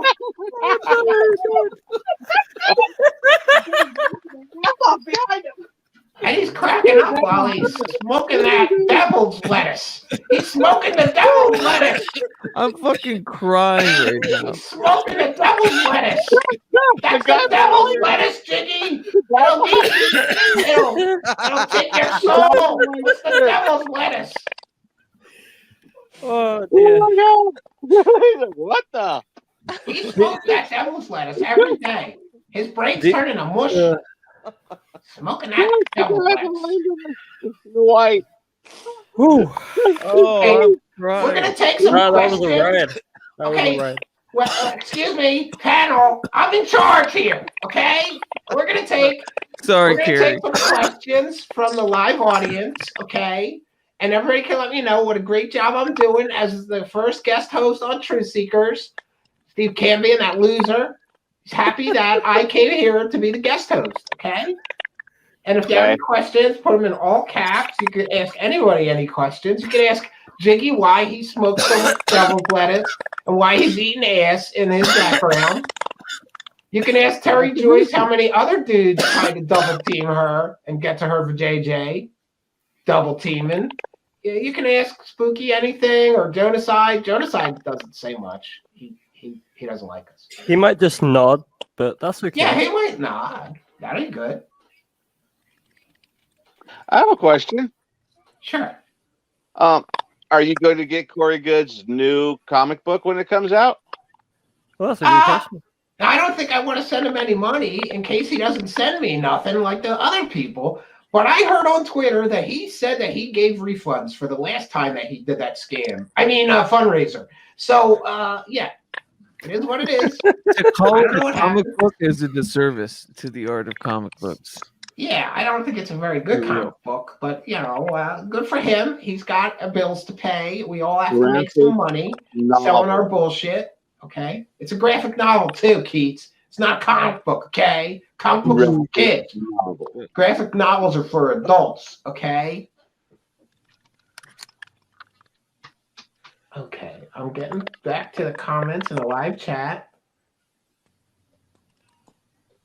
Bum bum bum bum bum bum bum bum I don't see any questions. Nobody's asking any questions. I don't see any questions. So you people in the live chat suck. All of you suck. Anti-MILF. Oh, there's new comments. Let's see if we can get to them. Okay, I'm going to do the tuck dance later. That's the finale of the show. Me doing the tuck dance. Okay? Everybody wants to see it. Goodbye, horses. Yeah. I'd do me. I'd so do me. I'd fuck me. Yeah. Would you fuck me? I'd fuck me hard. It puts lotion on the skin or it gets the hose again. Damn, Spooky, that was transcendent. We're all going to hell eventually. We might as well just quicken it, okay? We're going to quicken. I do a good Ted Levine. For those just joining us, I'm Kerry Cassidy from Project Scam-A-Lot, and we're talking about how reptilian aliens want to fuck us and eat us. Okay, Terry Joyce, do you think they fuck us first and then eat us, or do they eat us a little bit while they're fucking us? What do you think? Well, I think it probably depends on which race of draconians or reptilians you get. Yeah, most of the reptile time I people. think they fuck you first before they eat you, but some are ass first, you know. But as time goes on, they might actually fuck you and eat you at the same time. Like for example, there's certain actors that have that fantasy right now. I've tried that with women. It doesn't work. Like you can't really fuck him and eat him at the same. You mean Arm and Hammer? Hammer wishes that he can. You mean Arm and Hammer? Arm and Hammer. He's a little pervy, right? He's like, oh, I'd like to barbecue your rib. So I guess like that's just one step away from fucking and eating at the same time. A good woman. You don't want to eat a good woman at the same all at once, do you? My tongue game was on point. I'm kidding. So upsetting. You're gonna take me to dinner first. Carrie, that's really rude. That's wow. It's not rude. It's not rude. Everybody appreciates good tongue lashing. Right? Okay. Carrie, but seriously, I what do you think? I mean, like do they fuck people first and then eat them, or do they eat them and then fuck them, or does it really even matter? I think they fuck you until they get sick of fucking you. Ramovic involved in any of this. And then they eat you while they fuck a new one. That's what they do. They fuck you for a while, right? And then they wear out the vajayjay. And once the vajayjay's all stretched out and busted up, they eat that girl and they get a new girl with a nice tight vajayjay. That's what I think. We're all going to I have insiders who told me that's what happens. Okay. And I just love psychic. Jiggy smoking fat blunts to that background. He's smoking the devil's weed. Sexy girl. While he's eating some ass. He's smoking the devil's weed while he's eating ass. That's rude. Okay. We're supposed to be here to talk about the reptilian alien agenda. Okay. But he's Jiggy. He's omnipresent. This is his reality. It's true. It is We're true. I'm We're all precog. figments of Jiggy's imagination. I have superpowers. He's like perfectly poised right in the middle. Uh-oh. You said Simon and Mark Richards were going to be pardoned. What happened with that? They were pardoned in an alternate timeline. Okay. My superpowers were right. Okay. I'm a precog. Just like that. Tom, what's that movie? The precog Minority Report. Yeah. I'm just like that psychic person. Okay. I have visions and dreams. I have superpowers. So when I said they were going to be pardoned, they were in an alternate timeline. Okay. You don't understand alternate timeline. So don't be critical. Okay. It happened. Uh-oh. I have been shortlisted for Wilcox Love Room. I'd like to see what goes on in the love room. It ain't petting the dog, baby. Say some shit. All about the Conan O'Brien string dance. Yes. Conan O'Brien. That's how you do it. All good, Arbiter. I got you, dude. I got you. I'm just here for the comments. I'm just here to watch you smoke the devil's lettuce. Smoking that devil's lettuce while he's eating some poor girl's ass behind him. This is supposed to be a classy show, Jiggy. Okay? You eating ass and smoking the devil's lettuce is not classy. Okay? That's lowbrow. Just not understanding the history of that photo. Like it's just whatever we make of it in our minds. You know? you imagine people just tuning in? Let me just say, it happened in the Dominican Republic. That's all I have to say. free Lizards have from to pay child extradition. support. No, okay. they take We the can make alien our own hybrid law for babies. it. They just take the alien hybrid babies away, and then they don't have to pay no child support. What do you think this is? Hey, Human Cassie, courts? I have a hybrid child, a half hybrid child. Really? Yes. So back in '96, I was in Arizona in the desert, and I smoked peyote. I didn't know it was peyote, and I ran around the desert with boxer shorts and Timberlands on. And then a few years later, on my podcast, my daughter called in. I got to see if I can find it and pull it one day and actually put the interview up. But she actually called and let me know that she was my alien daughter, that I had sex with her mother. I don't remember having sex with the alien though. What? Oh, that's a little freaky. No, That's it pretty crazy. exists. It exists. Wait, Carrie, have you been to Wilcox Love Room? No, Wait, can not. we Haven't talk been about invited the yet. specifics of running through the desert with shorts and that happening? Oh, dude. Yeah. I wasn't. About this? Like, I grew up in the desert. I didn't wear shorts. Yeah, I could have probably. No. Boxer shorts and Timberlands in the desert. My body was extremely hot. I just remember talking to the stars, and then I don't remember much else.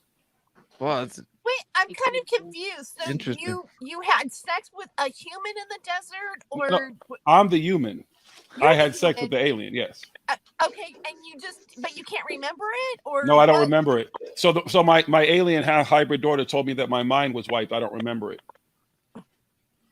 That's fair. Yeah, Her mother took advantage of me. That's so And you were wearing convenient. boxer shorts at the time. Why was I wearing? I've been wearing boxer briefs since Well, I was a to fucking his teenager. credit, he was in Arizona. That's Right. that's where you run in Like boxers. 800 degrees. Yeah. Yeah. I'm from Boston, so like being, that's like. I'm from tropical. Arizona. Yeah, We that's meant to beautiful go to weather for me. Arizona. So I guess you don't Oh. have to worry about child support, right? If it's Well, I'm from Alpha Centauri. Well, I also have alien clone You're children from Alpha from the future. Centauri. Sorry, that was a bad joke. What species? Like what alien race is she? She didn't really tell me much. She's only called a couple of times, and then I have children in the future that are my clones. They're cloned from me. Wow. Just like X-Men. Yeah, exactly. Star Wars. WandaVision. Why you? Like why would they? What made them choose you? Why not? Though, am I right? You've never Why stepped, not? you've never stepped into my world. You'd have to step into my world to understand. Okay. I'm special. I'm just curious, like how people get chosen to, like, hey, I want to make more of you. You know, obviously, I don't think every human walking around they go, oh, I want more of that guy. You know, Well, usually if some people Jiggy that are can on the put up, rejection list. if Jiggy could put up the ass munching photo behind him, I think we'd all understand why. That was a bad joke. Ass I'm gonna see myself out. I'm gonna go. You're okay. It's all right, Keith. I'm the intergalactic ass We'll put a new ass hat munching on. It'll be champion. better. There we go. Obviously, that's all I gotta say. Obviously, He has the most off-planet babies, I bet. And I bet he doesn't pay child support either. I don't have to. Oh. Yeah, interplanetary law prohibits. Intergalactic law is even crazier. They don't give a whatever you just go wherever you want, do whatever you want, and that's how it works. The Intergalactic Supreme Court ruled that they cannot rule in domestic cases to do with payment. So, but also, Starseed culture, like they don't really have a currency. It's like light, you know what I mean? So that's what you got. Holly is a little confused. So listen, I'm Harry Cassidy from Project Camelot, whatever, and I'm the tonight's host. Okay, I'm guest hosting because Stephen Campion's masturbating somewhere in this house of his. Okay, He's so I came to his house. I made him apologize to me for all the shit that he talked about me, and then I told him that I would host the show tonight. Okay, I heard that you tied him up. He's actually in the basement. He may be. His wife may have tied him up. She's kinky. Yeah, let's not kink shame. Oh, that's perfectly okay if you like being tied up or tying up. I bet you Keats is a catcher though. Ooh, you'd be wrong, sir, and you'd catch it. Oh. You just call her sir? Yeah. Did you Yeah, just man. misgender me? I'm gonna put you in timeout. Just misgendered me. I'm just here for the comments. You're right. That's yeah. I'm just here for the comments too. Goodbye. No. Yeah. David Wilcock asked me to use my psychic powers to help him find the buried box of dildos in the $10,000 David Wilcock box of dildos challenge. I'm going to help him with my superpowers. Okay. We're going to find those dildos. Okay. It's almost Valentine's Day. He could use them. Tell me, in Jiggy's background, do you think he found that box? I think he's looking for No, that. no. I'm not even. Never looking been for a fan of the backwards eat. It's too close to the shit box. You got to go straight on. You know. I mean, Straight on. I support the search. That's all I'm saying. Like, you know. I'm just here for the comments. Trying to see that tongue again. I like turtles. Okay. I like turtles. I'm just here for the comments. Mom, Look stop how that. fast I can do it. So fast. I work it out every day. That's hot. That was a random big Stephen Greer then. That was scary. Yeah. Okay, that was an awkward silence. Let's talk about Terry Joyce's vagina again. I'm just here for the comments. Terry, tomorrow is Valentine's Day. You know what that means. You got to shave that Valentine's Day gift tonight, okay? You got to shave it up, shape it up, get it in good shape for whoever you're giving it to. Or, because you're probably giving it to like 10 dudes tomorrow, right? You got them lined up.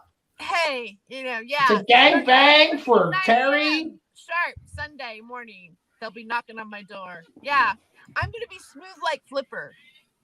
Okay, no. It's not creepy, okay? We're mending fences here. Campion talked a lot of shit. Yeah, I'm shaving mine to JJ. Mrs. Campion's gonna help me. She's got like some hedge trimmers and a lawnmower, and we're gonna go at it. Because I got winter bush. Yeah, I got winter bush real bad. I've been letting it go. Do you do the landing strip or the? Yeah, I got a landing strip for sure. Absolutely. Okay. I'm an older lady. We don't go fully bald. We don't do that. No. It's true. Have hate sex. No, we have a loving relationship, okay? When the guards aren't looking, okay? I show him my boobies. I give him pictures so he can crank one out, and then he trades me alien stories, okay? It's a good relationship. Don't turn it to something dirty. Winter bush or full bald. That's one extreme to the next.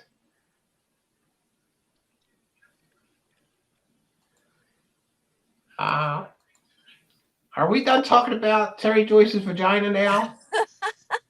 I'm just here for the comments. Yeah, we can take some. I'm still trying to work out that background image. Slackers tonight. Hey, this is the first time in history there's no down votes. You know why? Because we have a really good host tonight. Okay, I'm Kerry Cassidy from Project Scam-A-Lot, guest host of Truth Seekers tonight. He should just give me his show.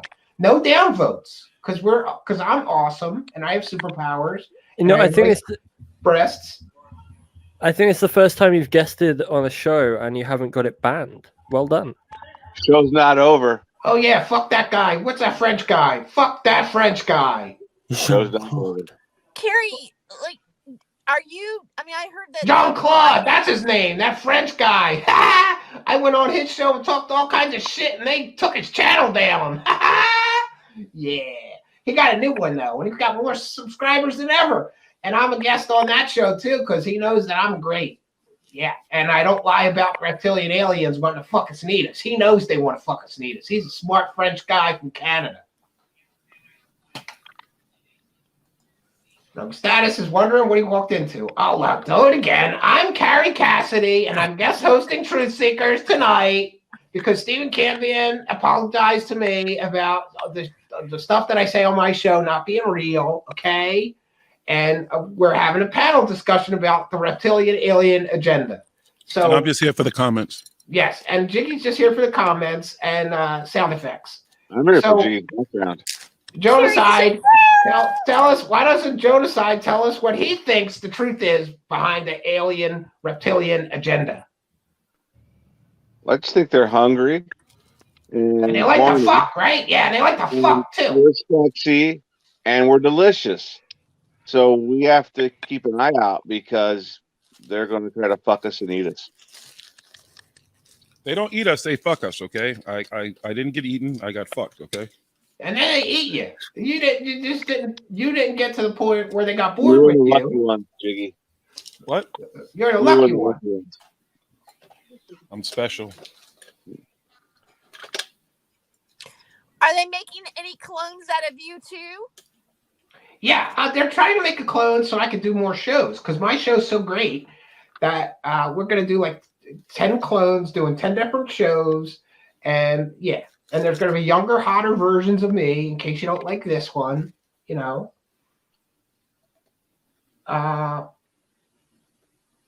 Am I interested in Terry's lady parts? No, that's like being interested in a car that 85,000 other people drove. No, I'm not interested in her lady Listen, parts. I only came here for pop lock and CGI clowns. If that's Yeah, not going to happen, I've got to go. We can play it if you want to play it. We'll play. I mean, at least the beginning. All right, we'll at least play the beginning. We'll play some of this. The pop locking CGI clowns. Okay, Beep boop. We'll do it. We're I'll on see the if I road. can. Can somebody come roll some blunts for me, please? Anybody? See if I I can have a pick cool this video up. to share when you're done. Can Send it somebody to roll me a on blunt in that the video? Twitter thing. It's in a screen share right now. I don't know. Hold on, let me do this one first, and then we'll come back to yours. Roger that. Keats is in a box. Outright. Oops, wait a minute. It's my The dick in glass a box. case of emotion. It's my dick in a box. Baxter. Regulators, mount up. I'm not lying when I say CGI pop locking clown is my spirit animal. Ladies and gentlemen, boys and girls of all ages, step right up. It's time for comic disclosure. Kerry, you better be giving us a Clowns sensual talking dance an to this music. incredible amount of bullshit, and neither of them will ever prove any of this. It's the Comic Disclosure Show, where two clowns talk a whole lot of bullshit and have zero proof for any of this. Hosted by your two favorite cosmic clowns, Davey, Clowncock, and Clowny No Good. Let's get into it, friends. Well, there you go. Yeah, I don't exactly agree with the smoking crack part, but it does get you really high. So, you know, pop locking clowns, crack cocaine. I get it. Being back. I get it. Hey, Kerry, how would you feel if Cambia made a clown of you? Oh, that would be okay, I guess. Okay, Spooky wants to share something. What are Oh, we yeah. sharing, Spooky? It's an interesting UFO video that came Dick out pics. recently.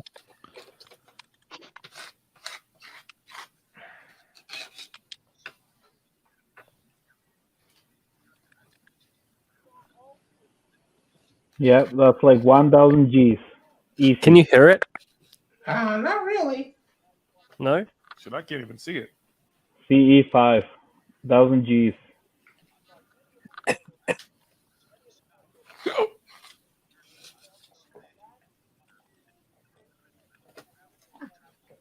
Looks like the gimbal videos. Could be anything. Is there two of them? Shoot him. Shoot him. Shoot Shoot him. him. Shoot Shoot him. him. Shoot What him. happens? So it split. It was flying along. They tracked it. It hit the water and then went underwater, came back up, and then split into two. And then one went underwater, another one went on a little bit, and then went underwater. What's with Very- that very guy's yellow strange. bow? Adam Sandler confirmed. He Okay. yes. Yeah. Interesting video I saw. I was like, wow, pretty cool. The Okay, truth is but out it's- there. But I have more interesting videos on my channel, Spooky, because I have superpowers and I talk to insiders and whistleblowers. What Doesn't do you matter have if any they're in insight on what prison. kind of craft that could have been? What kind of blowers? Do you have any Blowers? insiders like inside hers or? Oh yeah, Wait, they're in the Jimmy, basement is of the that Pentagon. Bart? What are they blowing? Shut up! You're not Chicken blowing ring? anything, What is that? okay? What is this? Yeah. It's a blunt leaf. It's a cigar. I leaf. was going to say, holy shit, that's legit. I told you. Yeah. Man. Ask Lee Veltman and Natasha and that poor Australian girl about hotboxing. He's an expert at smoking the devil's lettuce. Keats, okay? He's the only person I've ever Kerry, smoked what's happening on March 4th? March 4th, Donald Trump is going to be president again. Okay? March 4th to victory. Yeah, March 4th to victory. Exactly. And trust the scam. When is the Trust the arrest attacker. going to happen? When are the March arrests 3rd, okay? They're going to arrest everybody on March 3rd, and then on March 4th, Donald Trump's going to move back into the White House and throw all Biden's shit out in the street, okay? My favorite is the March 4th date, especially for angry Star Wars fans. Oh, that's May 4th. That's May 4th. I fucked up. May the 4th be with you. Yeah. I fucked up. You ain't even Smoking up, man. Game over. See, we're doing God's work here. Look at this nice comment. His voice is going to be sore tomorrow from keeping it high pitched. He cracks me up. My depression is gone after how hard you guys have made me laugh. We all need a good laugh, okay? That's what we're here to do. We're here to have a good laugh and talk about reptilian butt probes, okay? It's a serious topic, though. It's not funny. Terry Joyce has been butt probed a lot, I bet. Yeah, my memories have been wiped. I don't know. Yeah, they wiped your memories. Well, I don't recall any probing from aliens. I don't recall them. Oh, you remember. From aliens. Pragmime is Well, I mean, excellent. humans are different. Did enjoy. Rogue status is here. Not nearly at the level I need to be here. Too much catching up to do. Maybe he needs to smoke some of the devil's lettuce with Jingy. Okay. Why don't you send him a link and get him in here? I don't know where to send the link to him at, but he can. Yeah. Oh, and Jeremy Rise is here. Mr. Big Star just on Tim Pool. Jeremy Rise. Jeremy Alien Rise. Scientist. Alien Scientist was just on, and they got 400 and something thousand views. I gotta say, Well it was good Well to done. see alien scientists in that talk. It Booty was. probed. It was super duper cool. Yeah. Yeah. Shout out to Ian Crossland. Even though he says I'm Ian wrong Crossland. about Bob Lazar really did work on alien spaceships, and he's got element 115, you dummy alien scientist. So don't talk shit on Bob Lazar. He's my friend, okay? More Stop. like Bob LaFart. Am I right? Hey, I don't know. Am I right? But for those just joining us, I'm Kerry Cassidy, and I'm the guest host tonight on Truth Seekers, and we're talking about reptilian butt plugs. Butt probes. Okay? Yeah, it's a same serious difference. topic. Why do they always anally probe people that they abduct? What do you think, Keats? Because they haven't seen what metabolism looks like in our culture and in our humanity, and they don't have assholes, so they're very interested. They're like, "What comes out? What are you guys doing with this? How are you not taking all of the nutrients from the things that you're eating and just recycling it within yourself? You have waste. What is waste?" So, anyways, that's my thought. Okay. All right. That's good. And let's see. Actually, no, hold on. Waste Dr. Greer doesn't come wants out to of tell your us about the butt club. waste doesn't come out of your butthole. What? It's just undigested food. Waste comes out of your genitals when you urinate. Food goes in, poo goes out. You can't. Yeah. You can't. That's not disprove waste that. though. Waste is what gets It's out science. by your kidneys. That's science. It is It's science. just undigested food. So maybe they want to digest your food. Maybe they just want to eat. Maybe. I Tonight's heard my name panel a second show. ago. Tonight's a panel show, so if anybody would like to join, just email me at truthseekershow@gmail.com, and we'll send you the invitation, and you could be blessed with being a guest on our show tonight, because we've got such high-quality guests. Also, We're the I only We let any noticed idiot in here, because you know. my asshole has been inspected by aliens, and I know how marvelous No, they they were thought dressed. my they were dressed butthole like was. aliens. They Yeah. were Okay, dressed wait a like second. Are It you was really saying- fascinating. Are you saying that reptiles do not poop? Of course they No, do. of course they do. I'm saying aliens don't. That's why they're so obsessed with our poop. Okay, Oh, well, but that the makes grays, the grays, I like the grays don't poop. Sure, the grays, if you want to call it that. I just say gray after a bad night with Thai food. You know what I'm saying? Right. Ew, that's gross. That's so gross. That's made me want Thai food. It's really good. You should. I know. But your poops will probably be great. I had Thai food the other day. It's good. I had reptilian food. You look I like had Did you. you now? Scary Cassidy. I had Kerry Cassidy for dinner. No. So you ate Kerry? You could eat my ass, Spooky, okay? You could just eat my ass, okay? That's the last thing. That was like the last thing on the list. I did everything else. Just direct people to Jiggy's background. It's pretty for that messy comment. down there. But you can eat my ass anyway, Spooky. Yeah. No, it's Harry. I'm good. Hairy? I'm just here for the comments. It's hairy and scary. Yes, it is so hairy and scary. I bet you Terry Joyce is pretty hairy and scary. Well, you know. She's got matching bushes. Whoa. You know If what her, the if her screwed up pubic hair looks anything like the hair on the her head, screwed up thing is somebody's that- in trouble. the Okay? screwed up They go thing is down that there. in Jiggy's background, he's just looking for his watch. You know? In her Exactly. ass? Why would her watch? Why I'm would his sure I watch left be it in her somewhere. ass? He's eating ass in that picture. And smoking the devil's lemons will make you eat ass from total strangers. You'll smoke the devil's lettuce and then you'll start eating the ass of total strangers. That's what happens when you smoke the Kerry, devil's lettuce. Kerry, you're psychic because I had just met this woman too. You're The absolutely correct. munchies. You just met her and you're eating her ass? Jeez. I'm not telling you what's going on there. I'm just saying I just met her. He lost his late 1800s pocket watch in her stomach because she Oh ate my it in a goodness. cupcake when he tried to propose to her. And you know that I actually bought You that know? when I time traveled, right? That's what I was thinking. I got Perhaps time it was travel in her an engagement ring, and she accidentally ate the cupcake with the ring in it. And he's like, "No, that's like my mother's heirloom. Let's look for it." You know, there's a lot of stories. Is all I'm saying. Men are all hairy. No, some are very hairy. Some are hairier than others. Yeah. I need that ring back.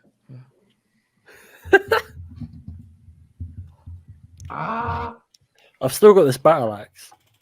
Chicky's tossing some devil's lettuce. All right. If that David Wilcock comes See, back, look, I'm a time just let me traveler, know, see? and I'll slice him with my fake That's more battle axe. convincing is than that my my boy? story, Jiggy. You got proof. I went back in time. I'm a time traveler. Wait, that's like back. It's like I see Charlie Chaplin. I see, was that Rasputin? Yo, Who's Chuck, that- who's Chuck, the Chuck is- dark one? Yo, I bought them all together, man. I time traveled and I brought them back to me to a certain time period to take this picture. That's pretty tight. Is good that real, Finally, Jeremy? real Did he really just do that? Yes, he did. Oh, jeez. Saturday what night, is this? he said all Marilyn kinds of shit. Monroe. He said all kinds of shit, Stephen I Greer. stopped paying attention to anything he says. Oh, so I it's don't- interesting to I think don't though. see the It's thing he's Marilyn talking about. Monroe's picture and not her actually in the photograph. Sit and ponder that, my friends. Has anyone done any anal bleaching? Anal bleaching? What? There's something about anal bleaching in the live I chat. heard We gotta I find heard it. Jiggy Oh. did. Has anyone done any anal bleaching as alien prep? Yeah, I you heard should Jiggy did. get your parts ready See, for those aliens. he's doing it right there. You see, Clean them that's, up. That's an anal bleaching procedure. He's showing. He's been Clean that hinting at it all asshole night. up. Clean that asshole up. Wash it, bleach it, get it ready for those aliens. Who said I was getting ready for aliens, baby? Some people want to join the Get jiggy show. with it. Hey, if Oh, you guys no. are still around, maybe I'll check in later, but my girlfriend's gonna break up with me. I love you guys. Have fun. Take care. Bye. Hey, why don't you do some music, loser? Go service her. Fuck you, Kerry Cassidy. Go Oh, change it's that oil. Valentine's Day Eve. He's got to go get some vajayjay. He's about to be he's about to be me right behind. He's about to be face deep. He's about to be face deep in some vajayjay. Good for him. Happy Valentine's Day Eve. And And Kerry Jason Cassidy, Quinn's a loser too. He was Did you ever- supposed to be here. did He's you ever not sleep here. with Emery Smith? Did you sleep with Emery Smith? Did you give him a Of little booty? course I did. I banged him like a storm door in a hurricane. Okay? Wait, did you sleep with points on the curve?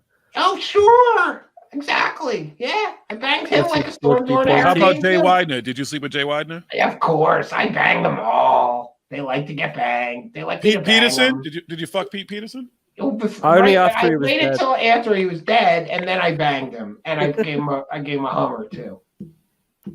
And a rim job. Yes, the wacky lettuce comes from the fifth dimension. That's why you shouldn't smoke it. Shouldn't smoke it like Jiggy. Not as vain as she usually is. Have you ever banged Miles Johnston? Sure, I did. Of course. You ever bang Magic Johnson? Yeah, I banged him. I banged everybody. Okay, I banged them all. Sean David Morton?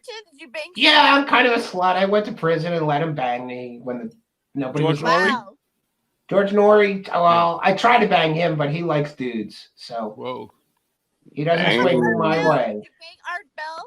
No, Art Bell had this. I don't know, some kind of Filipino wife and didn't want me to fuck him or something. I don't know. How about Billy Carson? I want to, you into black guys? No, but I did buy some toilet paper from Billy Carson. It's called Forbidden Shit Paper. That's available on his website. Forbidden Shit Paper. So why don't you give the black guy an 11? What's wrong with him? Right. I'm not a big fan of the BBC. Okay, it's too big. My vagina's small. Okay, it's kind of worn out, but still, that BBC stretches it out too much. It's gross.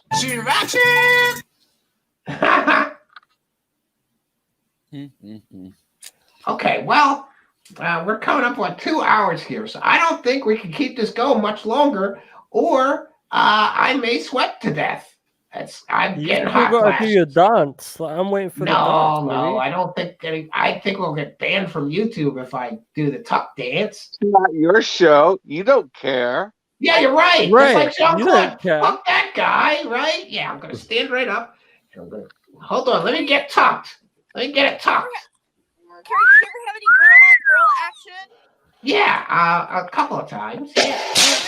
Big fan of eating the carpet. I munch it. I lick it. Yeah. Moist. Any reptilian lesbo Me so action? horny, me love you long time. Every day. Okay. Okay. I bet it sounds like a dumpster behind Legal Seafood. What? Like the dumpster behind Legal Seafood. Oh, Jerry Rice is a big star now. Now he's going to start busting my ball. I'm a star, okay? I'm famous. I run Project Scam-A-Lot. You were just on Tim Pool once, bro. Okay? Don't get a big ego, alien scientist, you ass. Always talking about photons and protons and shit. Kerry, are you ever gonna get on Tim Pool? Yeah, I'm going to be on there soon, okay? Wait, is 'Cause Legal the Seafood alien everywhere? agenda, the alien Okay. agenda is real, and I'm gonna get on. I look forward to seeing you on Tim Pool. Why aren't you on Joe Rogan? Wait, illegal seafood's everywhere? Because Joe's married. No, I've never heard of Legal Seafood. Yeah, that's because I mean, that's from where We I'm would from. say Red Lobster. Okay, Yeah, we have Red Legal Lobster. Seafood's from around here in Boston, so he must be. I don't know if he's from around Yeah, here. he's around. He's from around you. Oh, okay. Cool. What's up, fellow masshole? Somebody wants you to turn to the right and lick your head. My right, my. Oh. Is that working? I don't know. Am I doing There that? you go. The upper head. Huh? Well, this You head gotta or that head? specify which What head. I want to know is the guy in the background of that image in the white. What's he thinking? He's like, I can't believe this motherfucker just did this shit to this chick he just met in front of me. Because that's Right the guy on. I've been talking about all I'm the sexy. Somebody That said sofa is sexy very for well my hidden. age. Yes, I am. And I got my boobies and my tongue action going. Yeah. Yes. That, And listen, just so everybody knows, next week on Truth Seekers, I'm going to be interviewing a real reptilian alien. Okay? Going to do that. right on. And we're going to get to the truth about the reptilian alien agenda. Okay? And maybe if good. Steve Campion's lucky, I will guest host again sometime. Okay? Oh, and I'm supposed to grub for money for Steve Campion. That's what he told me. I got to make sure that I grub for money. So, Are you gonna me- steal the money? Is that what? Is that what Yeah, your plan shut is? up, Spooky. You're gonna ruin my plan. Okay, I get a cut. I get a cut. So everybody who donates money tonight, I get a cut of it. You can become a Patreon supporter, or you can give money on PayPal, we're going to check the PayPal to see if anybody donated during the show, and then we give you a shout out because we don't have Stephen Kidd's a loser and he doesn't have super chat, so we have not so super chat donations. We just shout out to people that give it money during the show.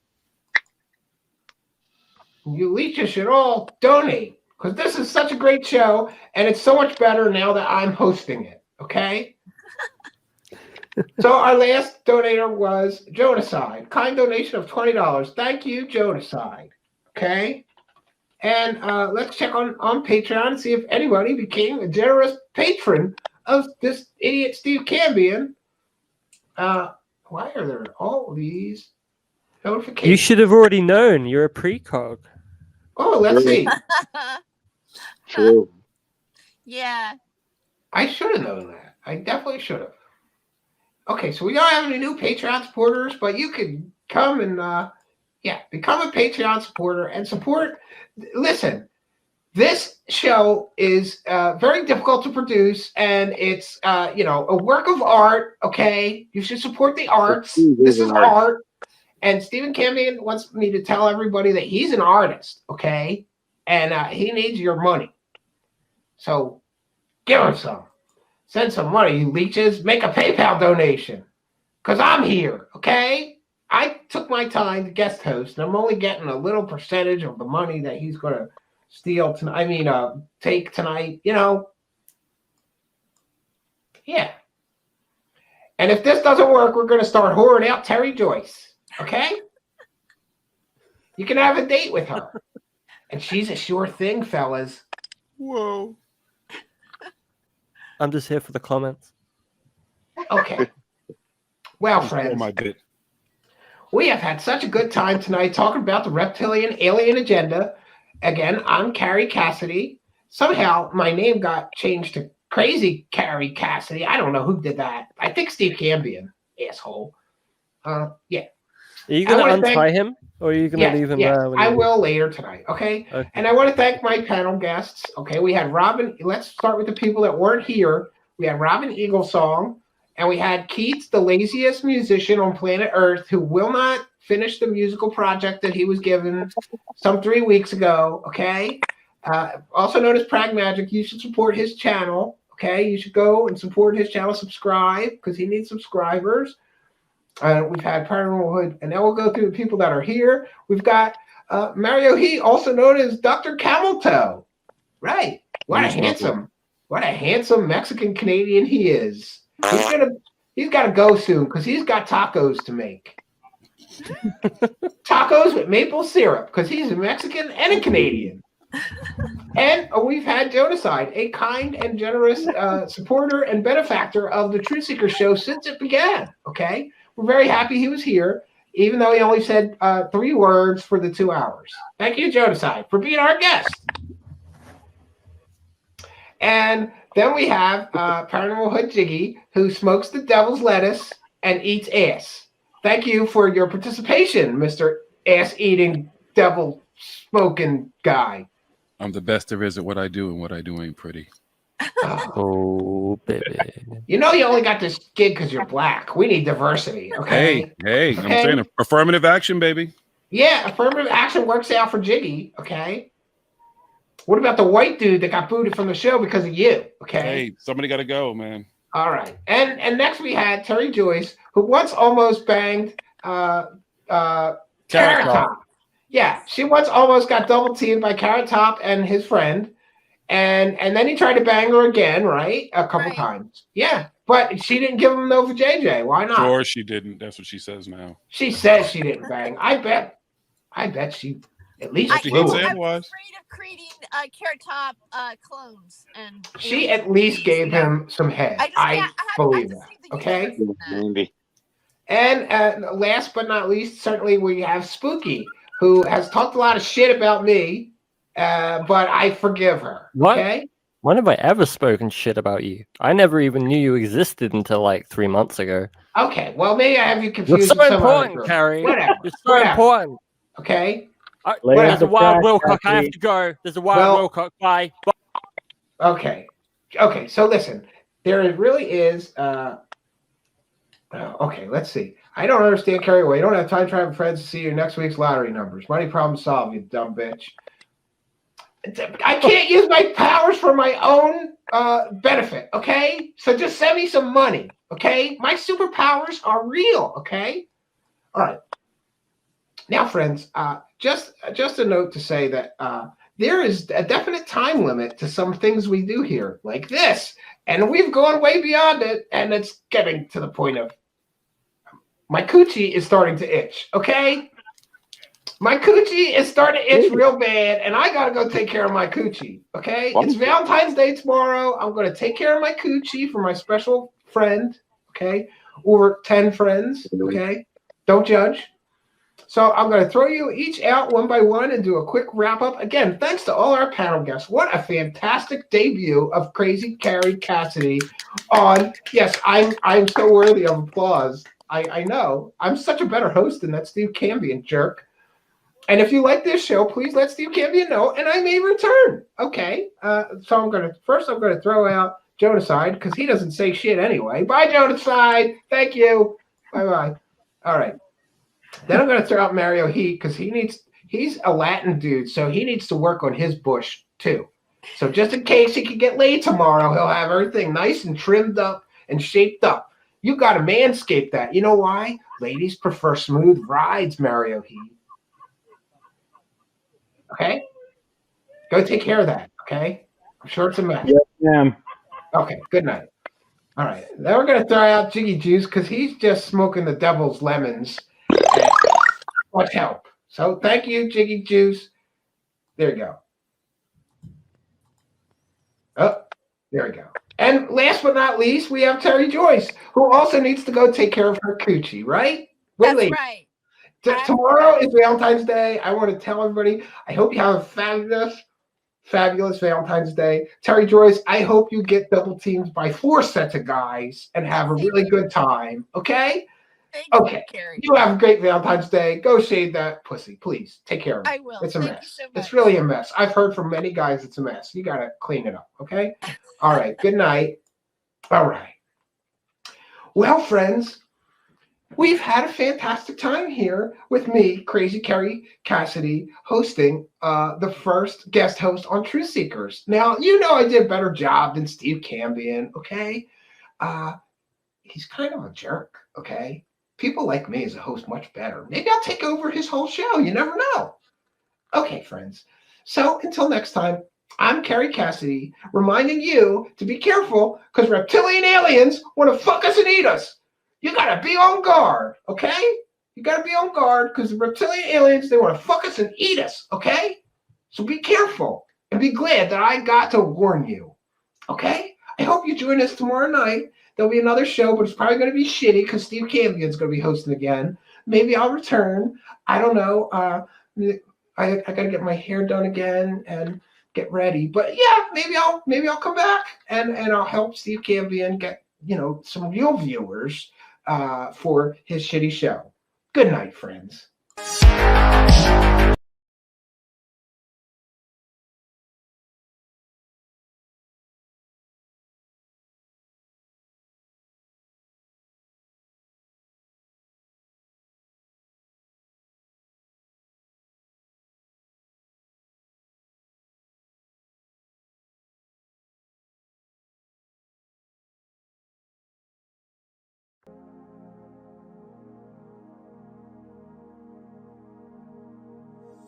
Truth Seekers is a viewer-supported show. Now there's a great way to support these broadcasts. If you're watching on YouTube, please like, comment, and subscribe to our channel. If you're listening to an audio podcast, we love and appreciate you listeners, but you are missing the live tapings. All our shows are recorded live with video feed. We'd love you to come be a part of our live broadcasts and tapings for the podcast. Head on over to YouTube, click the search tool,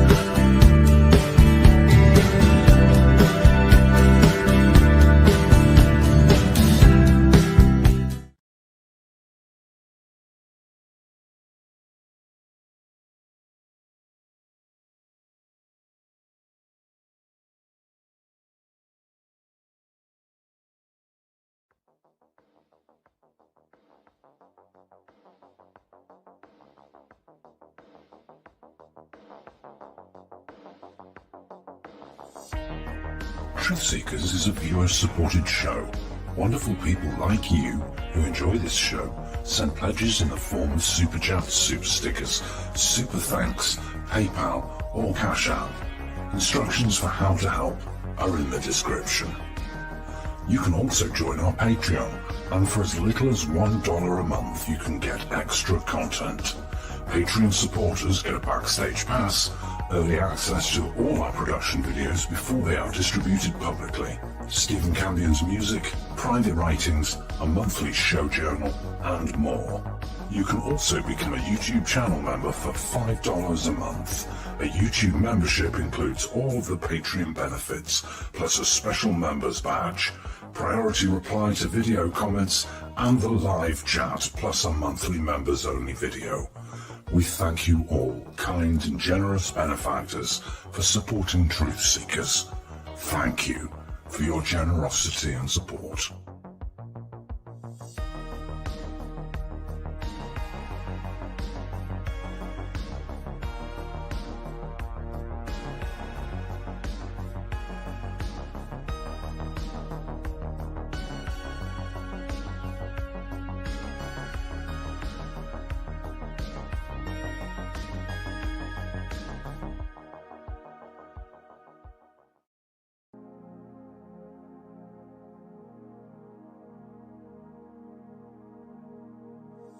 Truth Seekers is a viewer-supported show. Now there's a great way to support these broadcasts and show your support. Please be sure and check out our merchandise store. Links to our 2 merchandise online stores are in the links to this video or podcast. The Amazon storefront ships super quickly in the United States, Great Britain, and in many more places.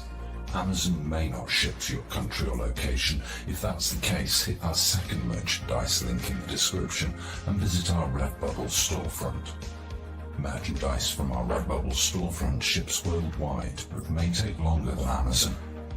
We've got a great deal of super high quality merchandise for you to choose from, including t-shirts, phone cases, sweatshirts, and even pillows. The feedback from our products have been overwhelmingly great. Quality products and fast shipping. People all over the world are buying some merchandise and showing their support of the show. Praise the cash! Praise the cash! Praise the cash! We thank you all, kind and generous benefactors who are buying some merchandise and helping us to continue this journey.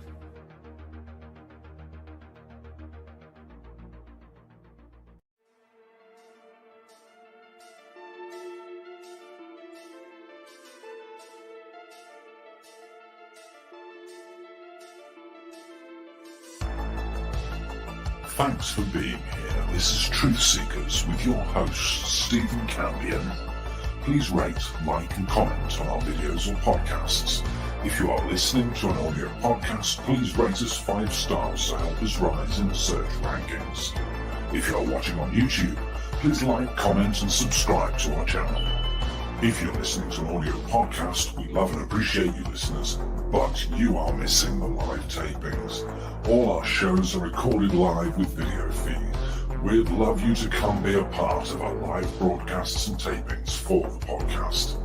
Head on over to YouTube, click the search tool, the little magnifying glass, put Truth Seekers, one word in the search bar, and hit enter. You'll see a strange and mysterious guy with sunglasses. That means you found the channel. Go there, smash the subscribe button, and hit the notification bell to receive up-to-date info on our YouTube channel. We welcome you to be a part of our live taping and our chat room during the live broadcasts. Seek the truth. Speak the truth. This is Truth Seekers. Truth Seekers.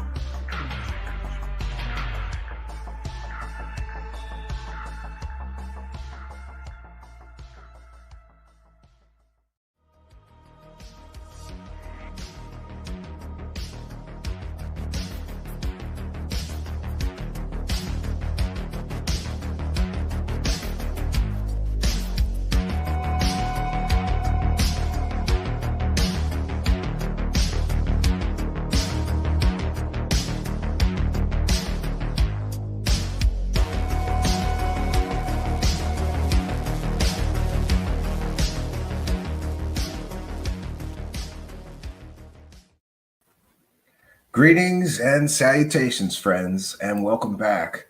I'm so happy to be here with you tonight. I had a time today where I was thinking about all of the people when I started this new channel, other show hosts, other content creators, other podcasters who recognized me starting a new channel and how difficult, of course, that would be, and gave me a shout out or a little bit of help to get some people listening and watching. And so I felt like, yeah, maybe I have a karmic debt and I can help some other people as well. For those that don't know, Terry Joyce has a really fun channel and just rebooted her channel, Not My Rabbit Hole, which if you enjoy the kind of content that you get here, hers is different but interesting, and I think that you would really enjoy it. And I was thinking about her starting her new channel and what incredible interviews and other stuff that I have seen her do in the past. And I wanted to see if we could do two things tonight. One is to try to help her to grow her brand new, recently rebooted channel. And by the way, if you go down into the video description, her new channel address is there, so you can jump over there and subscribe. I would truly appreciate it, and I think that you would enjoy her content. Tonight we're going to be sharing something that I almost forgot about, but there is a portion of this interview. Tonight we're going to be sharing an interview and discussing it that Terry Joyce did with Kevin Moore. But the great part of this interview is that Kevin Moore shares a taped phone conversation between him and Kerry Cassidy. And in that conversation, he kind of confronts Kerry Cassidy about why is she using a convicted murderer as a source for the secret space program. For those unaware, Kerry Cassidy loves criminals. All her sources about all her fake alien sources, well, I shouldn't say all, but many of her sources about her fake alien stories are criminals. Let's see. She's used a court-martialed child molester. She's used a convicted murderer in the form of Mark Richards. Mark Richards is her source that even though he's been in prison for 35 years now for masterminding a murder, claims that he's in the secret space program or was in the secret space program. Maybe that was before he went to prison, but more recently claims that they teleport him out of his jail cell and give him updates from the Galactic Federation. And Kerry Cassidy, who never heard a story about aliens that was too fantastical or fake to report, ran with this guy, Mark Richards, and has been running with this guy, Mark Richards, as a source for years now, claiming that he has some sort of inside knowledge about the secret space program, even though he's behind bars and in prison. But it is what it is. I just thought this is awesome because Kevin Moore, and I heard somebody comment on the live chat, he interviews some questionable people too. However, I like Kevin Moore. I've kind of lost my objectivity. I disagree with Kevin Moore on a whole lot of subjects, especially channeling. I don't think there's any value to most channeling. That's my personal opinion. I don't think that people are really channeling interdimensional aliens or ancient spirits or, Sumerian gods or Atlanteans. I think they're making it all up. That's my personal opinion. He's free to have a differing opinion of this. And so, yeah, Kevin Moore and I disagree, but I still would consider he and I friendly. We've had a few conversations. He's supposed to come on our show. So this is actually another opportunity to sort of go, hey, Kevin, come on. I covered your excellent confronting of Kerry Cassidy on the show. Come on the show, because I'm sure that our audience would like to hear from Kevin Moore. I'm sure of it. But, he's a very busy guy. He's working on this. He's been working on a documentary about this fake secret space astronaut. That's my favorite term for secret space fakers. Corey Good, he's an astronaut. He's a secret space program astronaut. And Mark Richards, who's been behind bars for a murder he orchestrated and masterminded and been behind bars for 35 years. How does this guy know anything about the secret space program? Or is he just sitting around in prison making up stories and trying to find gullible, stupid people to listen to him? Like Kerry Cassidy, who's been one of his biggest supporters, I would say. There's no credibility to Mark Richards. You can't get past the I'm teleporting out into another solar system from my jail cell. Really? Come on, bro. Is that how fantastical we've gotten? Is that the level of like proof and discernment and critical thinking that people that listen to Kerry Cassidy have? Do they just want fairy tales? You know, lately, the more that I observe this crazy thing in conspiracy land and observe so-called researchers, after all, we just caught Kerry Cassidy with her pants down. Oh, that's a bad analogy. I don't even want to think about that. We caught Kerry Cassidy red-handed repeating fake stories about the tragic death of someone in the UFO community recently. All of the things that she wrote on her blog about it, all of she made a few videos about it. All of the information that she's giving people is completely and totally factually inaccurate and incorrect. All of it. And we caught her red-handed. Does she take that down? No. Her and the other source of that fake information, Robert Morningstar, are now disparaging me, calling me a CIA disinformation agent. You know, because I made some phone calls and told people the truth, right? Yeah. And by the way, I always say this, if I'm a CIA disinformation agent, they keep forgetting to give me the paycheck. I haven't gotten the paycheck, right? Oh, and by the way, speaking of paychecks, I want to make sure that I almost missed it. Karen Rocha is here. You are most welcome here, Karen. And with a fine and generous donation of, I think that's $5 Canadian, and says, happy birthday again, Stephen. Thank you very much. My birthday was yesterday. Had an amazing birthday, had an amazing time. Really just a quiet night at home with my wife and 2 children eating Philadelphia cheesecake, which is my favorite thing in the universe. Favorite dessert for sure is Philadelphia cheesecake. There's no other cheesecake like it. Yeah. So, and if anybody else would like to support me, there's a little money button down there, or the link to our Patreon or PayPal donations is in the video description. And thank you very much, Karen, for your kindness, your generosity, and your support. This is a viewer-supported show. So if you want to see more shows like this, more content, I'm really gearing up to try to figure out how I could do, 6 or 10 shows a week. I have enough material, but the problem is time, energy, and other things, right?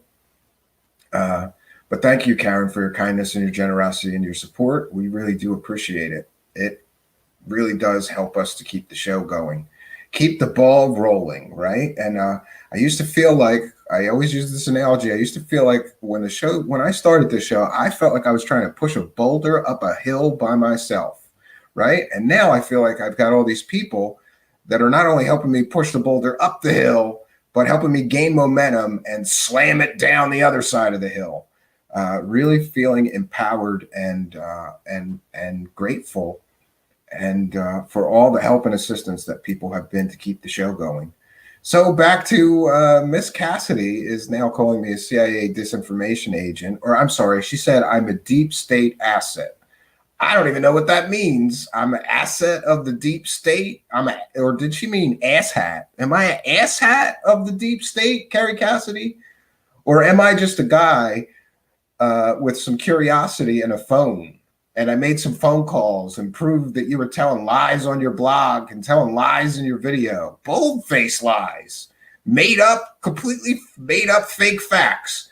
But why should anybody expect otherwise from this woman? After all, she's got incredibly great sources like court-martialed child molesters, telling alien stories about Mars, convicted murderers telling stories about him being in the secret space program and saving planet Earth, from the alien invasion. Oh, and who's another one of her great friends? Sean David Morton, who is a convicted fraudster and embezzler and stole money from all these people that invested in some kind of weird investment scam with him. He's doing time in federal prison, or is he out now, Kerry Cassidy? I think he's out now. but he did a few years in federal prison for fraud. These are the quality of Kerry Cassidy's sources. Kerry, you can't trust a court-martialed child molester, okay? You can't. And you can't trust a convicted murderer when he starts telling you fantastical stories about saving Earth from the aliens. Kerry, I think you've been in this too long, and I think you need an alien detox, right?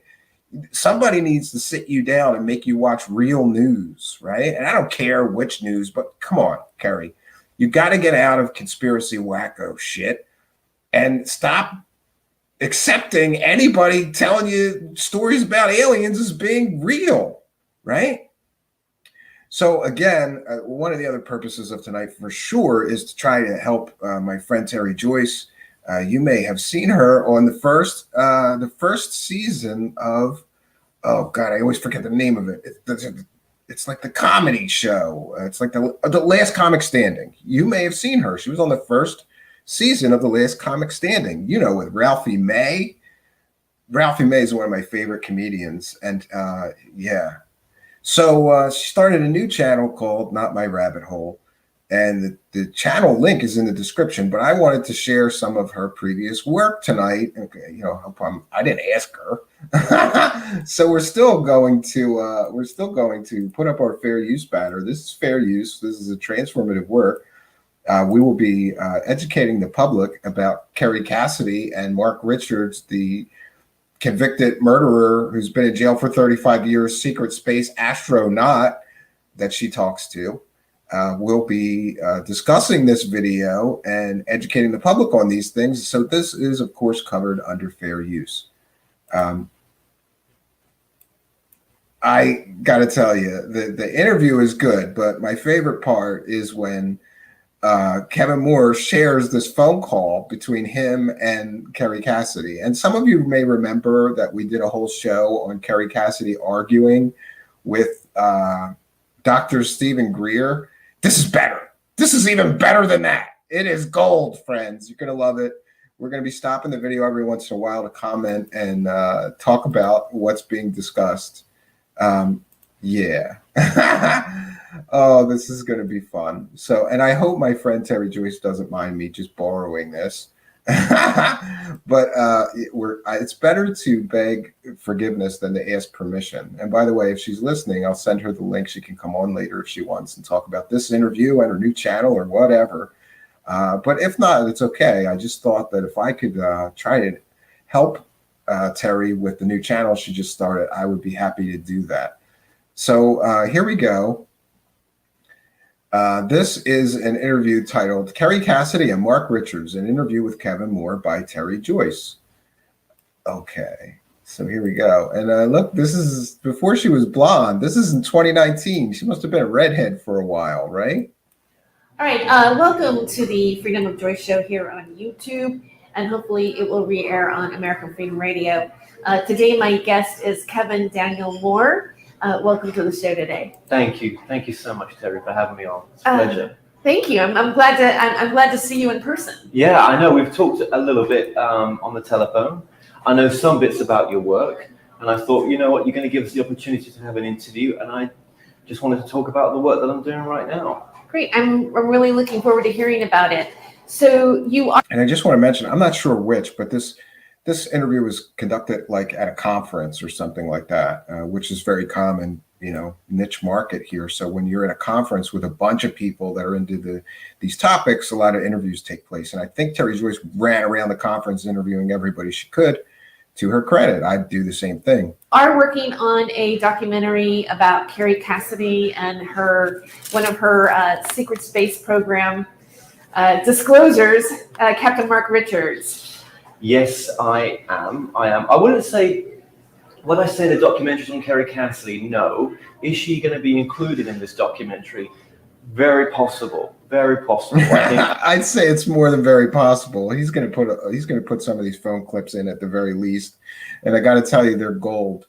And also, I hear once in a while people say things that are somewhat disparaging because Kevin Moore's been working on this documentary for a long time and he keeps adding to it, or I think most recently he wanted to hire actors to do recreations of some of the stuff or something. But last I talked to him, he's in the final stages of it. And I say kudos to him. It doesn't matter how long it takes you, because making a documentary is no easy project. And I give him a lot of credit for even making the attempt. I don't know if we cannot not include her, because she's the reason why Captain Mark Richards is back out there as famous as he is in the kind of micro circuit of Project Camelot, right? No, Kerry, I don't think there would be a Mark Richards. I don't think Joanne Richards, his wife, would have been able to get as much publicity as what the notoriety of what Kerry's done for this man. She's made him the top whistleblower.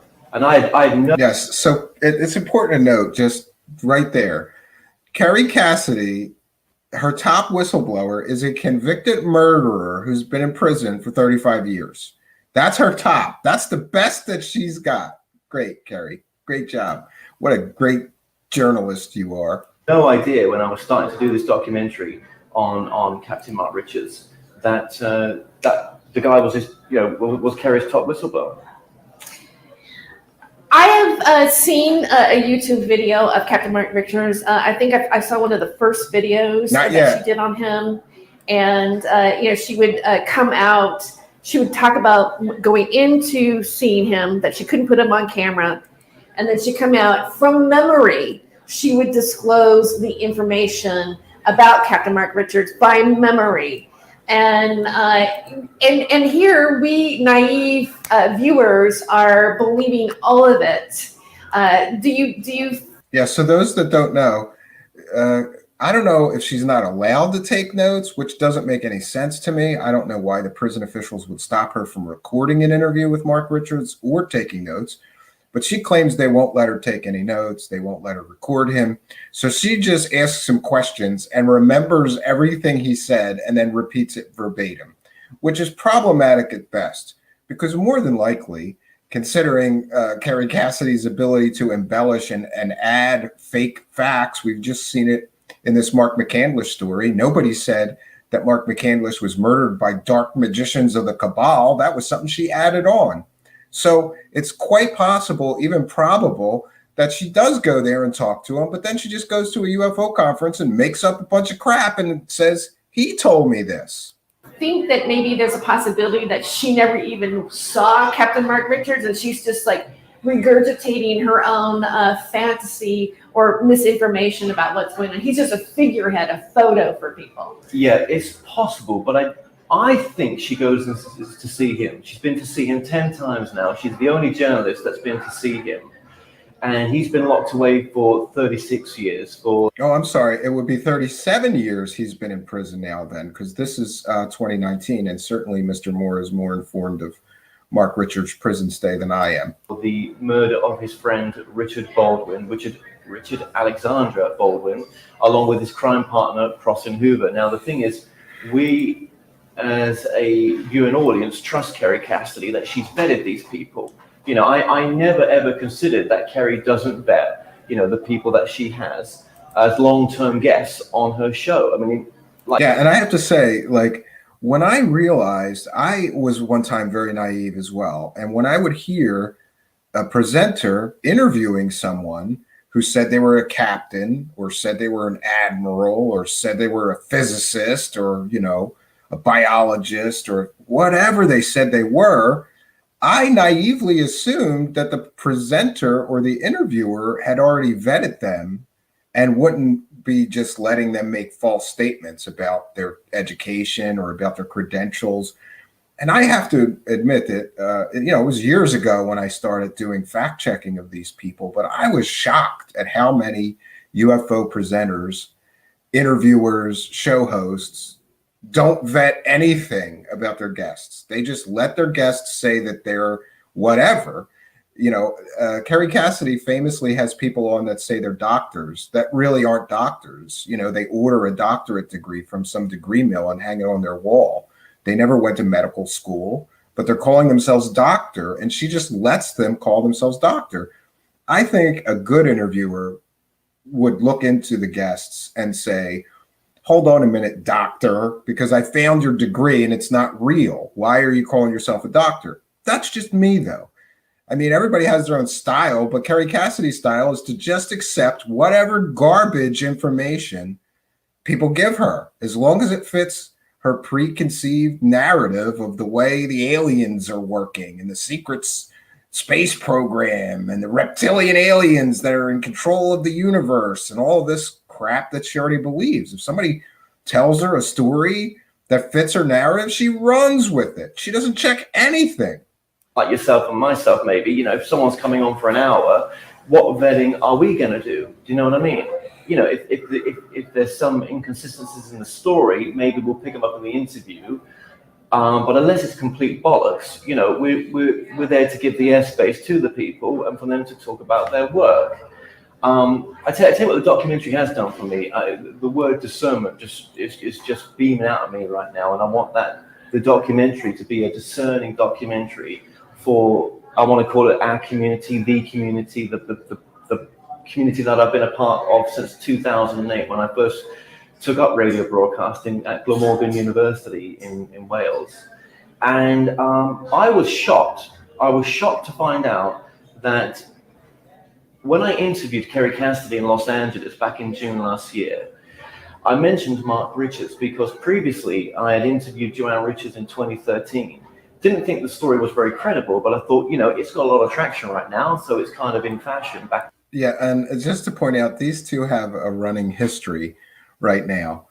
I believe that Kevin Moore calls her Crazy Kerry Cassidy, which is a term that many have adopted when referring to her. He coined that. And Kerry Cassidy is no fan of Kevin Moore right now. I've heard her make disparaging remarks about him on her videos many, many times. So, you know, just a note, these two have no love for each other. They're sort of arch nemesis, I would say, in a way, in a weird way. And it definitely was more when I interviewed Kerry last year. And there was a guy on there that trolled me that basically would not leave me alone, a guy called Jeff, who basically, you know, had been trying to get the attention of someone for many years that this story was bogus. So once I'd done the interview with Kerry, I left Los Angeles, went to Contacts in the Desert. I was just losing faith being at Contacts in the Desert because I watched David Wilcock give a speech, I'd watched Corey Good and many other secret space program whistleblowers there, and I just knew that, you know, it was just like, this is just not right. Some of this stuff is just a load of crap, right? Mm-hmm. Or I didn't resonate with it at all. Mm-hmm. And then all of a sudden, I get this guy exploding on my Facebook page saying, "How dare you interview this lady? In a sense, you know, she mentioned me on that interview. You know, it was me that tried to contact you 5 years ago, 4 years ago, whenever it was." You know, blah, blah, blah. So this guy was a guy called Jeff, and I said to him, "Well, listen." Yeah, and some of you, I think he might be referring to Geoff. Yeah. Let's speak man to man over the phone. I'll ask, what are you talking about? About this Mark Richards isn't true. So anyway, we had a good conversation on the phone, and I decided that it was worth my time to leave Palm Desert Springs and head up to Paradise, where the Paradise Fires happened, where Jeff was based. I was also at the time. Yeah, it's definitely Geoff that he's talking about here. Recording a documentary on channeling, which is yet to be released. Again, that documentary will be my journey and a lot more discerning now I've done this documentary with Mark Richards. So I get there and he shows us links. We record an interview together and I take these links away back to the UK that I'd seen, and I was like, this is just not right. There's a backstory here on this guy, Mark Richards. There's a story called Pendragon. Why isn't this on Kerry Cassidy's channel? So it's not on Kerry's channel because she does zero actual research. She just takes people's fake stories and lets them run with it. And then she injects her own stuff. Like once in a while, she'll interrupt them and go, "Well, I have psychic powers and I'm a precog. I see things before they happen and I astral travel." Yeah. Okay, Kerry. I called her and why don't we play back the audio recording that we did with her now, because she asked permission to record that conversation. I've not released it yet, and if you want to put it in this show, we can play it back now. Yes. Let's play that. I don't know if my video's working. I don't think it is. Actually, I'm not going to use video because we have a very low bandwidth here, so it's better Okay, not to. let's just use the audio. That's fine then. Yeah, that's cool. Yeah, sorry I kept missing you and everything else. That was my fault a little bit. I just got back to the UK yesterday, last night actually, so that was a long flight. Yes, so yeah, you're over in the UK then? I am, yes. Okay, cool. Yeah.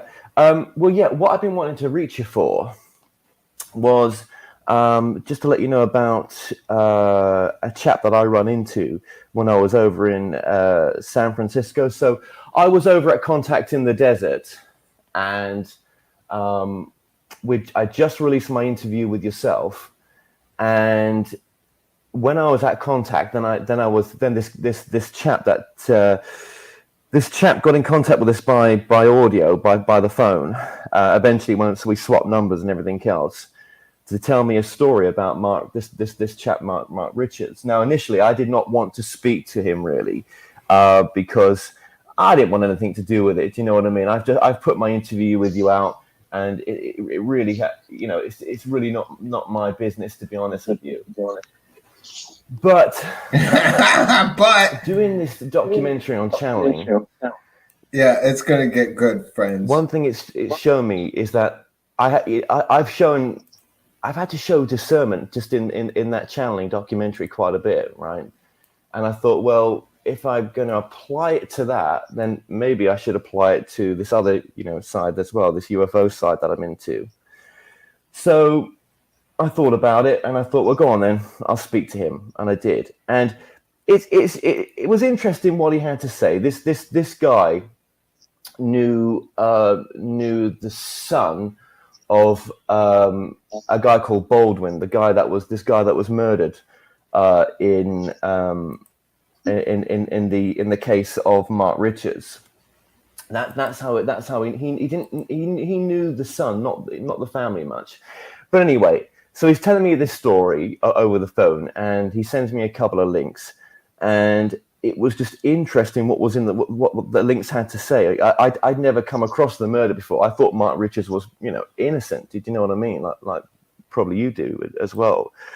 You thought he was what? I'm sorry. No, I'm saying I thought he was innocent. I mean, when I watched it, he is actually innocent. Yeah. Yeah, Kerry Cassidy claims that he's totally innocent of the murder. He was framed for it because he knew too much about the aliens. Now, I'm going to record this if you don't mind. Oh, and sure, by the way, sure.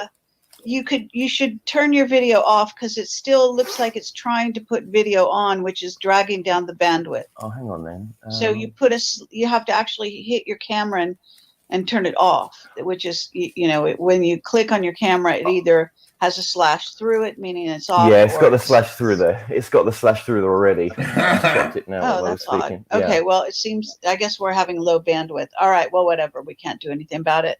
Let me just make sure. Let me just make sure. You're Kevin Moore, and you're saying you interviewed me, and then you got contacted by some guy. And could you clarify who this guy is? Because what I'd like to do is, if you don't mind, it's up to you. If you want, if you don't want me to pass it on, I won't. But I would give it to Joanne, Mark's wife, so he sees what people are doing. Because obviously they have a legal case.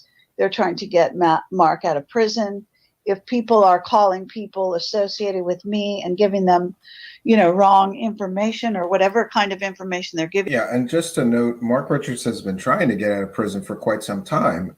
One of the big problems, however, is you are not going to get out on parole unless you admit what you did and show remorse. And Mark Richards and his wife and Kerry Cassidy are running around saying that he was framed by the government and he didn't do anything. He didn't take part in this murder. That doesn't sit well with parole boards, and so they won't let you out.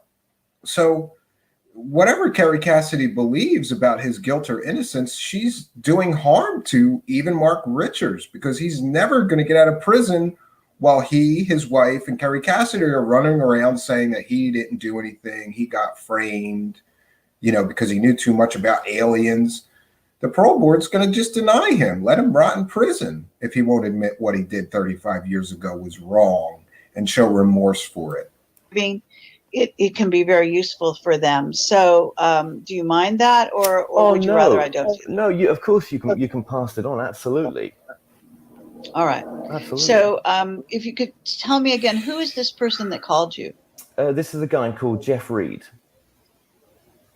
Jeff Reeves? Reed. Reeve. Okay. Reed. Yeah, Jeff Reed. Okay. And then what was the gist of what he was saying again? I don't quite understand. Sure. Well, again, I'll say it from, I'll answer it from this perspective, right? Before I just answer that, like I said to you, I mean, I've interviewed Joanne oh God, man, it was a few years ago now. Do you know what I mean? It was many moons ago. Was it 2013? It might have been. And I interviewed her because, well, I guess, you know, I knew it was a popular subject at the time. This was like years ago. I knew it was a popular subject, but I mean, there were some things in the story that didn't sit with me. Do you know what I mean? But, you know, hey, we don't believe in everything we're told, do we? But no, the main thing was, you know, that this man was, you know, had been innocently framed. And I think anyone watching or having seen your interviews with this guy would have felt the same way. And no, I don't think anybody would. I saw her interviews with him and immediately thought, if he's a murderer, he's not credible. If he was convicted by a jury of his peers, chances are he is guilty. You know, and I looked into the case somewhat and was surprised that anybody would trust him, given what he is accused of and convicted of. By the way, the Sixth Sense helping out in the live chat. Great moderation. Thank you. July 16th, 1982, Richard Alexander Baldwin, 36, was murdered by Mark Richards and Crossan David Hoover. He was beaten with a baseball bat and stabbed with a knife and screwdriver in Marin County, California. Does that sound like somebody that you should trust when he starts telling you stories about aliens, Kerry Cassidy? Is that how dumb you are? Are you that dumb or that naive? It's one or the other. Or are you just don't care because you know he's telling a story that you can sell stupid people. It's one of those three, Kerry. You know, that, I mean, I wasn't thinking of Mark Richards, do you know what I mean, much, when we did the interview with yourself. But this was a chap that had contacted me before, years ago, when I released that first interview with Joanne. After the interview, he contacted, well, I say contacted, we had a slight email exchange. But again, you know, I forgot about his email exchange.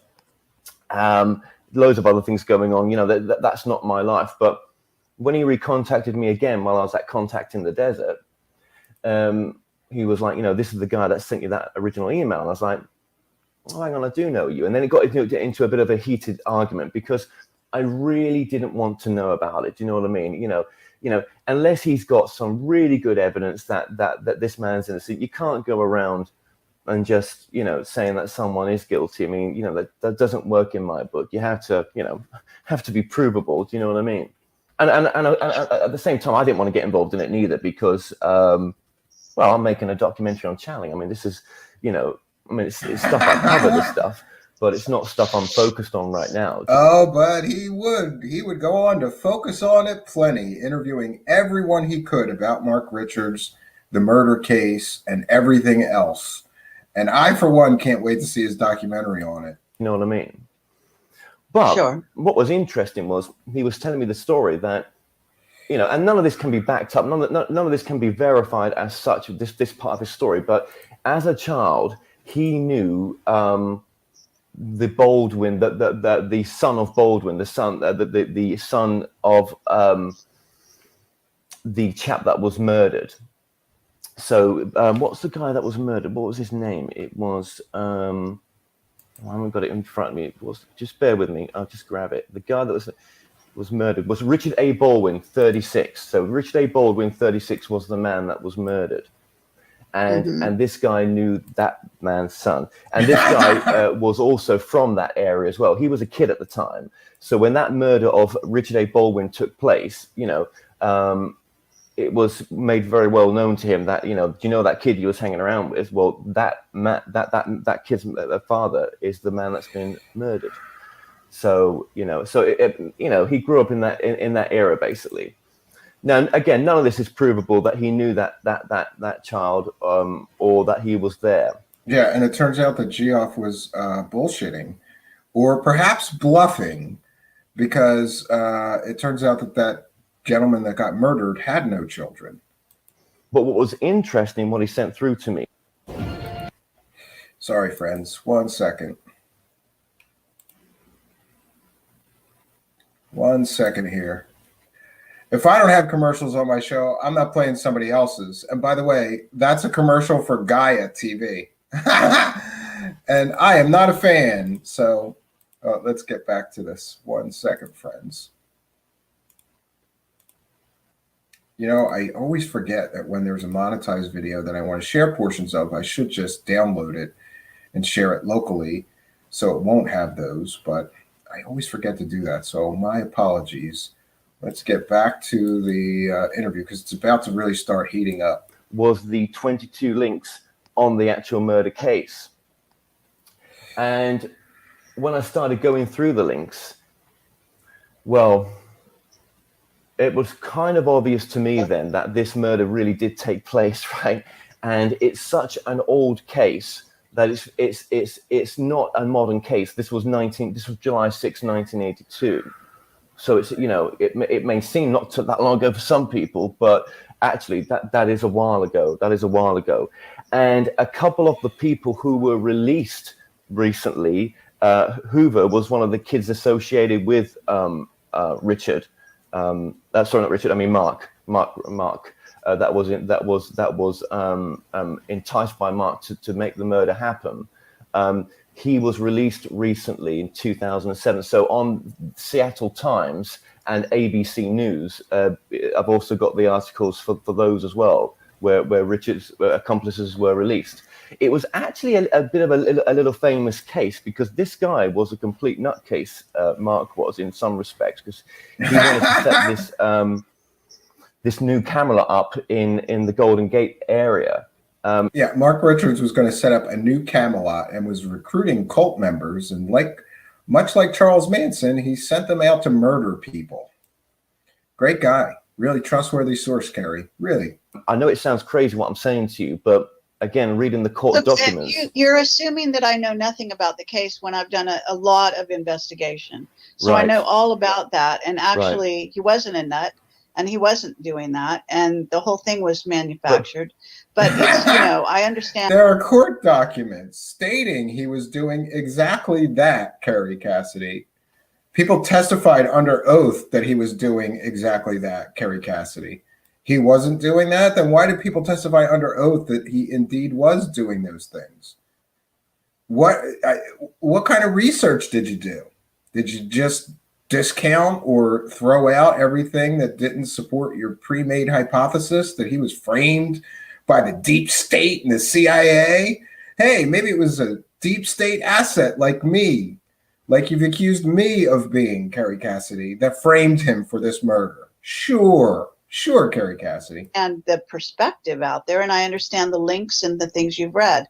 So what is I guess kind of wanting you to cut to the chase because I don't have a lot of time. I'm packing to go to Barcelona, etc. Sure. So if you could, what new information was this person trying to provide? Well, I never knew about if you knew about these links before, I don't think you that's not like out there as these links are out there and people can just find them. Most people go along with the story that Mark Rich is telling you, and they don't know about the opposing. Hey, Kevin Moore, I hope you don't mind me sharing this, but Terry Joyce just started a new channel, and I wanted to sort of show people some of her past amazing work. And this is one of my favorites, this interview that she did with you. And also, I think a lot of people haven't heard this tape, which I think is gold, of you confronting Kerry Cassidy about Mark Richards being a slimy murderer. I think it's gold, and thank you for doing this, and thank you for sharing it so that people can see what the quality of Kerry Cassidy's research is. 22 links or 23 links, as I'm telling you, that they won't know about. No, those. it's all you have to do is do a search on the web. You can find this stuff. I don't think most people are doing those searches. They'll just take it as that. Well, that's their business. Yeah. I mean, that happens with everything I release. they'll I mean, take who that as could that. say what people investigate and what they take the time? I mean, it's, it's dead easy to put a search term into Google and start your search. Sure. I was one of those people that wouldn't have done that. I don't think. I don't know. And I just want to say that he's being extremely nice to her, given the proof, the absolute proof that he has in the form of all these court documents, mainstream media stories about the other people involved in them. He has got a mountain of evidence that Kerry Cassidy is full of shit, but he's just too English polite to just, like ram it down her throat. So he's going to slow feed it to her, and it just gets better from here. Why? I just wouldn't, just not something you do. Yeah, whatever. Okay, fine. Because it's like, it's so out there. The story is, it's so interesting. But what the interesting part about his backstory about in the court cases was he was so out there anyway. In the original court case, he had this. He wanted to be the new King Arthur and such, and put this new. Yeah, this is not accurate, but nonetheless, whatever. This is an intelligence agency operation, and that could be the truth. It's going to have whatever details they decided to paint. That could. Oh, Kevin Moore, how do I contact you on Twitter? Let me see. At Kevin Moore. At Kevin Moore. Kevin Moore Show. There we go. I'm going to send you. I absolutely. Whoa! Look at this. This is an unexpected. I just joked at the beginning of the show, Kevin Moore, that you said before we'll do a show together, and I've been, but you're a very busy guy, so I am going to send you an invite right now in your Twitter DMs, and praise the last minute great guest. I would love to talk to you. So we're gonna do that. I'm going to send this to you right now.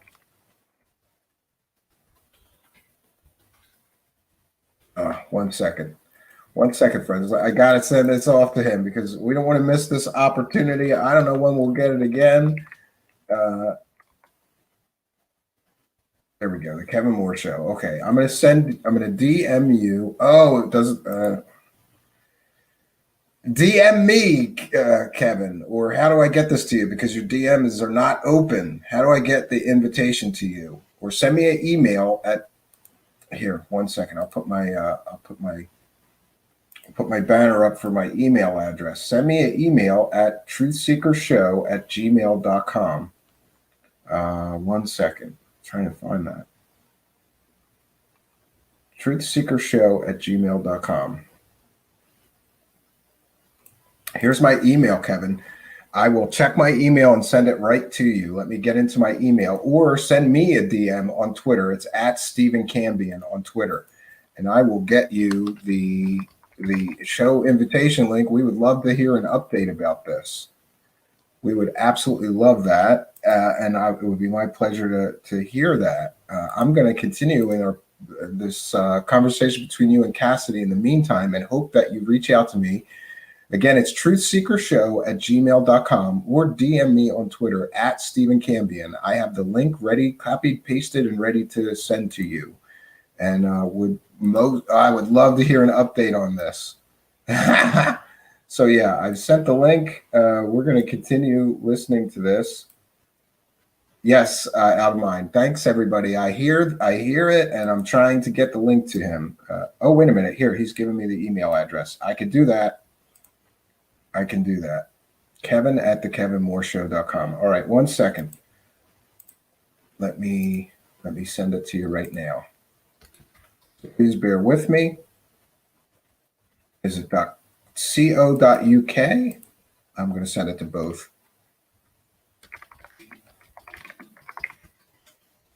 One second. So I've sent it to. I have you in my email buffer, I guess. Kevin@themooreshow.co.uk, and I'm going to send it to the other one that you mentioned, Kevin@thekevinmooreshow.com. Boy, I really need a producer. That would be helpful, right? I got to jump through too many hoops doing this stuff by myself. Okay, 1 second. We're gonna send that over. There you go. So I've sent it, and we'll continue listening to you're confronting Kerry Cassidy in the meantime, and then hopefully, if all goes well, we'll get Kevin Moore on here to do an interview just to give us an update, not really an interview. I would really like that. Be the truth, but what if that wasn't the truth and the opposite was true? Have you considered that? Of course, anyone can entertain both sides of the story, but what I'm saying, Kevin, I'm trying to cut to the chase here. Are you bringing me new information? Are you just saying, go look at those links? I've already done that. So that would be the end of this conversation. If you have new information, if that guy has new information, then what is the new information? I just want to say, listen to the arrogance of her, because Kevin Moore is talking about 23 links to information, and she's saying, I've already seen it all. How does she know she's already seen all of that information? I don't think that she's done any research on this Mark Richards at all. I don't think she's read the court documents even, let alone all the extra information that Kevin Moore has, right? Kevin Moore, if nothing else, is very thorough. And if he's convinced of something, it's based on his accumulated knowledge of the subject. And unlike Kerry Cassidy, who just, are you telling a cool story about aliens? Come on with me. Well, I didn't know you knew about that. So you know about those links, right? Well, for God's sake, I'm an investigative reporter. I'm interviewing some guy 8 times. I go to the trouble to go to prison. I mean, give me a little credit here. I do investigate my people and their sources, etc. So, I do as much due diligence as I find necessary. And yes, of course, I've investigated. Yeah, she said she does investigate her sources. I want to know if she investigated the court-martialed child molester that was her source. Did she know he was a court-martialed child molester? What about Sean David Morton? She believes that Sean David Morton, every one of her criminal friends that goes to prison has gotten framed by the deep state. How come Kerry Cassidy has so many friends that are getting framed by the deep state, right? What about her former association with Bill Ryan? People can look into there's some shady stuff going on with Bill too, allegedly. But it is what it is. She associates with criminals, and then when they get busted and go to prison, or they're already in prison, she says they were framed by the deep state. Good for you, Kerry. Get to the case. But would you ever actually, just so you know the background, I investigated the case before I was ever in Camelot. Right. So you because you knew of Joanne back before then, yeah. And I determined the guy was innocent, and that I wanted to interview him before I ever knew I was going to be an interviewer. But strangely enough. But what if he wasn't? Well, of course, what if he was? Really? Try it again. I mean, that's always a possibility. But if he wasn't, you have to rely on your own. But if he wasn't, inner whatever kind of thing. I want to stop for a second just to acknowledge and thank FGraph72 with a kind and generous $2 donations. And he says, starting a producer production aid fund. Yeah, I'll take any help that I can get. I'm trying to train my 5-year-old to run this stuff, but he's not doing well. I was yelling at him today, like, you're no help at all. You're worthless. I felt like my father. Does anybody remember when you used to help your dad work on the car? Because I do. And all I learned was I'm an idiot, I'm worthless, and I can't even shine a flashlight right. But yeah, we'll take all the help we can get here. Thank you very much for your kindness, your generosity, and your support. This is a viewer-supported show. Links in the About section here of how to support us. Throw us a couple of bucks, or there's that money sign down in the live chat if you want to throw us a couple of bucks. Or the place to join us on Patreon is right down in the description box of this video. Let's keep going with this because it's going to get heated. Sure. But I mean, I can't tell you what to think. I don't want to tell you what to think. But making a call to me, you're claiming this guy calls you. Did the guy call you just to direct you to some investigation that you could do on your own that, any regular person can just do? Or did he give you new information? Well, I never knew about any of it. So to me, it was new information. She's getting pissed. Yeah. And I was going up to the Irons Institute to do a bit of filming for the documentary I was making. So he was only a couple of hours beyond that. So I did a little interview with him just to film him. And to me, it was all. Rodrigo, are you talking about which email? Because if you're emailing me, it should be at truthseekershow@gmail.com. Are you talking about my old midnight hour email? Because I didn't get any email from you. I would be, I could check. And people are mentioning that the Discord server link is invalid. I would try it again because I just used it today and it's working, near as I can tell. Otherwise, I'll have to look into that after the show is over because I'm about as multitasked as I could be right about now. Well, yeah, to me, it was all new news. But obviously, as you're saying here, this is all news that you've covered before.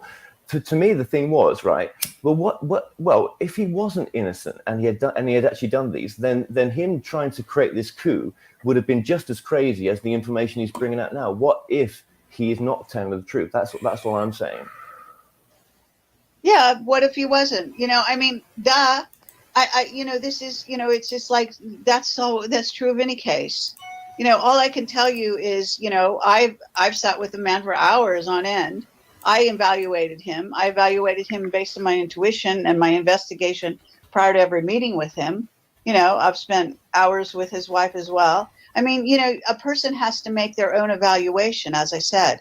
Now, of course, there are going to be people who are supporting the family of the murderers. And keep in mind that Mark is supposed to be, of all things, the mastermind, which is complete absurdity, of two people who did the murder. He didn't do the murder anyway, from the point of view of the state. No. Yeah. He is not the person who hit the guy with bats and knives and, beat him and bludgeoned him and stabbed him to death. He's the guy who sent the people to do it. And it's been proven in a court of law. He never put the screwdriver through the heart. You're just basically saying you believe that this concocted story, and it's just, the whole thing is ludicrous. Fine, if it doesn't matter what, you can believe whatever you want. But for the purposes of this phone call, I guess what you're doing is you're letting me know that you've done an interview with some guy who knew the son of the guy that was murdered. Is that correct? That's exactly who it was. Yeah. Okay, fine. So he's not exactly that close to the situation. Not at all. And he's also somebody who's coming forward years later to suddenly try to contact you. Now, it's interesting that he's trying to contact you, and you said you interviewed Joanne, and he did the same thing then. So then you have to ask yourself, is this guy a paid informant? Is he working for the CIA? There's all kinds of reasons why a person comes forward in this way to try to bring. Just like in my case, when I completely busted her fake stories on Mark McCandlish, I'm suddenly a deep state asset. Do you hear what she's saying? Anybody that disagrees with her must be a paid disinformation agent, or in my case, a deep state asset sent to throw people off about the truth about aliens, right? Yeah. She says this all the time. Anybody that disagrees with her must be a CIA plant, right? Bring a journalist such as yourself into one direction or another. You can believe him, and it's fine if you did an interview. I guess thanks for letting me know. Not that it matters too terribly much to me, but yeah, it doesn't matter to me that I'm peddling a fake story from a murderer and somebody's letting me know about that. It doesn't matter to her. And by the way, Rodrigo, I put the email address up on the screen. If you have something to email me, I'd be happy to hear from you. And I check that email many times a day. So generally, I don't miss messages from that email. There we go.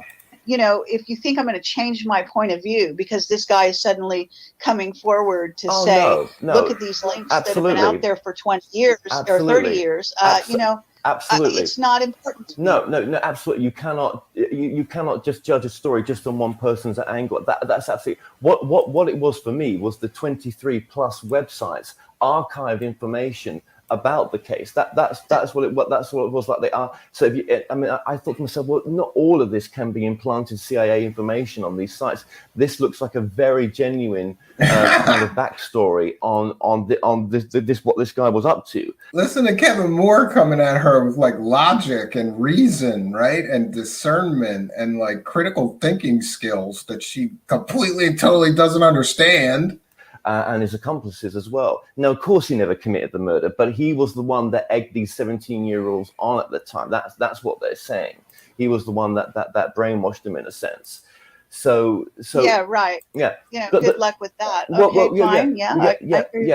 But the thing is, I mean, most of the people that took part in this case, the superintendent and other people, are dead, right? Not dead or dying, or they're not around, or they're just they've they're now. That's convenient. Well, it is and it ain't, but there are other people that could be traced into this case. If you put the homework in, you would find that you could really trace the real people involved in this case. But whether it's the 2007 release of Hoover or it's other people, you would. Okay, let me ask you this, Kevin, because obviously this guy had nothing new to add. No. Have you ever investigated a false flag? No, just wait 1 second. Have you ever investigated a false flag?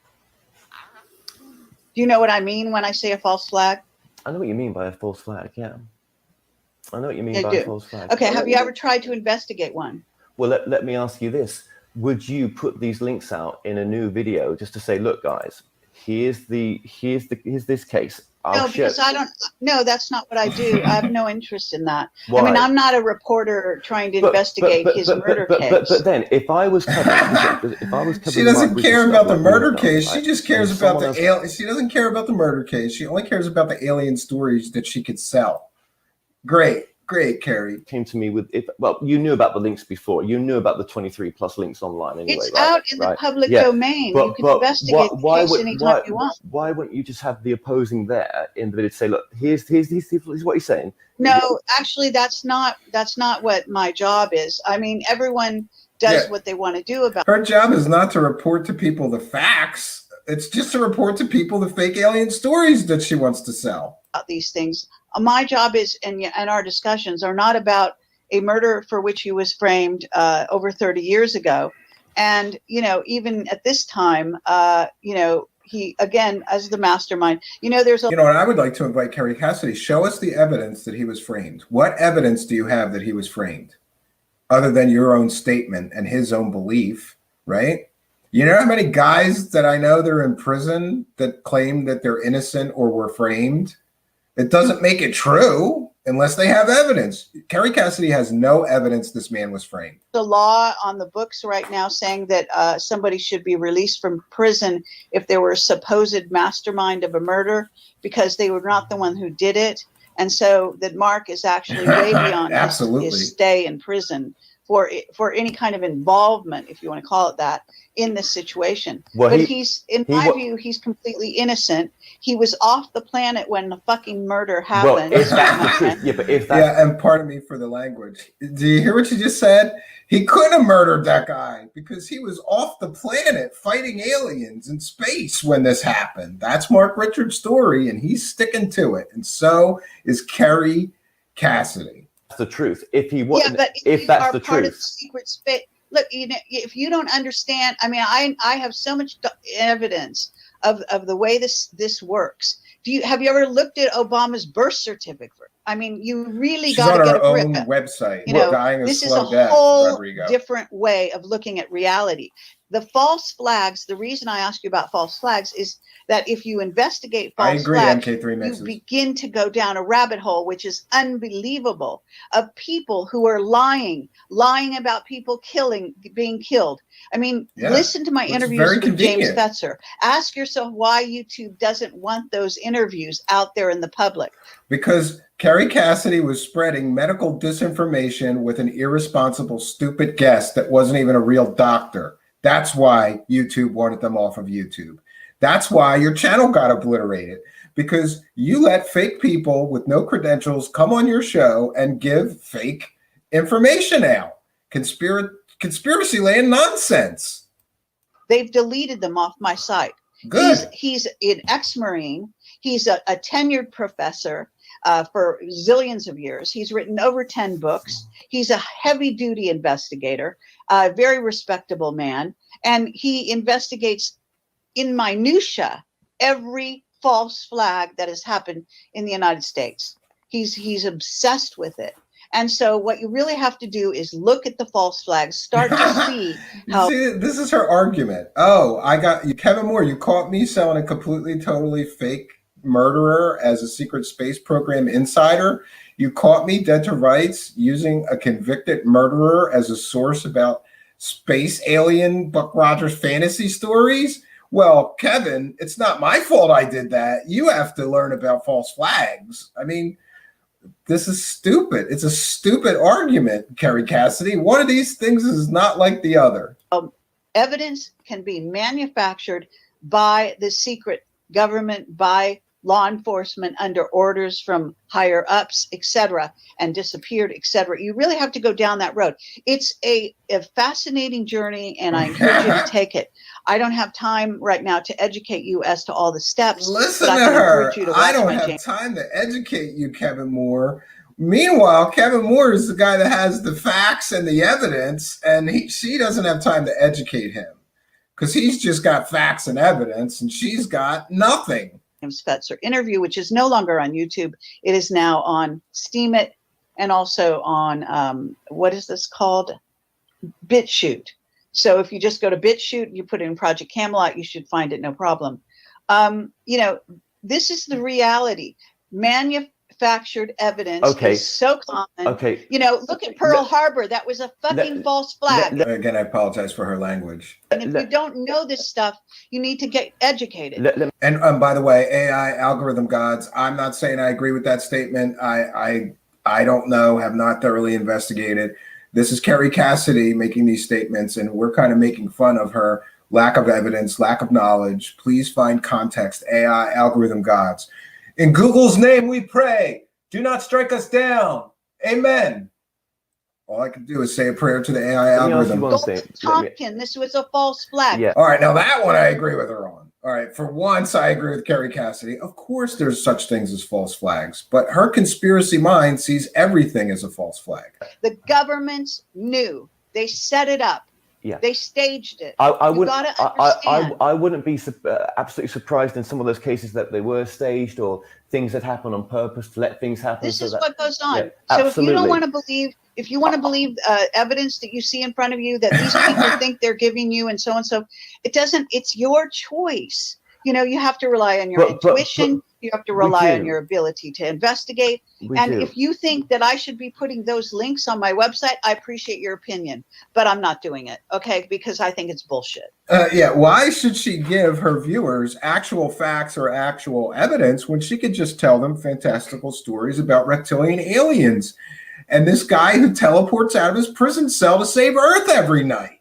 Sure, Kerry, why put the actual evidence on your website that Kevin Moore is offering you?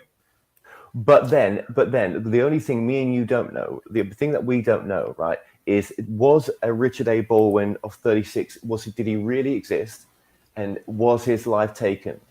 That's what we don't I mean, know. the guy died. I mean, we're not questioning that there was a murder. It was in the news and everything, and apparently that much happened. Was true. The murder happened, you know, right? So who did kill him? Who did kill him? And claim that I masterminded it.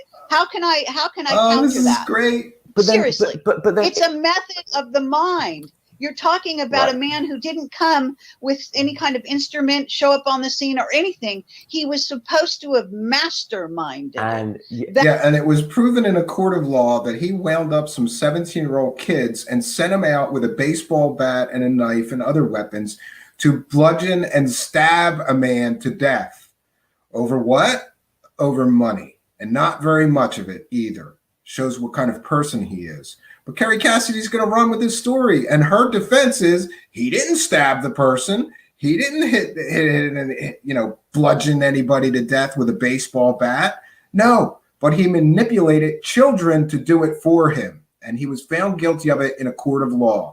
Whether you like that or not, Kerry, that is the truth. That is a mental. Did David Koresh mastermind whatever that was called? Waco. Are these people responsible? Did Jesus persuade people of things, or did he verbally did you record his voice? Did he actually write in the Bible those words? Well, we don't know any of that, but we're talking about this particular case. This is what we're talking about. Think about it. You're talking about, it's basically, when you reduce it all down, it's fucking word of mouth. There's nothing that can prove it. Absolutely not. I don't. Oh my this murder victim, I can't prove a thing. I wasn't there at all. No, none of us were. It's not about whether you were there. I'm saying what he was accused of was masterminding a murder. And I'm saying to you, you can read all the evidence you want of the murder, but you cannot prove that those 17-year-olds were brain controlled by him. Who else could brain control and who's very likely to mind control people? Oh, she's gonna blame the CIA. I know it. Well, hello, the Nazis. Well, hello, the people that took over mind control technology from the Nazis, which is the secret government. But well, hello. He had this idea. Wow, she's blaming the Nazis, the secret government. They did it, not Mark Richards. Richards an individual, or is it the state? You put your allegiance with the state in this conversation, certainly. And, all I'm saying to you is that's not my point of view. I see way beyond that. And I've got proofs for so many years, and it's just ridiculous. All I can tell you is look at Obama's birth certificate and ask yourself, that fucking guy was president of the United States. I apologize for her language again. Yeah, it's worthy of mention that Kerry Cassidy was a huge Trump supporter and a birther, right? Shows where her mind is, right? And it is what it is. She believes that, I don't know, Obama made up his birth certificate. He was born in Kenya, not in this country, and this and that. And the lies are just so plentiful. It's unbelievable. So, get a grip. This is the reality we live in. I didn't create it, but I can tell you that if you want to believe the evidence that this man is showing you, that's already very much in the public domain and has been for 30 God knows how many years, do so. It's all right. If you want to put it on your website, if you want to put all the links for people, you've done an interview with me, which is not very nice because it was visually horrible. I would but prefer a aside nicer from that, term. I think my information was mentally good and clear. challenged. I mean, I don't encourage people to think what I want them to think. Horrible. I want them to think for themselves. Yes, but thank I'm you, not, Adamine. on the other hand, Please no I am cursing not in the live going to chat. become, a worker for the state and post their bullshit. I'm not going on to mainstream news and post their lies. I mean, I'll post what I feel is the closest thing to the truth and allow people to decide for themselves. Okay, so the closest thing she has to the truth came to her from, let's see, a convicted murderer, a court-martialed child molester, a fraudster in the form of Sean David Morton, and all these other people with fake doctorate degrees that aren't real doctors. Yeah. That's where she's getting her truth from, that she's deciding to share with people. Great, If Kerry. they want to investigate further, and I always encourage people to do that, then so be it, and that's great. And if they Yeah, Kerry, you encouraged me to investigate further when you ran a fake story about the tragic death of somebody from the UFO community recently, and I found out that you were completely and totally making up fake facts, and I got the real facts. Kind of like Kevin Moore did in this case. There's a proven track record of you telling fake stories about aliens and whatever, and people showing the real evidence. And then you get pissy like you did with Kevin here and like you did with me recently, because now I'm a deep state asset, according to Kerry Cassidy. They want to make decisions one way or the other, that's great too. You want to decide whether Jesus really walked on the earth and you want to investigate it, do so. Investigate whatever you like. My point here is that the state manufactures evidence like you would not believe, and I've been doing this for 12 and a half years. Me and neither, I've only Aaron. become I have no more idea. certain of this rather than less. Yeah, You have to make your own decisions. I don't. And She I know has you got no to go now, and I defense, don't that's disagree with why. you that the state does manufacture bullshit. Absolutely, but I don't know. Maybe it's my intuition. Maybe that's alarming here. But he did talk about he wanted to isolate a part of Marine County and transform it into the model of Camelot. I mean, I really I don't know. hope this That guy's sounds kind of benign to kidding me. again. What's the model of Camelot? I mean, you know what? Kennedy and Jackie were known for return to Camelot. Oh, now she's going to make these ridiculous claims that she's like from the bloodline of Camelot or Guinevere, and Bill Ryan is from the bloodline of King Arthur. Oh, it's priceless. Yeah. So what are you going to do about that? So Accuse them of something too? Well, no, seriously, they've not murdered Project anyone. Camelot. Yeah. What do you want to accuse me of? I, as far as people could say, I'm fucking crazy. I think I'm the reincarnation of Guinevere. What are you going to do about that? I sound fucking crazy. I can tell Yes, you you do, honey. that Bill Ryan And I apologize for her language. comes from the Arthurian bloodline, according to Illuminati, that we've got proof of that. Okay.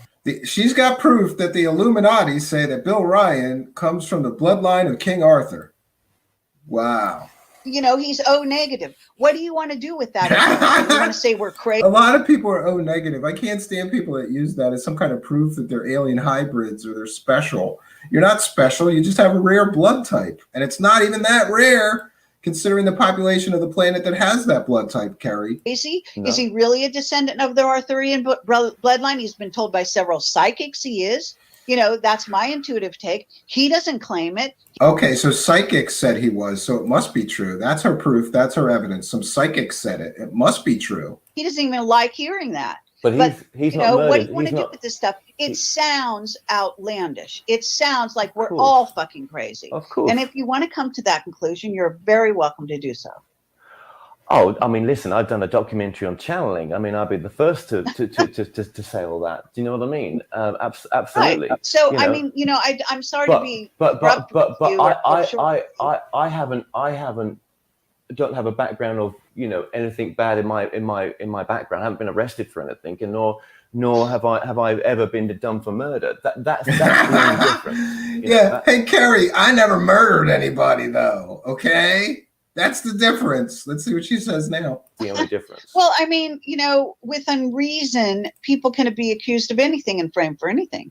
It's astonishing the number of people who have so-called suicided themselves, shooting themselves in the head several times. You know, that's a physical impossibility. Agreed, Aaron. Yeah, that I one mean, too. these things Absolutely. are in the and news. I would these agree with things you. are And claimed. I would agree with you with what you're saying. I would agree with you with what you're saying. Where do you draw the line? Seriously. Well, that's You the thing. just have to look at the evidence. If it resonates with you, you know, Kevin, you know, I can't. I'm going to check in with our analytics here because I think that I missed a super chat, and we call out every single super chat that we get here, and I don't ever want to miss one. So I apologize if I did. I'm going to check in with that just to make sure.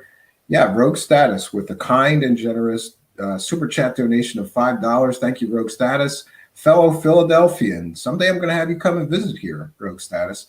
Maybe you should come and co-host a show with me. That would be fun. Thank you for your kindness, your generosity, and your support. And one other second while I check in and see what's dinging.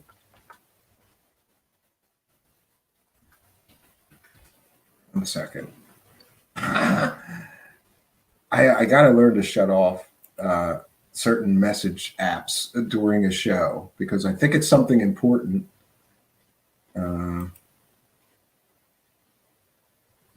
Yeah, and it's not. So 1 second, friends. I can't think for Let's you. get back All I to can this. tell you is, you know, I've gone down that rabbit hole. I've made my decision and I've done my interviews. If you want to believe that this stuff is not true and you want to put out the other side, you know, go right ahead. It's fine. But I'm go. Okay. Well, He's getting tongue-tied because she just keeps making excuses, and he's trying to explain his point, which is you can't use a convicted murderer as a source, but she is. I'm not looking at creating something that's damaging or hurtful towards anyone. I'm just saying, have we considered this? That's my point. That's only my point. I know, but you know, quite frankly, I'm going to appreciate your input, And okay? Shirashi And with appreciate kind your and generous sort of donation active of conscience, if $10. you want to call it that, where you're calling me because you think you came across. Thank you for your kindness, your generosity, and your support of the show. We truly do appreciate it. Thank you very much. You have my gratitude. I have an attitude of gratitude about everybody that's helping me to continue to make this show possible. Every dollar does help. There's links in the About section or in the description of the video for how you can support us. Thank you very much, Ian Shirasi, longtime supporter of the show, who is continuing to support the show, and I'm happy to see that. I'm glad that you still like me. Across something that I haven't, but as it happens, you haven't. Okay. Now, had this person had something to add to this beyond sending you to links, you know, then I would listen. But I probably, you know, he could easily be working for the state. He's Geoff. You heard it here first, friends. Geoff from Paradise, California, is working for the deep state. That's what it is. Easily, it's absolutely mind-boggling. On the other hand, he could just be somebody who's emotionally involved and thinks he I think knows he's the truth, I think he's emotionally involved because he knew the young man. I think that's yeah. Fine. Have you ever seen the way how emotionally involved the Ku Klux Klan gets when they go after somebody in the South? I mean, seriously, all I can tell you is, Why is she even talking about the Ku Klux Klan? What does that have to do with anything? Is she trying to ascribe the, I don't know. Unbelievable, this stuff. I mean, But what? Can I ask you one final thing? What if in the future the family members were found, and the detectives and everything, and they actually say, listen, that was my uncle, that was my ex-husband, and that really happened. Nobody's denying that there are family members of the individuals that are alive today. Nobody's denying that those people exist. But then what you're saying is that Richard was off planet and he had nothing to do with it, basically. Yeah. He couldn't have taken part in a murder. He was on another planet at the time. I want to see him bring that defense in front of a judge and a jury.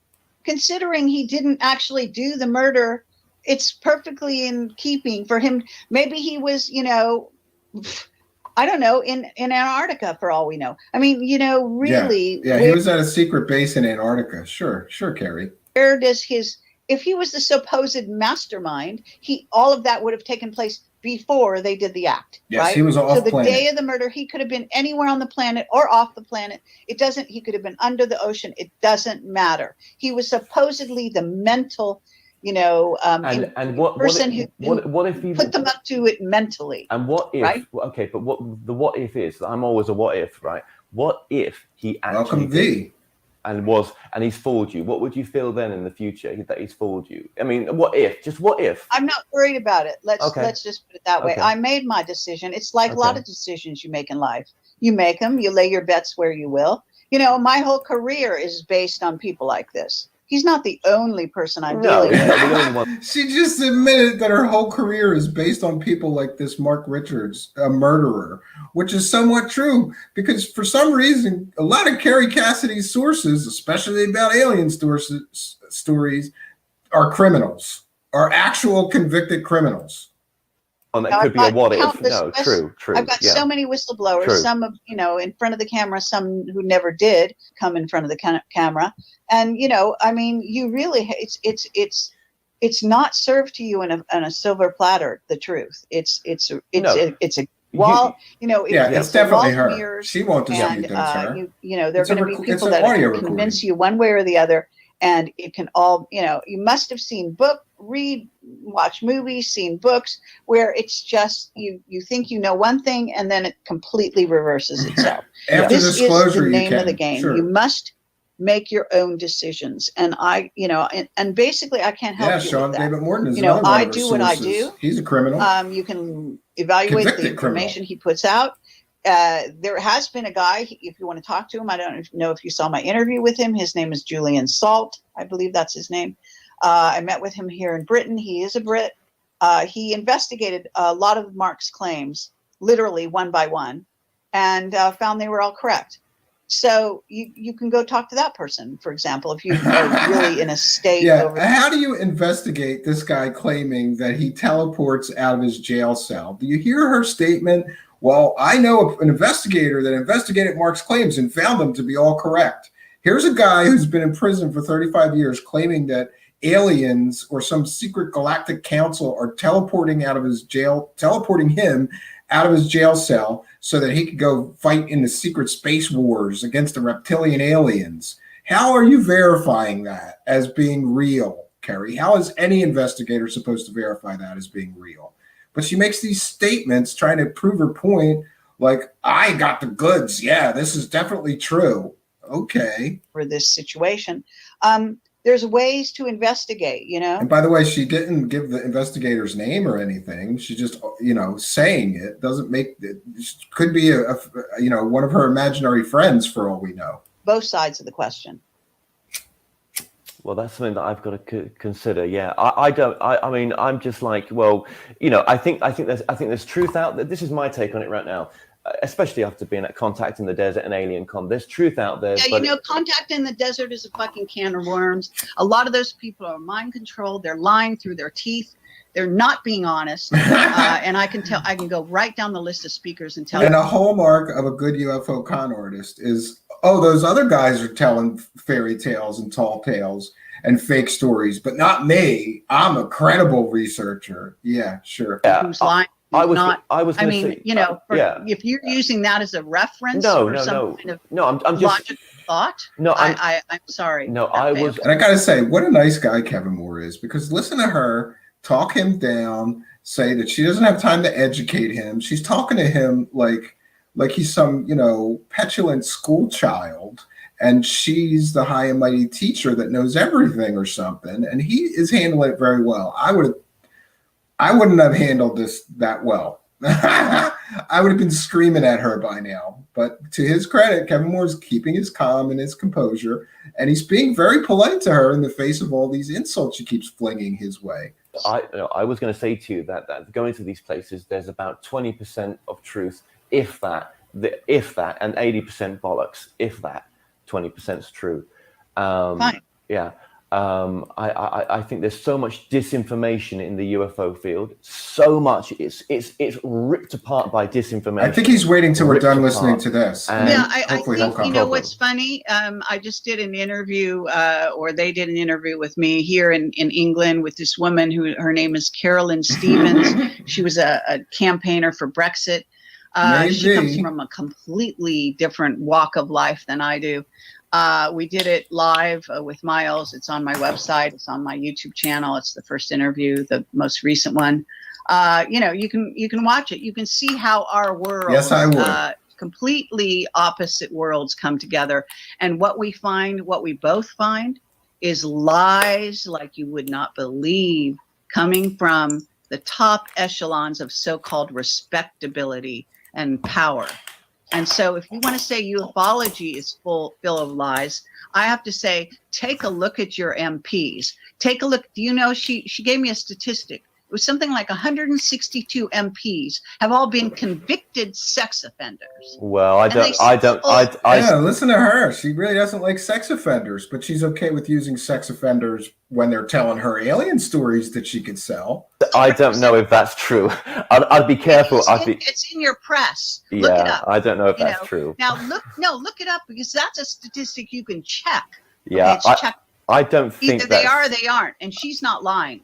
So, you know, she ran for office. She ran to become an MP herself. Yeah. She's completely lodged in the mainstream, you know, and her stuff is all out there. So all I'm saying to you is, you know, you want to accuse ufology of lies. Hollywood is full of lies. I worked in entertainment for 20 years. Of course it is.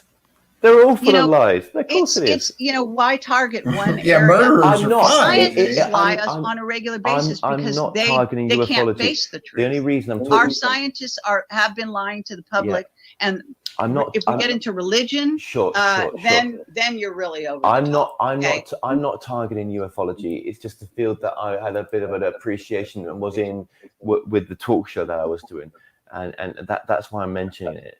And going and seeing these things in person, you realize just how much crap there is out there, and it's difficult to tell the crap from the good stuff. Very difficult for people. Absolutely. I'll disagree with Kevin Moore. I don't think it's that difficult. You just do some fact checking when people start talking, and it becomes very evident who's telling fairy tales and who's got some real information that's worthy of listening to. Yeah. And, you know, people are constantly accusing me of all kinds of things. It's unbelievable. Look, what can I tell you? Nothing. You know, nothing. Our conversation is done here. No, nothing. You've got. You're happy where you're at, and I've just discovered this a few weeks ago, and it just shook my world a little bit that something as big as that Mark Richards story might not be what it seems to be on the front, and that's a difficult one to swallow when you didn't know anything about the backstory. But And I can see why you kept the backstory out of there. So that no people politician lies, Dustin. would come up with Politicians their own never conclusions lie or just make through shit the up. information that he's giving out. But I guess it wobbles your world a little bit when you know that actually, you know what, this guy's got mental health issues in the past. So why are those mental health issues not there now? That's the problem. So yeah.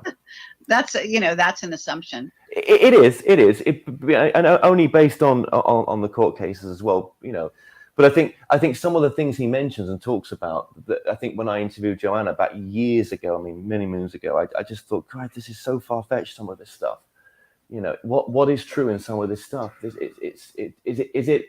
Because the one thing Contact in the Desert taught me is that when you get out of that Contact, Yeah, we've got an international audience right now. I'm happy about that. Worlds, no one knows about these things. Scotland, America, Portugal, Spain, Canada, Mexico, and Jerusalem, and probably Australia. Such a small community. Yeah. Well, all I can tell you is you can talk to Joanne. Mark Richards sharing the court documents. You can sign up to visit Mark in prison if you want to talk to the real man. If you really think you're going to investigate something, you should go to the source, right?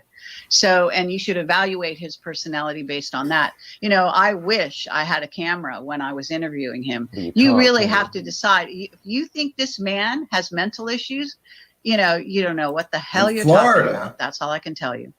Right. Okay. Yeah, because nobody with mental issues, murders people, right? He doesn't have any mental issues. Well, maybe that's so believe the court documents if you will. But what we find is courts are full of lies. Judges are lies. They're pedophiles. They're everything. What is her fascination with pedophiles? She is obsessed with pedophiles, pedophile rings, the mole children, right? Sex offenders. But yet she'll use sex offenders if they're telling her alien stories that she could sell. Under the sun, the last thing they are is honest. And our legal system is rife with people that are in prison who didn't do anything wrong.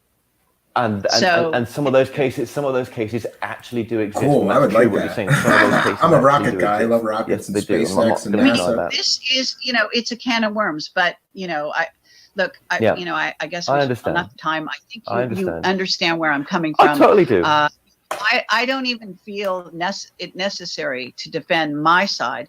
I do what I do.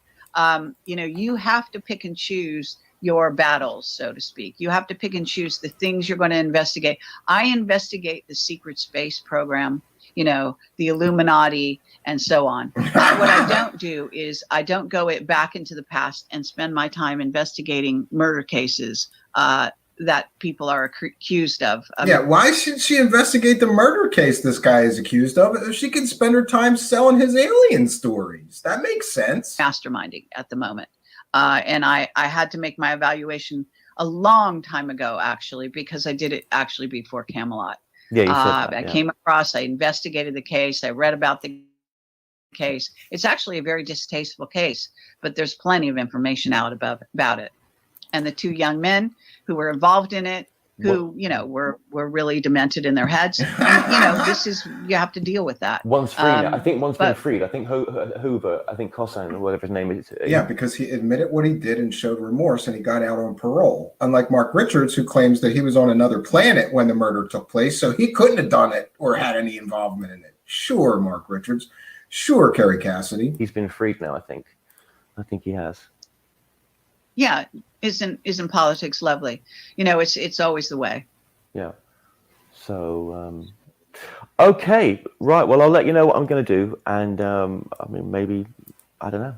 I don't know. Like I said, I never went to him. This guy came to me. It wasn't like I was even looking at this, but it was just interesting when. Yeah, I get it. You don't have to let me know what you're going to do. Just do whatever you do. It doesn't matter to me, to be honest. It really doesn't. Yeah, definitely projecting. You can do what you do.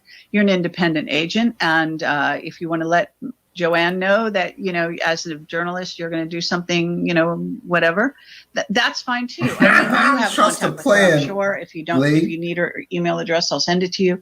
But that's, it's really neither here nor there what you've said to me in this conversation, because it's not anything I'm not aware of and have dealt with, not just to do with this case, but so many others.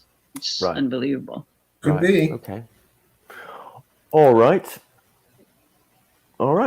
So look, You take care, and You too.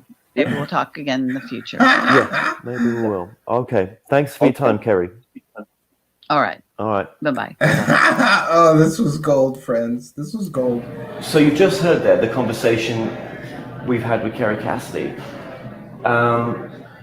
And as you can tell in that conversation, she doesn't care about discernment. She doesn't care that there's backlinks to the story. She believes that this man was set up and framed for the murder, and that all the court case was put in by the deep state, and that really, this man is who he says he is. But of course he's not, because as soon as I started investigating the case, the next day after that phone conversation, I text Kerry and I said, "There's a documentary here. We've got a murder." Oh, too bad for Kerry Cassidy that Kevin Moore, who is an excellent researcher, is going to make an entire documentary proving what bullshit Mark Richards is, and make Kerry Cassidy look stupid for running around peddling his fake alien space soldier stories for years. We've got ufology, and we've got the secret space program as well, all in one. I mean, that's just insane to have that. So then I turned to Jeff and I said to him, "Look, this interview that we did together, is it going to happen?" He was a bit upset about it, but then I said, "Let's do a documentary."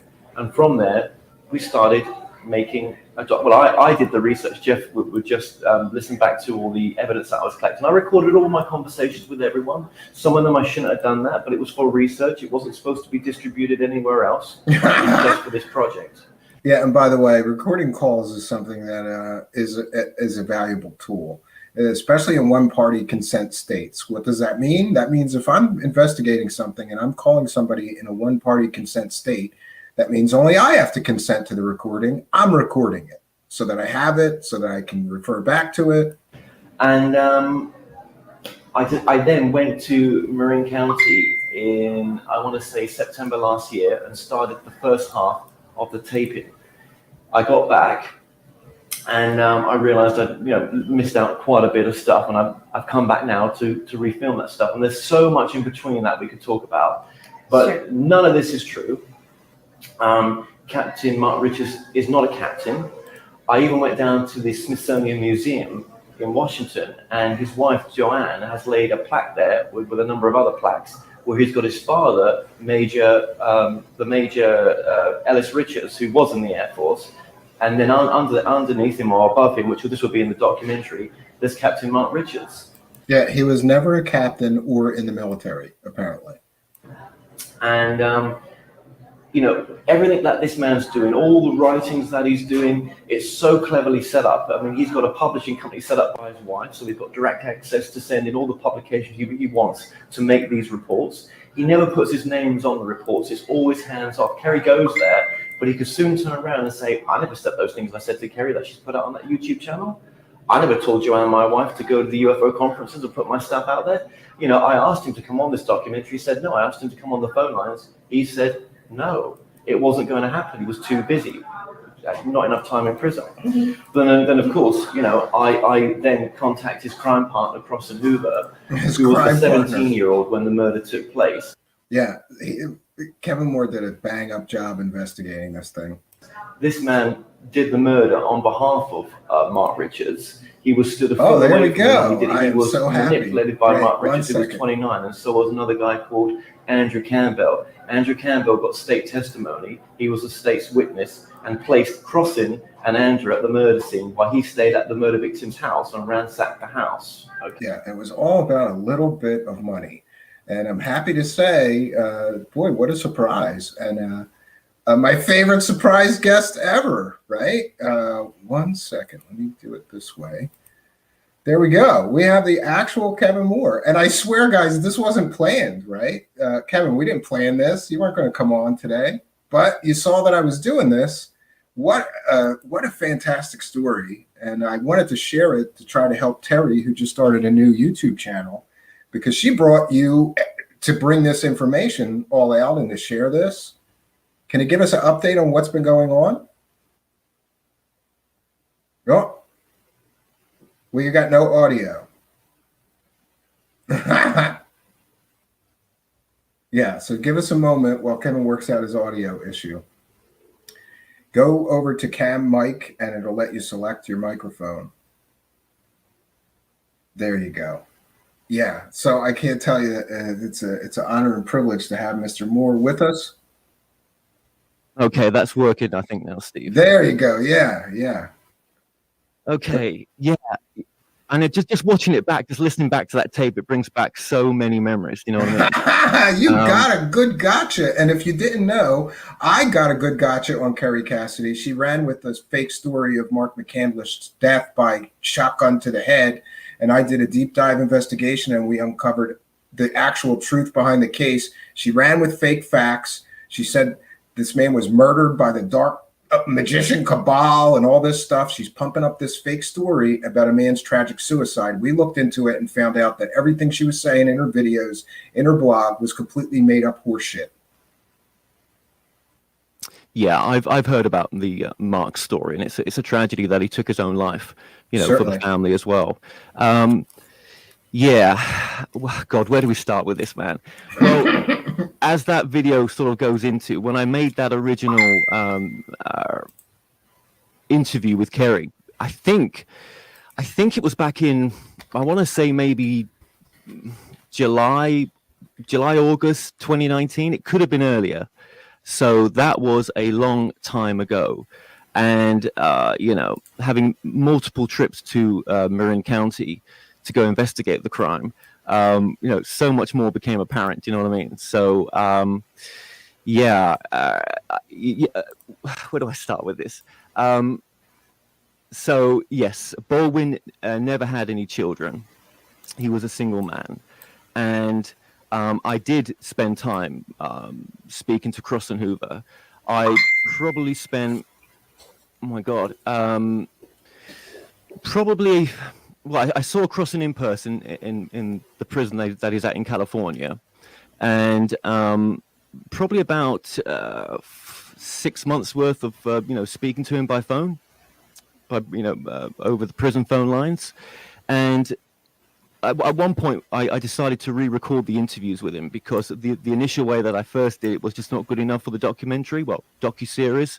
So, you know, I spent another 3 months with him back in 2020 over the phone. No, late 2019 over the phone, and really got his whole story, which, you know, it's the normal story of a very, you know, destructive childhood that led him down the line of, you know, getting involved with someone like Mark Richards. Cross and Hoover was stood just a couple of feet away from Mark while he was, you know, stabbing and batting Richard Baldwin to death.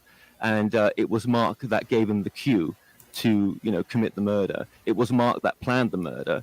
It was Mark that brought the boat to help dispose of the body in the Pablo Bay, the area where the body was discovered by a local Coast Guard in the end. It was Mark that ransacked Baldwin's house and sold guns and other bits of stolen pieces. You know. Yeah, and it's interesting. They murdered this man, and really for not very much money. They didn't, you know.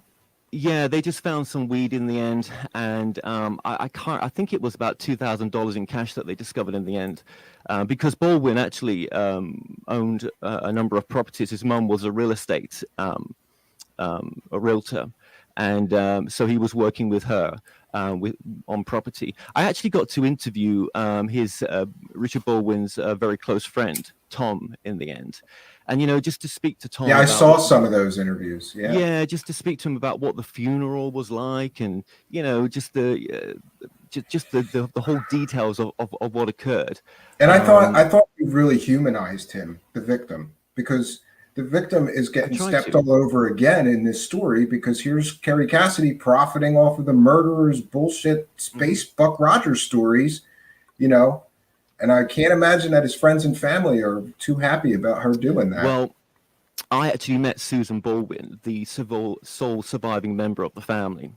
She's based in Maine, and it was I went to go find her. She didn't want to be involved in any of it, and I just really wanted her take on it. And it's not maybe wasn't the best idea, but I got to speak to her through her door in Maine. And, 38 years later, the murder is still as raw to her as it is in 1982 when her brother's life was taken. And she is disgusted that someone called Joanne Richards and Kerry Cassidy is promoting this story like they are. There's nothing legally she can do about it, and she wouldn't come on the documentary. It was just too painful for her, and she didn't. She didn't really trust my motives neither, which I understand. I mean, in the end, this became personal in the sense of trying to tell Richard Baldwin's story, and. I probably did get way too caught up in this, but it's a bit like a boxing match right now. I feel like I'm about to go prepping myself for one of the darker things that I'm about to cover, and it's taken a long time to get to this point of pre-production because of personal things that I've been going through as well. I've been through a divorce. I'm going through I'm sorry to hear that right now. No, everything happens for a reason, and there is good to come from everything. And I haven't really, told my story or gone public about it. And I'm probably not going to mention too much about it right now. And I know that will be used against me. Well, I've been already told by Joanne's friends that it's going to be used against me in the upcoming documentary. Yeah, look at how terrible. He's a terrible person. He can't even stay married. Yeah, he can't even stay married. He's a terrible person. They're going to use whatever they can against you because you've got facts and evidence, and you've got interviews, and you've got the real story. They hate it when they get caught with their pants down selling fake stories, and somebody comes along and shows the real story. And you've done that. And people are asking in the live chat, and I'm curious myself. I think a lot of people want to see this documentary, and it has taken you some time to get it together, to get it to the point where you can release it. But people are wondering if you know a release date or when you think it might be finished. Well, June the 27th is when I finish my immigration. And congratulations. Are you going to be American? No, I got a 2-year wait for that. Okay, well, you're on your way. Yeah. No, I'm very grateful for everything right now. But that just, I went pro se with everything, and that just ripped all my time away. I mean, I can understand why people have lawyers, right? I just not had the money to do that. Well, I have a lawyer or lawyers helping me as limited scope lawyers, but obviously their names aren't going on the paperwork. But yeah, it's a lot of paperwork. So I didn't ever think it was going to take this long to get to post-production, but there is still some filming I may do. I'm not going to do another crowdfunder for money, but there is still some filming that I may do. And when is it going to be complete? I'm going to be working on it every day. I'm hopefully going to be vlogging about it as well, just to keep up to date with, with the progress of it. But I will not stop until it's done. I will not leave where I am until that docu-series is done. And it is going to be a docu-series. So it's kind of like, true crime meets ufology. Conspiracy Land. Yeah, you followed it. Yeah, really great weird. story. It's really weird. It's a great story. Yeah. Yeah. I mean, you mentioned I was listening back to some parts of the discussion there that you're talking about. Bill Brockbrader. We're going to look into what we say. I'm going to look into various other people that Kerry's given a platform to as well, and definitely Bill Brockbrader is there.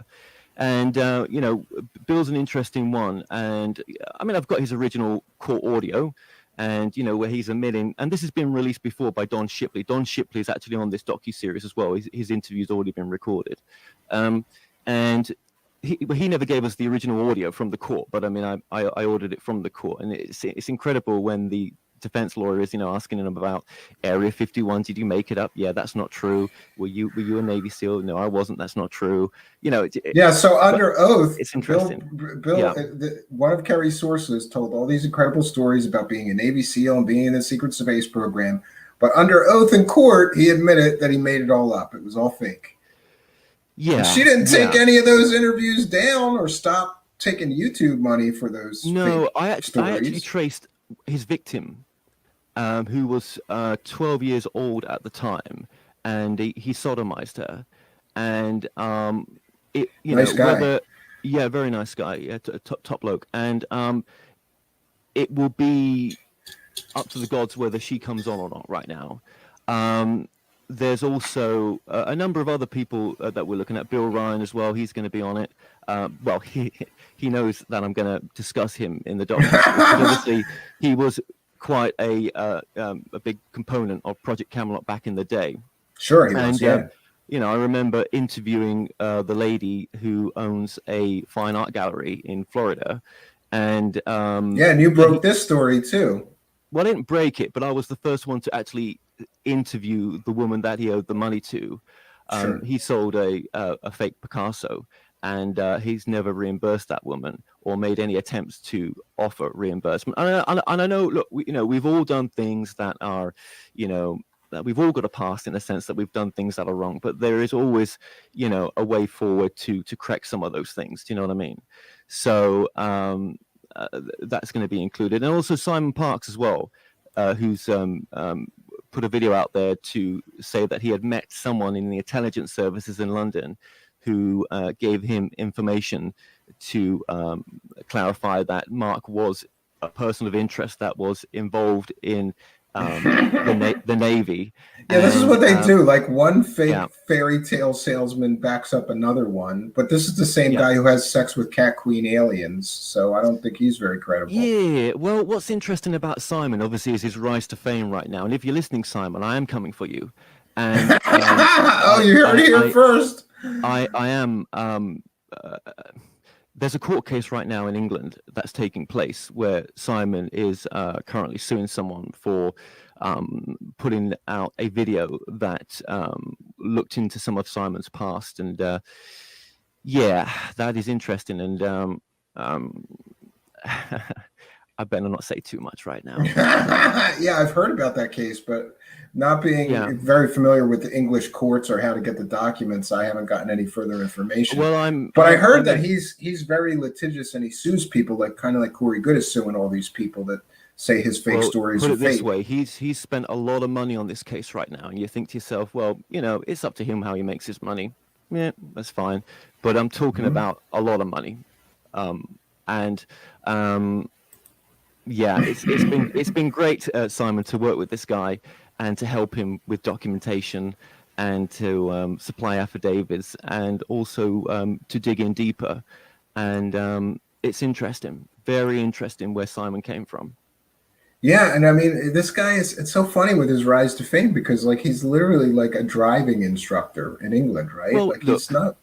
Yeah, I mean, look, when he brought, I was always dubious about Simon. I mean, this was back in the day, and when he went against the Mark Richards case with this BS, I was like, right, F it, you can be included, because if you're gonna show support to such a story which is not true, then it's fair play. It's open season, yeah. If he's gonna, he's chiming in, so you can chime in too. It's got to be done in a delicate way. I'm not here to bust balls, really, or No, you bust a lot of balls, but I love you, bro. Well, I love you for it, and I love those gotcha moments, and yeah. But we've all got, all of us have things that we aren't proud of in our past, right? So it's. I think though, but when you're misleading people so much from mental health issues or whatever's going on, self-delusion or whatever it is, narcissism, whatever it may be, right, that someone's suffering from, then let's just I think get together and just try to just point out that there's something not quite right here, and just I think it's so interesting how people get so attached to someone, and a bit like religion actually, and it's tell me what to do, tell me how to be, and I won't question it, but I think we should question stuff, and there should be discernment. Yeah, and I think you mentioned in this video the same kind of weird awakening that I had. Like I was so naive when I first got into this, really when I was a child, that I just assumed that when a presenter or an interviewer was interviewing somebody who like said they were a doctor or said they were a Navy SEAL or whatever their qualifications or their education was, I just assumed that person checked and wouldn't let them, just tell Well, fake stories. But that's a great point. Let's say it like this, maybe, that if you're going to get a guest on for the once, right, then okay, where do we have the time to go get court records or birth certificates, right? It's not about that, right? But if you're going to give your platform and support over and over and over again, and you're not going to do your due diligence, then that's not right. That's not I helping agree no with you. one. That's not spiritually. Or at the very anybody. least, what I would say is, if I had somebody on as a one-off and I didn't have the time to research their education and their background, but then a viewer, because we're very interactive here on my show, like viewers will send me that kind of stuff like you're talking about. Somebody might send me the proof that somebody that I had on my show that was calling himself a physicist or a doctor is a fraud, and his education is from a degree mill. I would share that with my audience and apologize, say, one of our viewers sent us this, and I would check it, before I shared it and say, they're correct. This person is not, his education is not what he claimed it to be. But that would be the fair and like, I think, ethical thing to do. But when you get into ethics with these people, they're looking for the next alien story that they could sell. Yeah, it's a fine line. I mean, people are allowed to tell their story, and I think nowadays, on my more recent interviews, I'm obviously, I'm just a bit more pushy with, where do these facts come from? Well, let's just leave it on the table that, you haven't checked this out, or that's not, it's a fine line. It really is. And I think sometimes, though, when things go out of too much of the shared reality, there's alarm bells ringing there. But then, I'm the guy that's put the channeling docuseries out there, and I'm on episode. Yeah, I was going to 87. ask. It's a dichotomy. Yeah, go ahead, please. I was going to ask you if you're sort of wake up to being more discerning through investigating this Mark Richards case has affected your attitude towards channelers and channeling and your previous thoughts on it. Yeah, of course it has. I mean, look, it's a very difficult one, because I try to come from the perspective of, is there teaching information that this person is going to give you that's going to help you improve your life in this present moment? Okay, a bit like a life coach. Yeah. Is there something that's coming from this information that you've never considered before, that something of would make you a better person, or at least you can try to apply it at times in your life, rather than it just kind of like a mental masturbation of in one ear out the other, right? I wake up many days and it's like, shit, am I doing the right thing? And in the end, I have to come to my own thing of, am I trying to, is what I'm doing helping to bring about the world that I would like to see, in the sense of, more love towards ourselves, more love towards a fellow man, more oneness in this world, a more peaceful place to come from, because you can't change the world, right? You can't change the You're right. And you know what I always think, but you can change yourself. I am pretty critical of most channelers and channeling. However, I have to acknowledge and respect the fact that there are hundreds, thousands, maybe hundreds of thousands of people whose lives have been impacted tremendously positively from things like the Urantia book or the Law of One. And it has turned their lives around and made their lives better. So to me, I go, maybe I can't be critical of all of it, because some of people are finding huge benefits to channeled information. Yeah. I went to the Law of One. I met the people there. Yeah. And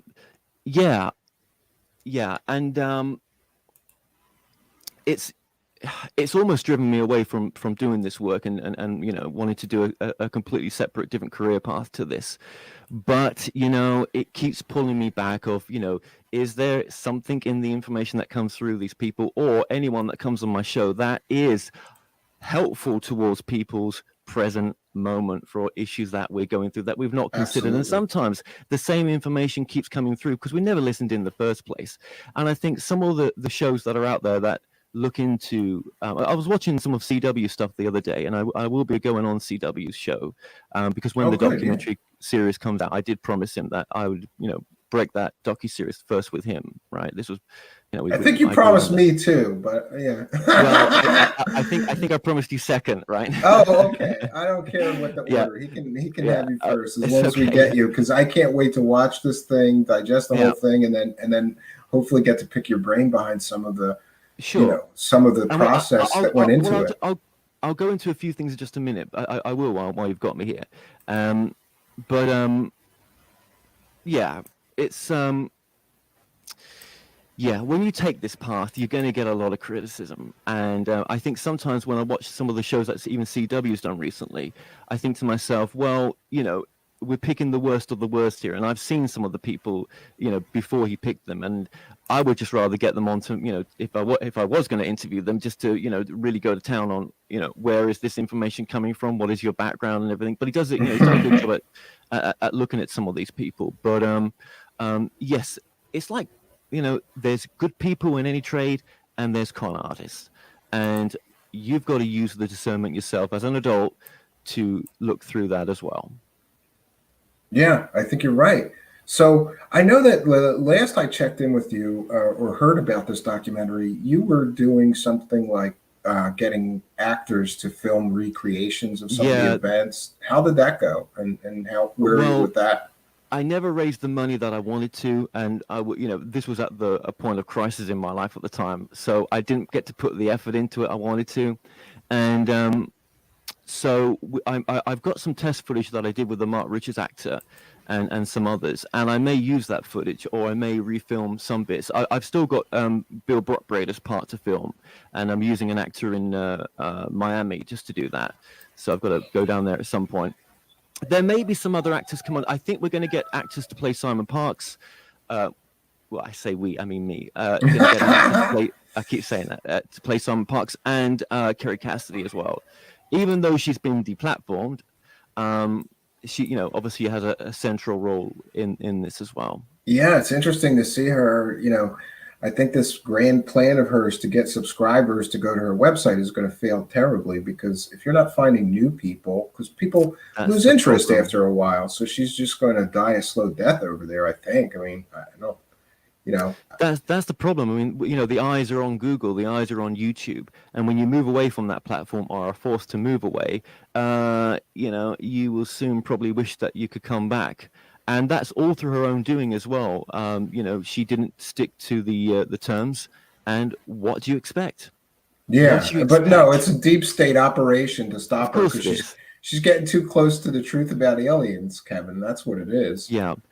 It has nothing to do with the fact that, and listen, not only did she get her channel shut down, but she went on another well-known show, Jean-Claude from Beyond Mystic in Canada. She went on his show and said everything you're not supposed to say on YouTube in a 1-hour interview. She talked about the letter of the alphabet, the health pandemic, the shot, all this stuff, and his channel got deleted from existence the very next day.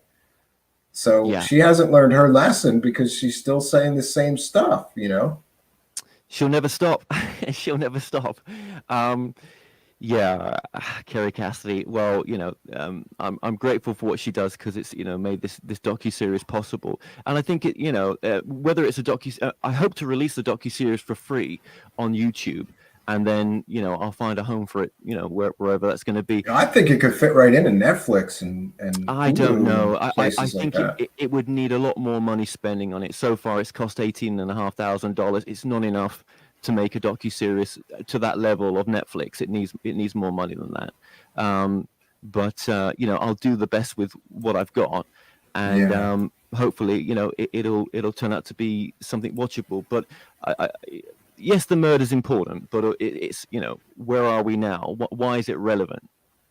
So I think that's the angle for it. Yeah, and I was also curious if this guy Mark Richards is making all this money selling books and bullshit. He's not. He's not. Okay, well, he gives the appearance that he is. I would think that some of that money should go to his victims' families or something, right? Yeah, it's all BS.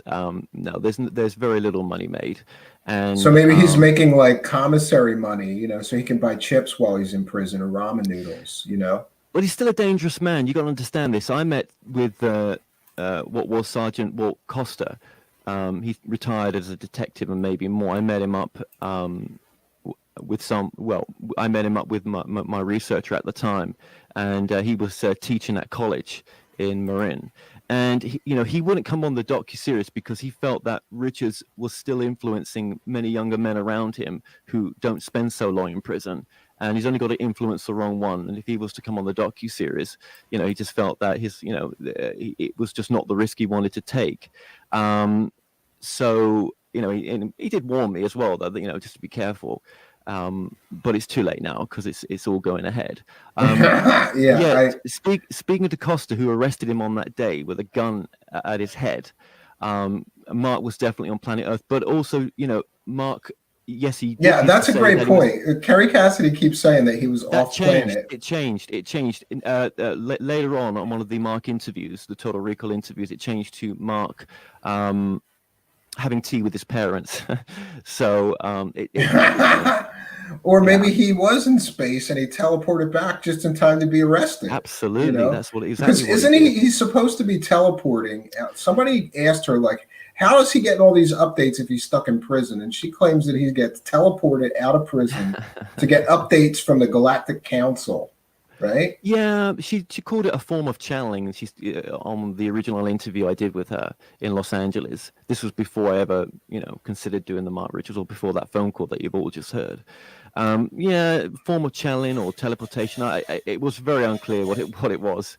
Some kind of woo. It was some kind of woo, and he gets updates, kind of like these other people that get briefings and intel, right? Sure, they do. Yeah. I think with Mark, because he's never admitted to the murder or never admitted to being there, but all the evidence placed him there, and there was the state witness, the star witness, the guy that gave state testimony, and he turned state's evidence. Then he flipped. Lost the plot with trying to trace him down, and eventually on this crazy road trip, I found him, and we spoke, and having spoken to him, which no one else has before, that really, confirmed it for me that, this is all true, right? I mean, look, the court testimony is enough, right? But just to hear it from the guy that gave the state testimony back in the day, and his life is still not so great nowadays. When people find out that he was part of a murder back in 1982. Yeah, you're going to have trouble finding a job. You're going to have trouble living. Yeah, because people aren't going to trust you, and they'll be scared of you. He stayed at the house while Cross and Hoover and Mark drove.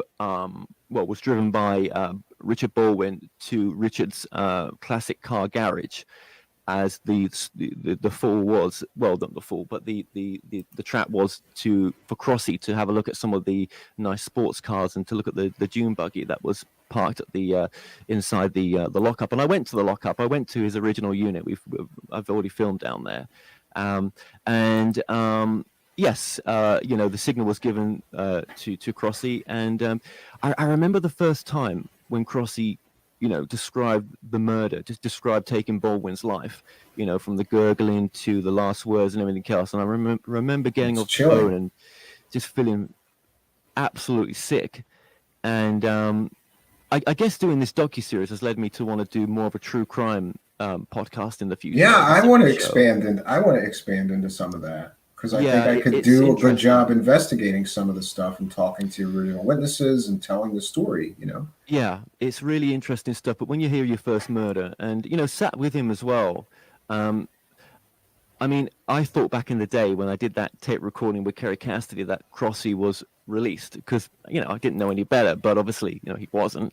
And unfortunately, when I released an update video on Crossy, that's still on my channel right now, and that video will be taken down at some point, that also caused him, on top of his own misguidedness in the parole board hearing, because he hadn't sorted himself out digs to live in or a job or anything else, but they used that audio against him. I'm sorry to hear that. Yeah, and so we don't talk anymore. But my focus for this docuseries is to try to tell his story, or a separate thing on him, where it just talks about how he has rehabilitated, which I do believe he has. I know some people don't. I believe in a road to redemption for all men. All men deserve one. Absolutely. The problem is he's so used to telling the story that he's disconnected the remorse side. And I know it's there, and I'm not trying to back up someone where it's not there. I do believe it's there for him, but obviously, you know, when you're on the phone for 6 months, they are taping these conversations as well, not just the video I released, and sure, it was all used against him. So yes, so that wasn't so great, but his next parole board hearing is in 2023. So the docuseries will be out way before that. Yeah. Mark Richards got done for first-degree murder and a few other things on the side, robbery as well. But I don't have the quotes in front of me because this is all last minute. Yeah, sure. Yeah. Just for the benefit of people, I don't know. Kevin heard that we were doing this or saw that we were doing this and jumped on here. I saw you were doing it. Yeah. Yeah, and I can't tell you how happy I am. See, this is how I should get interviews with people that are too busy. Yeah. I should just do a show about them and then send them a link and say, in case you feel compelled, to come on and give us an update. But it's a pleasure to have you. And I just wanted to mention that I've seen a lot of the material that Kevin has worked on for this, because you were kind of leaking some of the interview bits and things out for a while. And he has left no stone unturned. He tried to talk to everybody that he could involved with this case. So nobody has the story like Kevin has here. No, we've interviewed. Me now. There was over 26 interviews so far, and a few more bits of information to come yet. And I've even interviewed Mark's ex-wife, Karen Bacon, one of Mark's old school college friends, Doug. There was Doug Van Allen. And there was another Doug as well who knew Mark back in the day, because obviously I don't know if you know, but back in the day Mark was arrested for car insurance fraud when he was at college. So not only is he a murderer, he's a fraudster too. But Kerry Cassidy is going to take his word for everything about his secret space adventures. He got let off for that. His same lawyer, Carl Shapiro, got him off for that back in the day, and also spared his life from the gas chamber when it came to his murder trial. Oh yeah, he could have got the death penalty easily in a case that gruesome. Sure.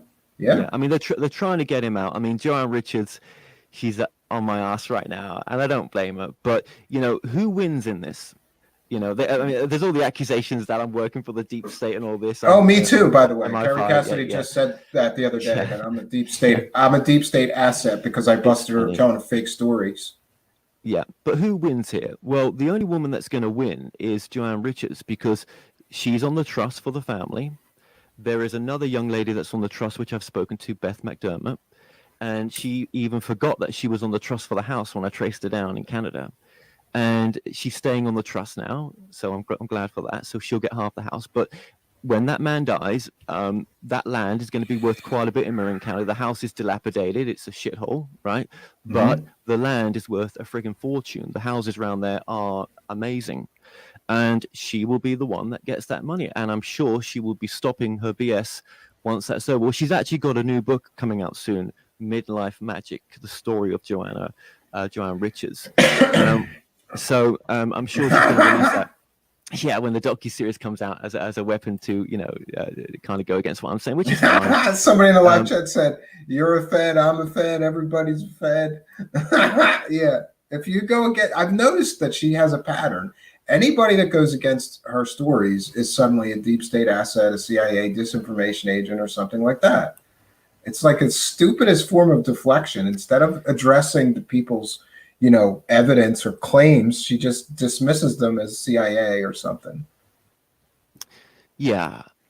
And it's I think I have no choice but to see this through right now and just to get it done, and I can't wait to get it done. But she's the one that's going to win out of all this.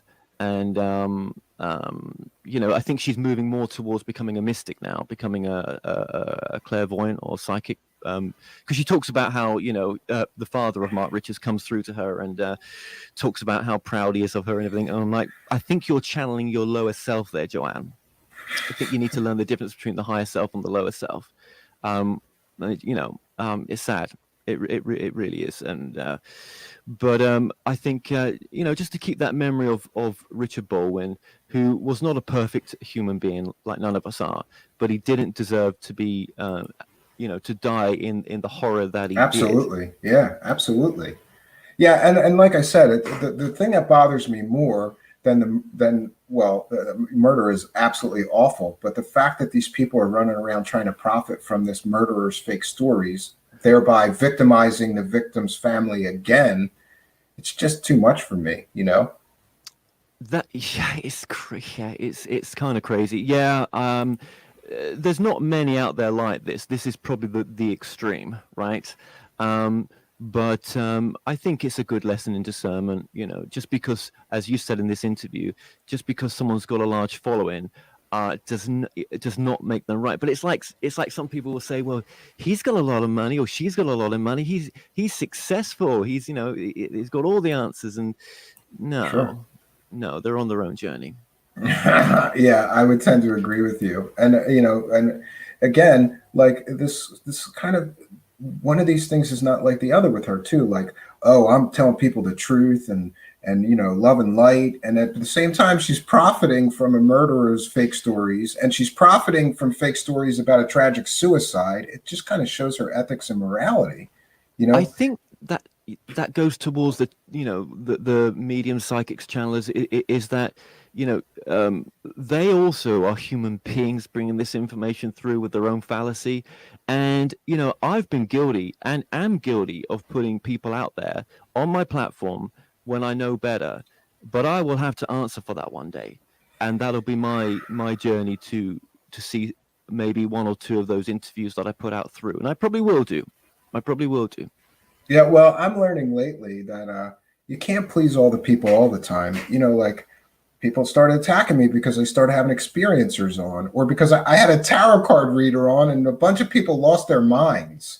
And it was just a girl coming here giving free tarot readings for the audience. And I wasn't but people, well, I think people that are comes very passionate about certain things. No, I think that comes from the perspective of someone giving that viewpoint. I'm not saying they are. I don't know, but maybe would come from the space of there is no such thing as the continuation of anything. That we're not consciousness, or we're not whatever this is, the soul or the I am or whatever. It doesn't exist because there's no science to say it exists, and therefore anything based on that premise has to be untrue. But I do believe that we are something much more in this body that we are communicating through right now. That there's an essence of the I am, or the consciousness, or something that's having this experience as me and you, that has always been and always will be.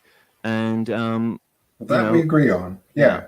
And people will say whatever about my relationship with some other show hosts, and like I can't. There's some people like I don't know, John Stossel, investigative reporter, or like the guy from To Catch a Predator, right? And then later they did stories that I just don't agree with some of the stories that they did, or why they did them, or like I can't agree with everything somebody does, but I can like and respect the work that they did that I do like and respect.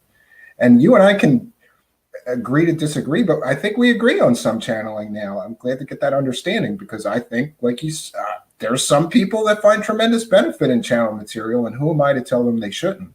But when people start channeling interdimensional aliens and stuff, I just kind of turn off and I go, "Oh, this is hokey." You know? And I think even some of the ones that I may say are more credible, right? Then they would soon admit, if you was in front of them, that is this their higher self coming through, masquerading as what they're saying it is, because they are not able to take responsibility that that they're able to bring this information through, so they call it something else that it's not, but it's the only way that they can justify what they're doing at some or communicate it. Level. Or I communicate don't know. Yeah.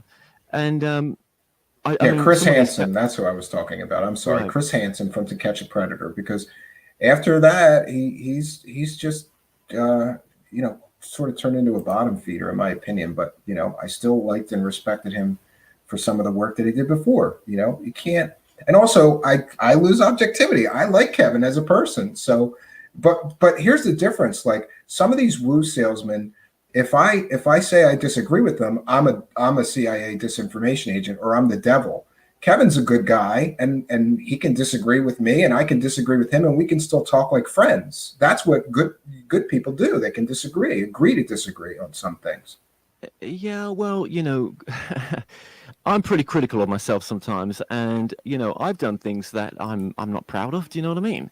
And Sure. I can't take them back. It's what is done is done. And sometimes in my life, I'm definitely not practicing anything that of all the channels that I've met in my life. But I guess there's a day where you reflect and you think, okay, well, maybe next time I'll try better. I'll try to do better. Yeah, I think it's always okay to make mistakes as long as you learn from them and you try to do better going forward. Sure. Yeah, yeah. There's been a lot of those, and I guess anyone that's on planet Earth that's just part of the parcel, part of the picture, of learning. So yeah, it's there are no mistakes, just experiences, and there No, that's a sure are good a way lot to of put it. experiences. That's a good way to put it, especially if you're in a period of your life where you feel like you're making a lot of mistakes. That can give you some comfort. Like, these are just experiences, and I got to get through this.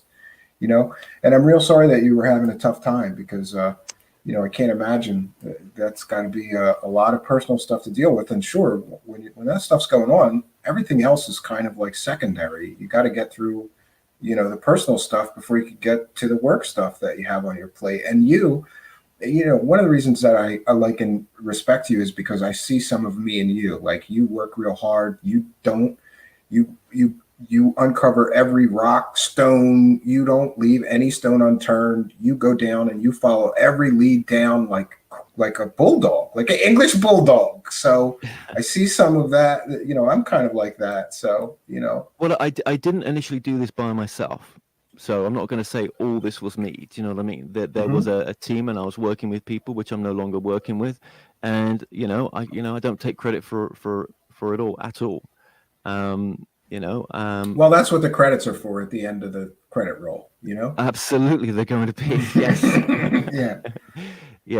Yes, and yeah, there's a lot to this story, and maybe one day I'll tell my personal story of why I've got to this point right now. But everything in its right time. Great. Well, I can't tell you how happy I am that you jumped on here to give us a little bit of an update. Thank you for, giving us some of your time. People have been asking me, but I didn't want to speak out of turn, and we haven't spoken in some time. So it was good to catch up with you. And I always love this, because this show gives me a passport to share with my audience. Instead of, you and I could have just did this on the phone. We could have talked about what was going on, but I'm glad that you let me share it with the audience, because they're all curious too about the documentary, about what you've been doing. People say you look great. I hope you feel great. And I wish you the best of success going forward with this project and every one you do. Yeah, I think I'll always have the channeling in the background and the psychics and all that kind of stuff. I don't think I'll leave it. I've got businesses that I want to set up, and to try to do from the right ethical space as well. And I know I'm always going to get a load of shit for that, but it's my life. And when I'm dead, who's gonna care? Yeah. A mentor of mine once told me that when you make a mistake or you're having a tough time, or anything that you think is a huge tragedy, just always bear in mind that someday you're going to die. And this little thing that just happened is not a big deal when you consider. Well, that's a good point. I know we're supposed to be going there, but that's a good point. Is that we've all got that common thing in we're all gonna pass. We're not taking our underwear. We ain't taking our assets. We take F all with us. So if we're all going to go to that on that journey, I think that's also what drove me to want to explore the alternative as well. It's like, well, where are we going? Where have we come from? And what is in that space to, like I said before, like a broken record, to help this present moment more. But that's just my take on it. It doesn't have to be anyone else's. Sure. And we're all just seeking and learning and finding our own path, right? That's what we're here for. Apparently. Among other things. Yeah, and to be kind to each other as well, I think. I mean, am I being kind in making this docu-series? No, this has been boxing gloves on, YouTube fight, you know what I mean? Almost. It's going to get to that point as well. But sometimes that's just what happens when you do make these choices with free will, right? But am I preaching what I'm saying by doing a documentary like this? God, it's a fine line. No, and I know how taxing it can be because this stuff gets emotional, especially you're dealing with this tragic murder, and it gets emotional, and it takes so much energy to follow up all these leads, and to Kevin's credit, he does a better job than me because I'm a little bit travel restricted, so I do most things by telephone, but you're actually getting on planes and flying places and driving Back in places. the day. Yeah, back in the day. Yeah. Would there be another documentary? I don't know. I heard from a friend I don't know. who made a really good documentary, and I asked him, "Are you starting on a new one?" And he said, "I don't know because the first one almost killed me." Yeah. Right? Yeah, that's so true. Yeah. Well, let's hope this one is going to be a first of many. I predict it will. I think what I'd like to do maybe after this, and I think I'm going to make a choice, but I don't know. I just see myself going through a big change, and I think I can't say this for sure, but I'm interested in like the news, and I've got this idea for a news site called the International Spiritual News Network, the ISNN, and it would combine the news, but then looking at it from a deeper karmic reason with looking at the bigger reasons under it karmically and spiritually with maybe channelers and psychics and stuff like that, just something really, really different. I don't know if that's ever going to come into fruition, but I'm thinking of it. Yeah, well, good for you. I wish you the best of success, and thank you so much for doing this. I really, really appreciate it. This was an unexpected surprise for me today. Thank you very much. I'm going to throw you out of here and do a quick wrap up. I appreciate your time. Thank you, everyone. All right, thanks, Mr. Kevin Moore. Thank you. All right, friends. So, boy, what can I say? What a big surprise. I always wanted to get Mr. Moore on my show and talk to him a bit more about this stuff. I want to remind all of our audio listeners, if you're listening in audio podcast land, we broadcast live on Twitch, YouTube, and Facebook Live. And there's a live chat. You too can participate in the discussion like we do here every live show. I want to give some time and attention to the live chat. So if you have any questions or comments for me, please put them in all capital letters. Wow, that was great, Stephen. Thanks, AJ. You know what's funny is I kind of was like, I was thinking that this was going to be sort of a filler show before I get to something else that I'm working on for tomorrow's show. You never know when you go click live what's going to happen. It's a live show. You get the show warts and all, or you get the show great stuff and all. And tonight, boy, what a surprise. Kevin Moore just happened to hear that we were doing this and jumped on here. Rodrigo says, this turned out great. Happy for having dropped in. Kudos, Steve and Kevin, and the chatverse. See there? You never know what's going to happen. So make sure that you tune in. Jonaside, so those slides, Stephen. I'm telling you, I'm working on it. I'm going to do, just for you, Jonaside, I'm going to do a presentation on my version of Linux operating system with slides, right? And Terry Joyce is here and says, thank you, Stephen and Kevin, for the support. Absolutely. I had no idea that Kevin was going to come on my show. I swear, Terry. I just thought Terry started this new channel. I want to see if I can signal boost her and get her a little bump. And really, everybody, make sure, if you'd like this story came from Terry Joyce. She got him to release the tape of talking to Kerry Cassidy, and her interview is amazing with him. Just search Kerry Cassidy, Kevin Moore, Terry Joyce in the YouTube search bar, and you will find it. Actually, it's on the Kevin Moore Show channel. I am gonna copy it, and I'm gonna go over to our live chat, and I'm gonna put it in our live chat so you could see Terry Joyce complete interview with Kevin Moore, which was back in 2019, but it's still very relevant to the story. Jonaside says, I subbed Terry Joyce a while ago. She got a brand new channel. You might want to check again. There is a link to her new channel in the About section of this video here. And I'm going to tweet it out as well. So if you're listening in audio podcast land, you can follow me on Twitter. It's at Stephen Cambion, or you can go to our YouTube channel. Just search Truth Seekers and look for that weird looking guy with the sunglasses. And that would be your host, me, Stephen Cambion. I welcome you to come and subscribe to the YouTube channel where we do the live shows, because remember, if you're listening in audio podcast land, and I realize a lot of people have jobs that let them listen but not watch, so that's why we're doing this audio podcast now. And the audio podcast is available anywhere you get your podcast. It's available on Apple Podcasts and Spotify and Spreaker and I believe Amazon even now. It's literally available everywhere. But we'd like you to come and be a part of our community. So please do search this YouTube search box for Truth Seekers and look for the guy with the sunglasses and the weird dark hair. That would be me. And you'll find us. Please make sure that you subscribe to our show and hit that notification bell. Every time we do a live show, you'll get a notification and know that we are broadcasting live. Otherwise, be sure to follow me at Stephen Cambion on Twitter. And I post every show before we do them, so you get a little bit of notice if you follow me on Twitter. That is the best way. Following me on Twitter, sometimes these YouTube notifications don't work out, but if you follow me on Twitter, you will definitely get notice of every new show that we do here.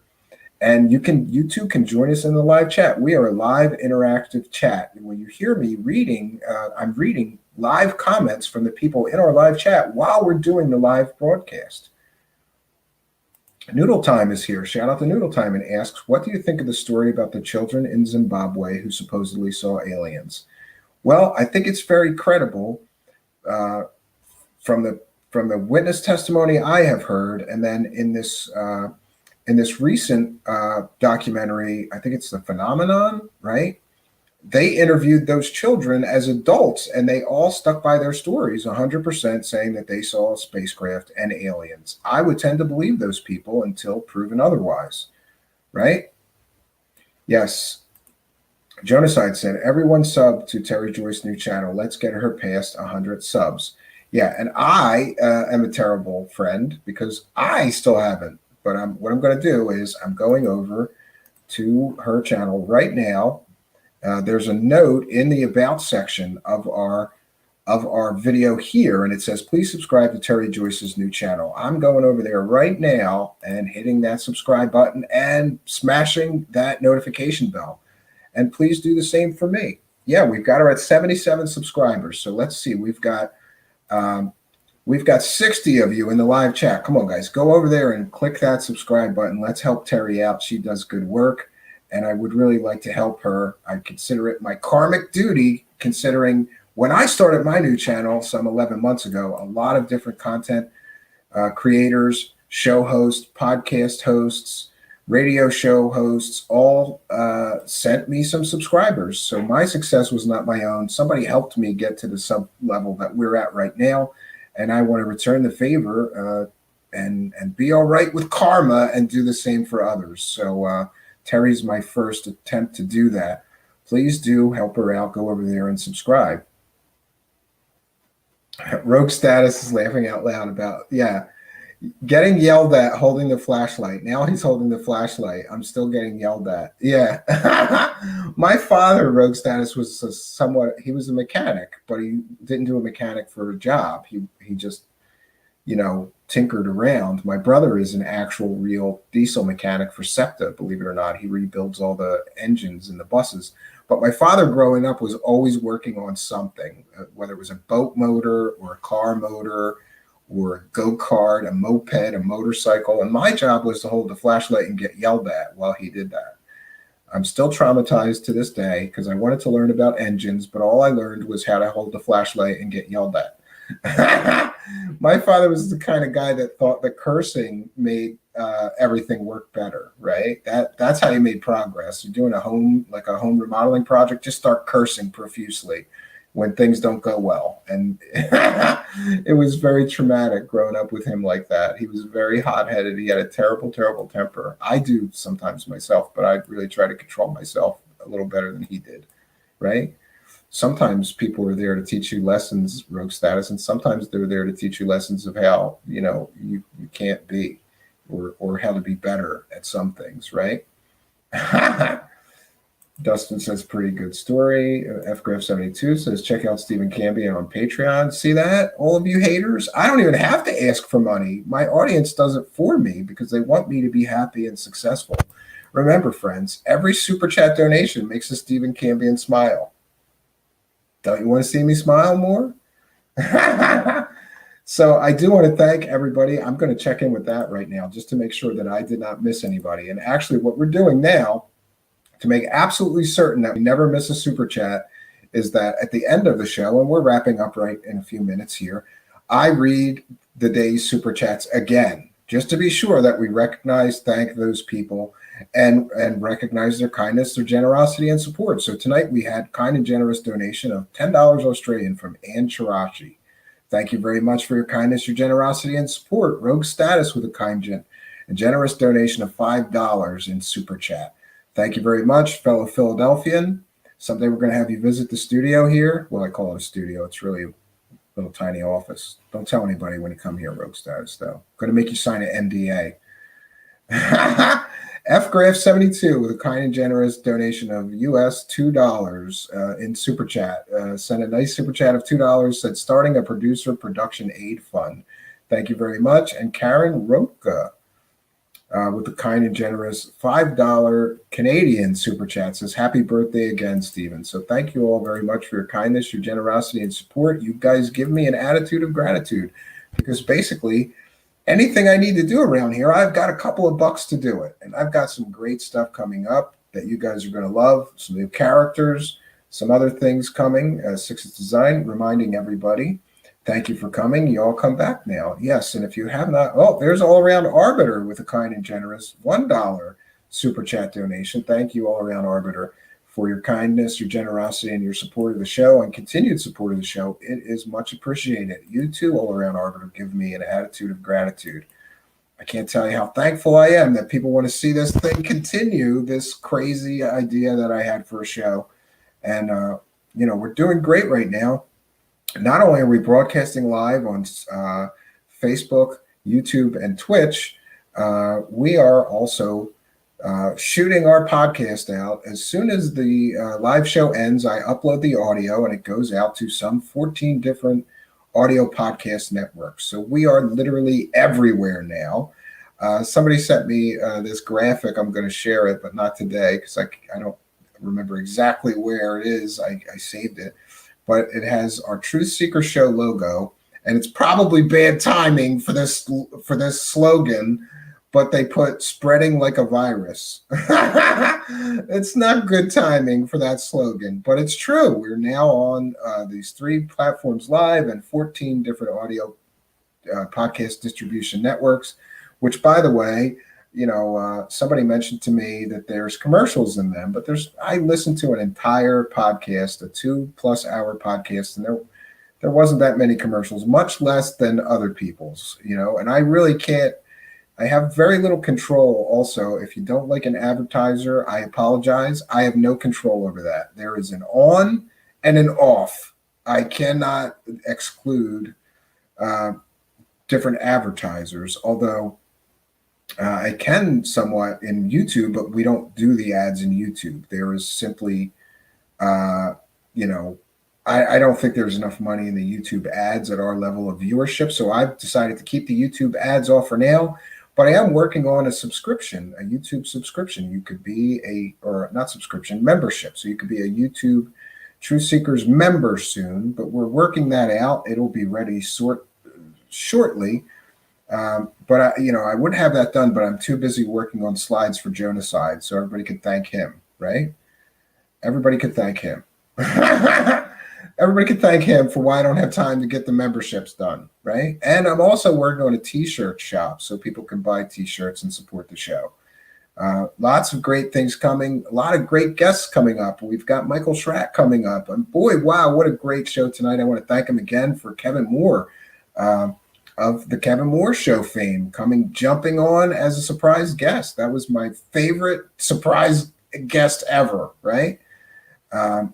So I want to thank each and every one of you for coming here. I want to remind everybody, once again, if you're in audio podcast land, please go to YouTube, go to the search box, search for Truth Seekers. Look for the guy with the sunglasses. That would be me, Stephen Cambion. Come here, subscribe, hit the notification bell. And also, just to remind everybody, please do, if you're watching on YouTube right now or you're watching a replay, please do like, comment, and share these videos. It really does help.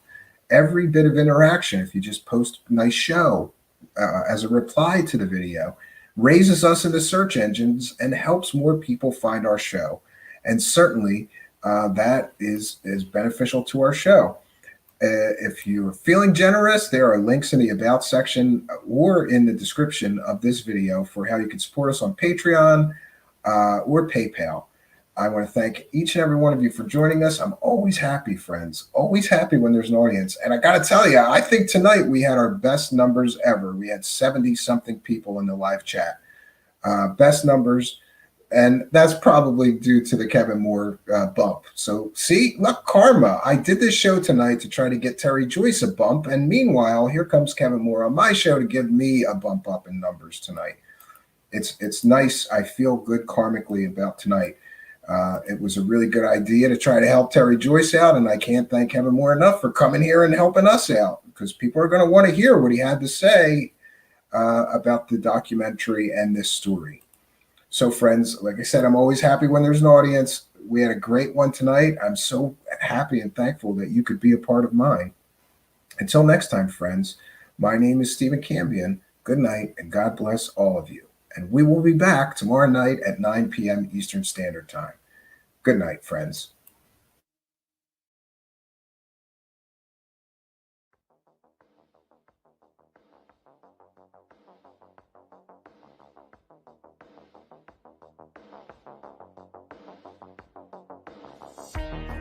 Truth Seekers is a viewer-supported show.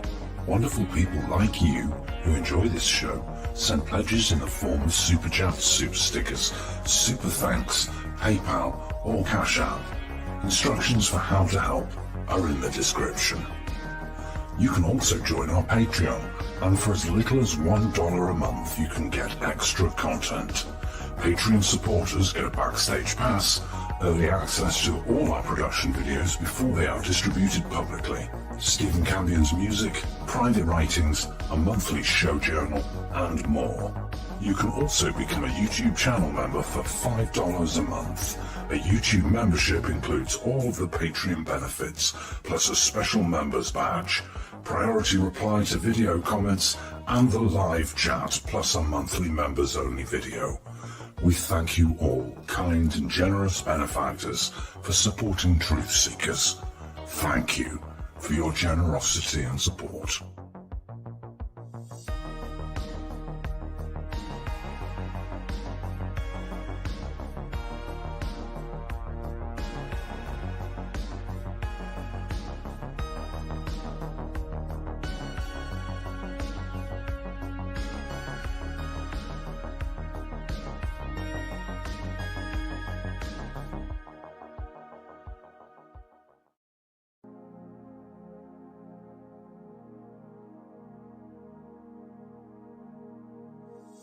Truth Seekers is a viewer-supported show.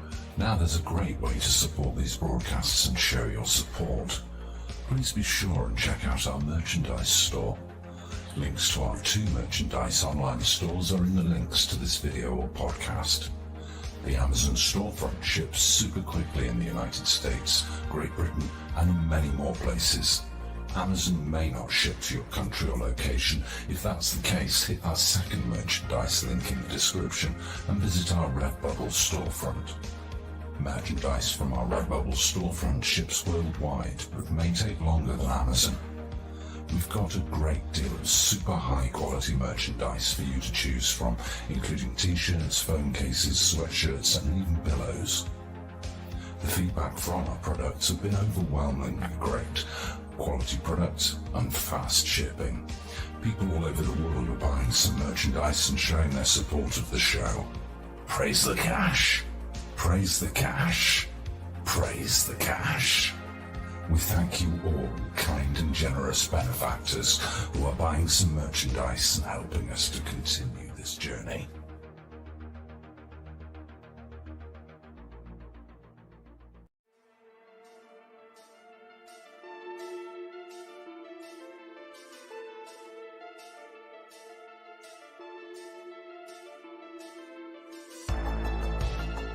Thanks for being here. This is Truth Seekers with your host, Stephen Campion.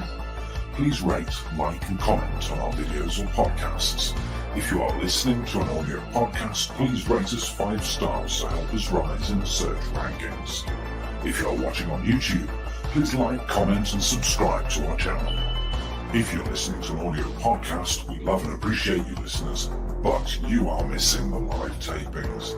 All our shows are recorded live with video feed. We'd love you to come be a part of our live broadcasts and tapings for the podcast. Head on over to YouTube, click the search tool, the little magnifying glass, put Truth Seekers, one word in the search bar, and hit enter. You'll see a strange and mysterious guy with sunglasses. That means you found the channel. Go there, smash the subscribe button, and hit the notification bell to receive up-to-date info on our YouTube channel. We welcome you to be a part of our live taping and our chat group during the live broadcasts. Seek the truth. Speak the truth. This is Truth Seekers. Truth Seekers. Truth Seekers.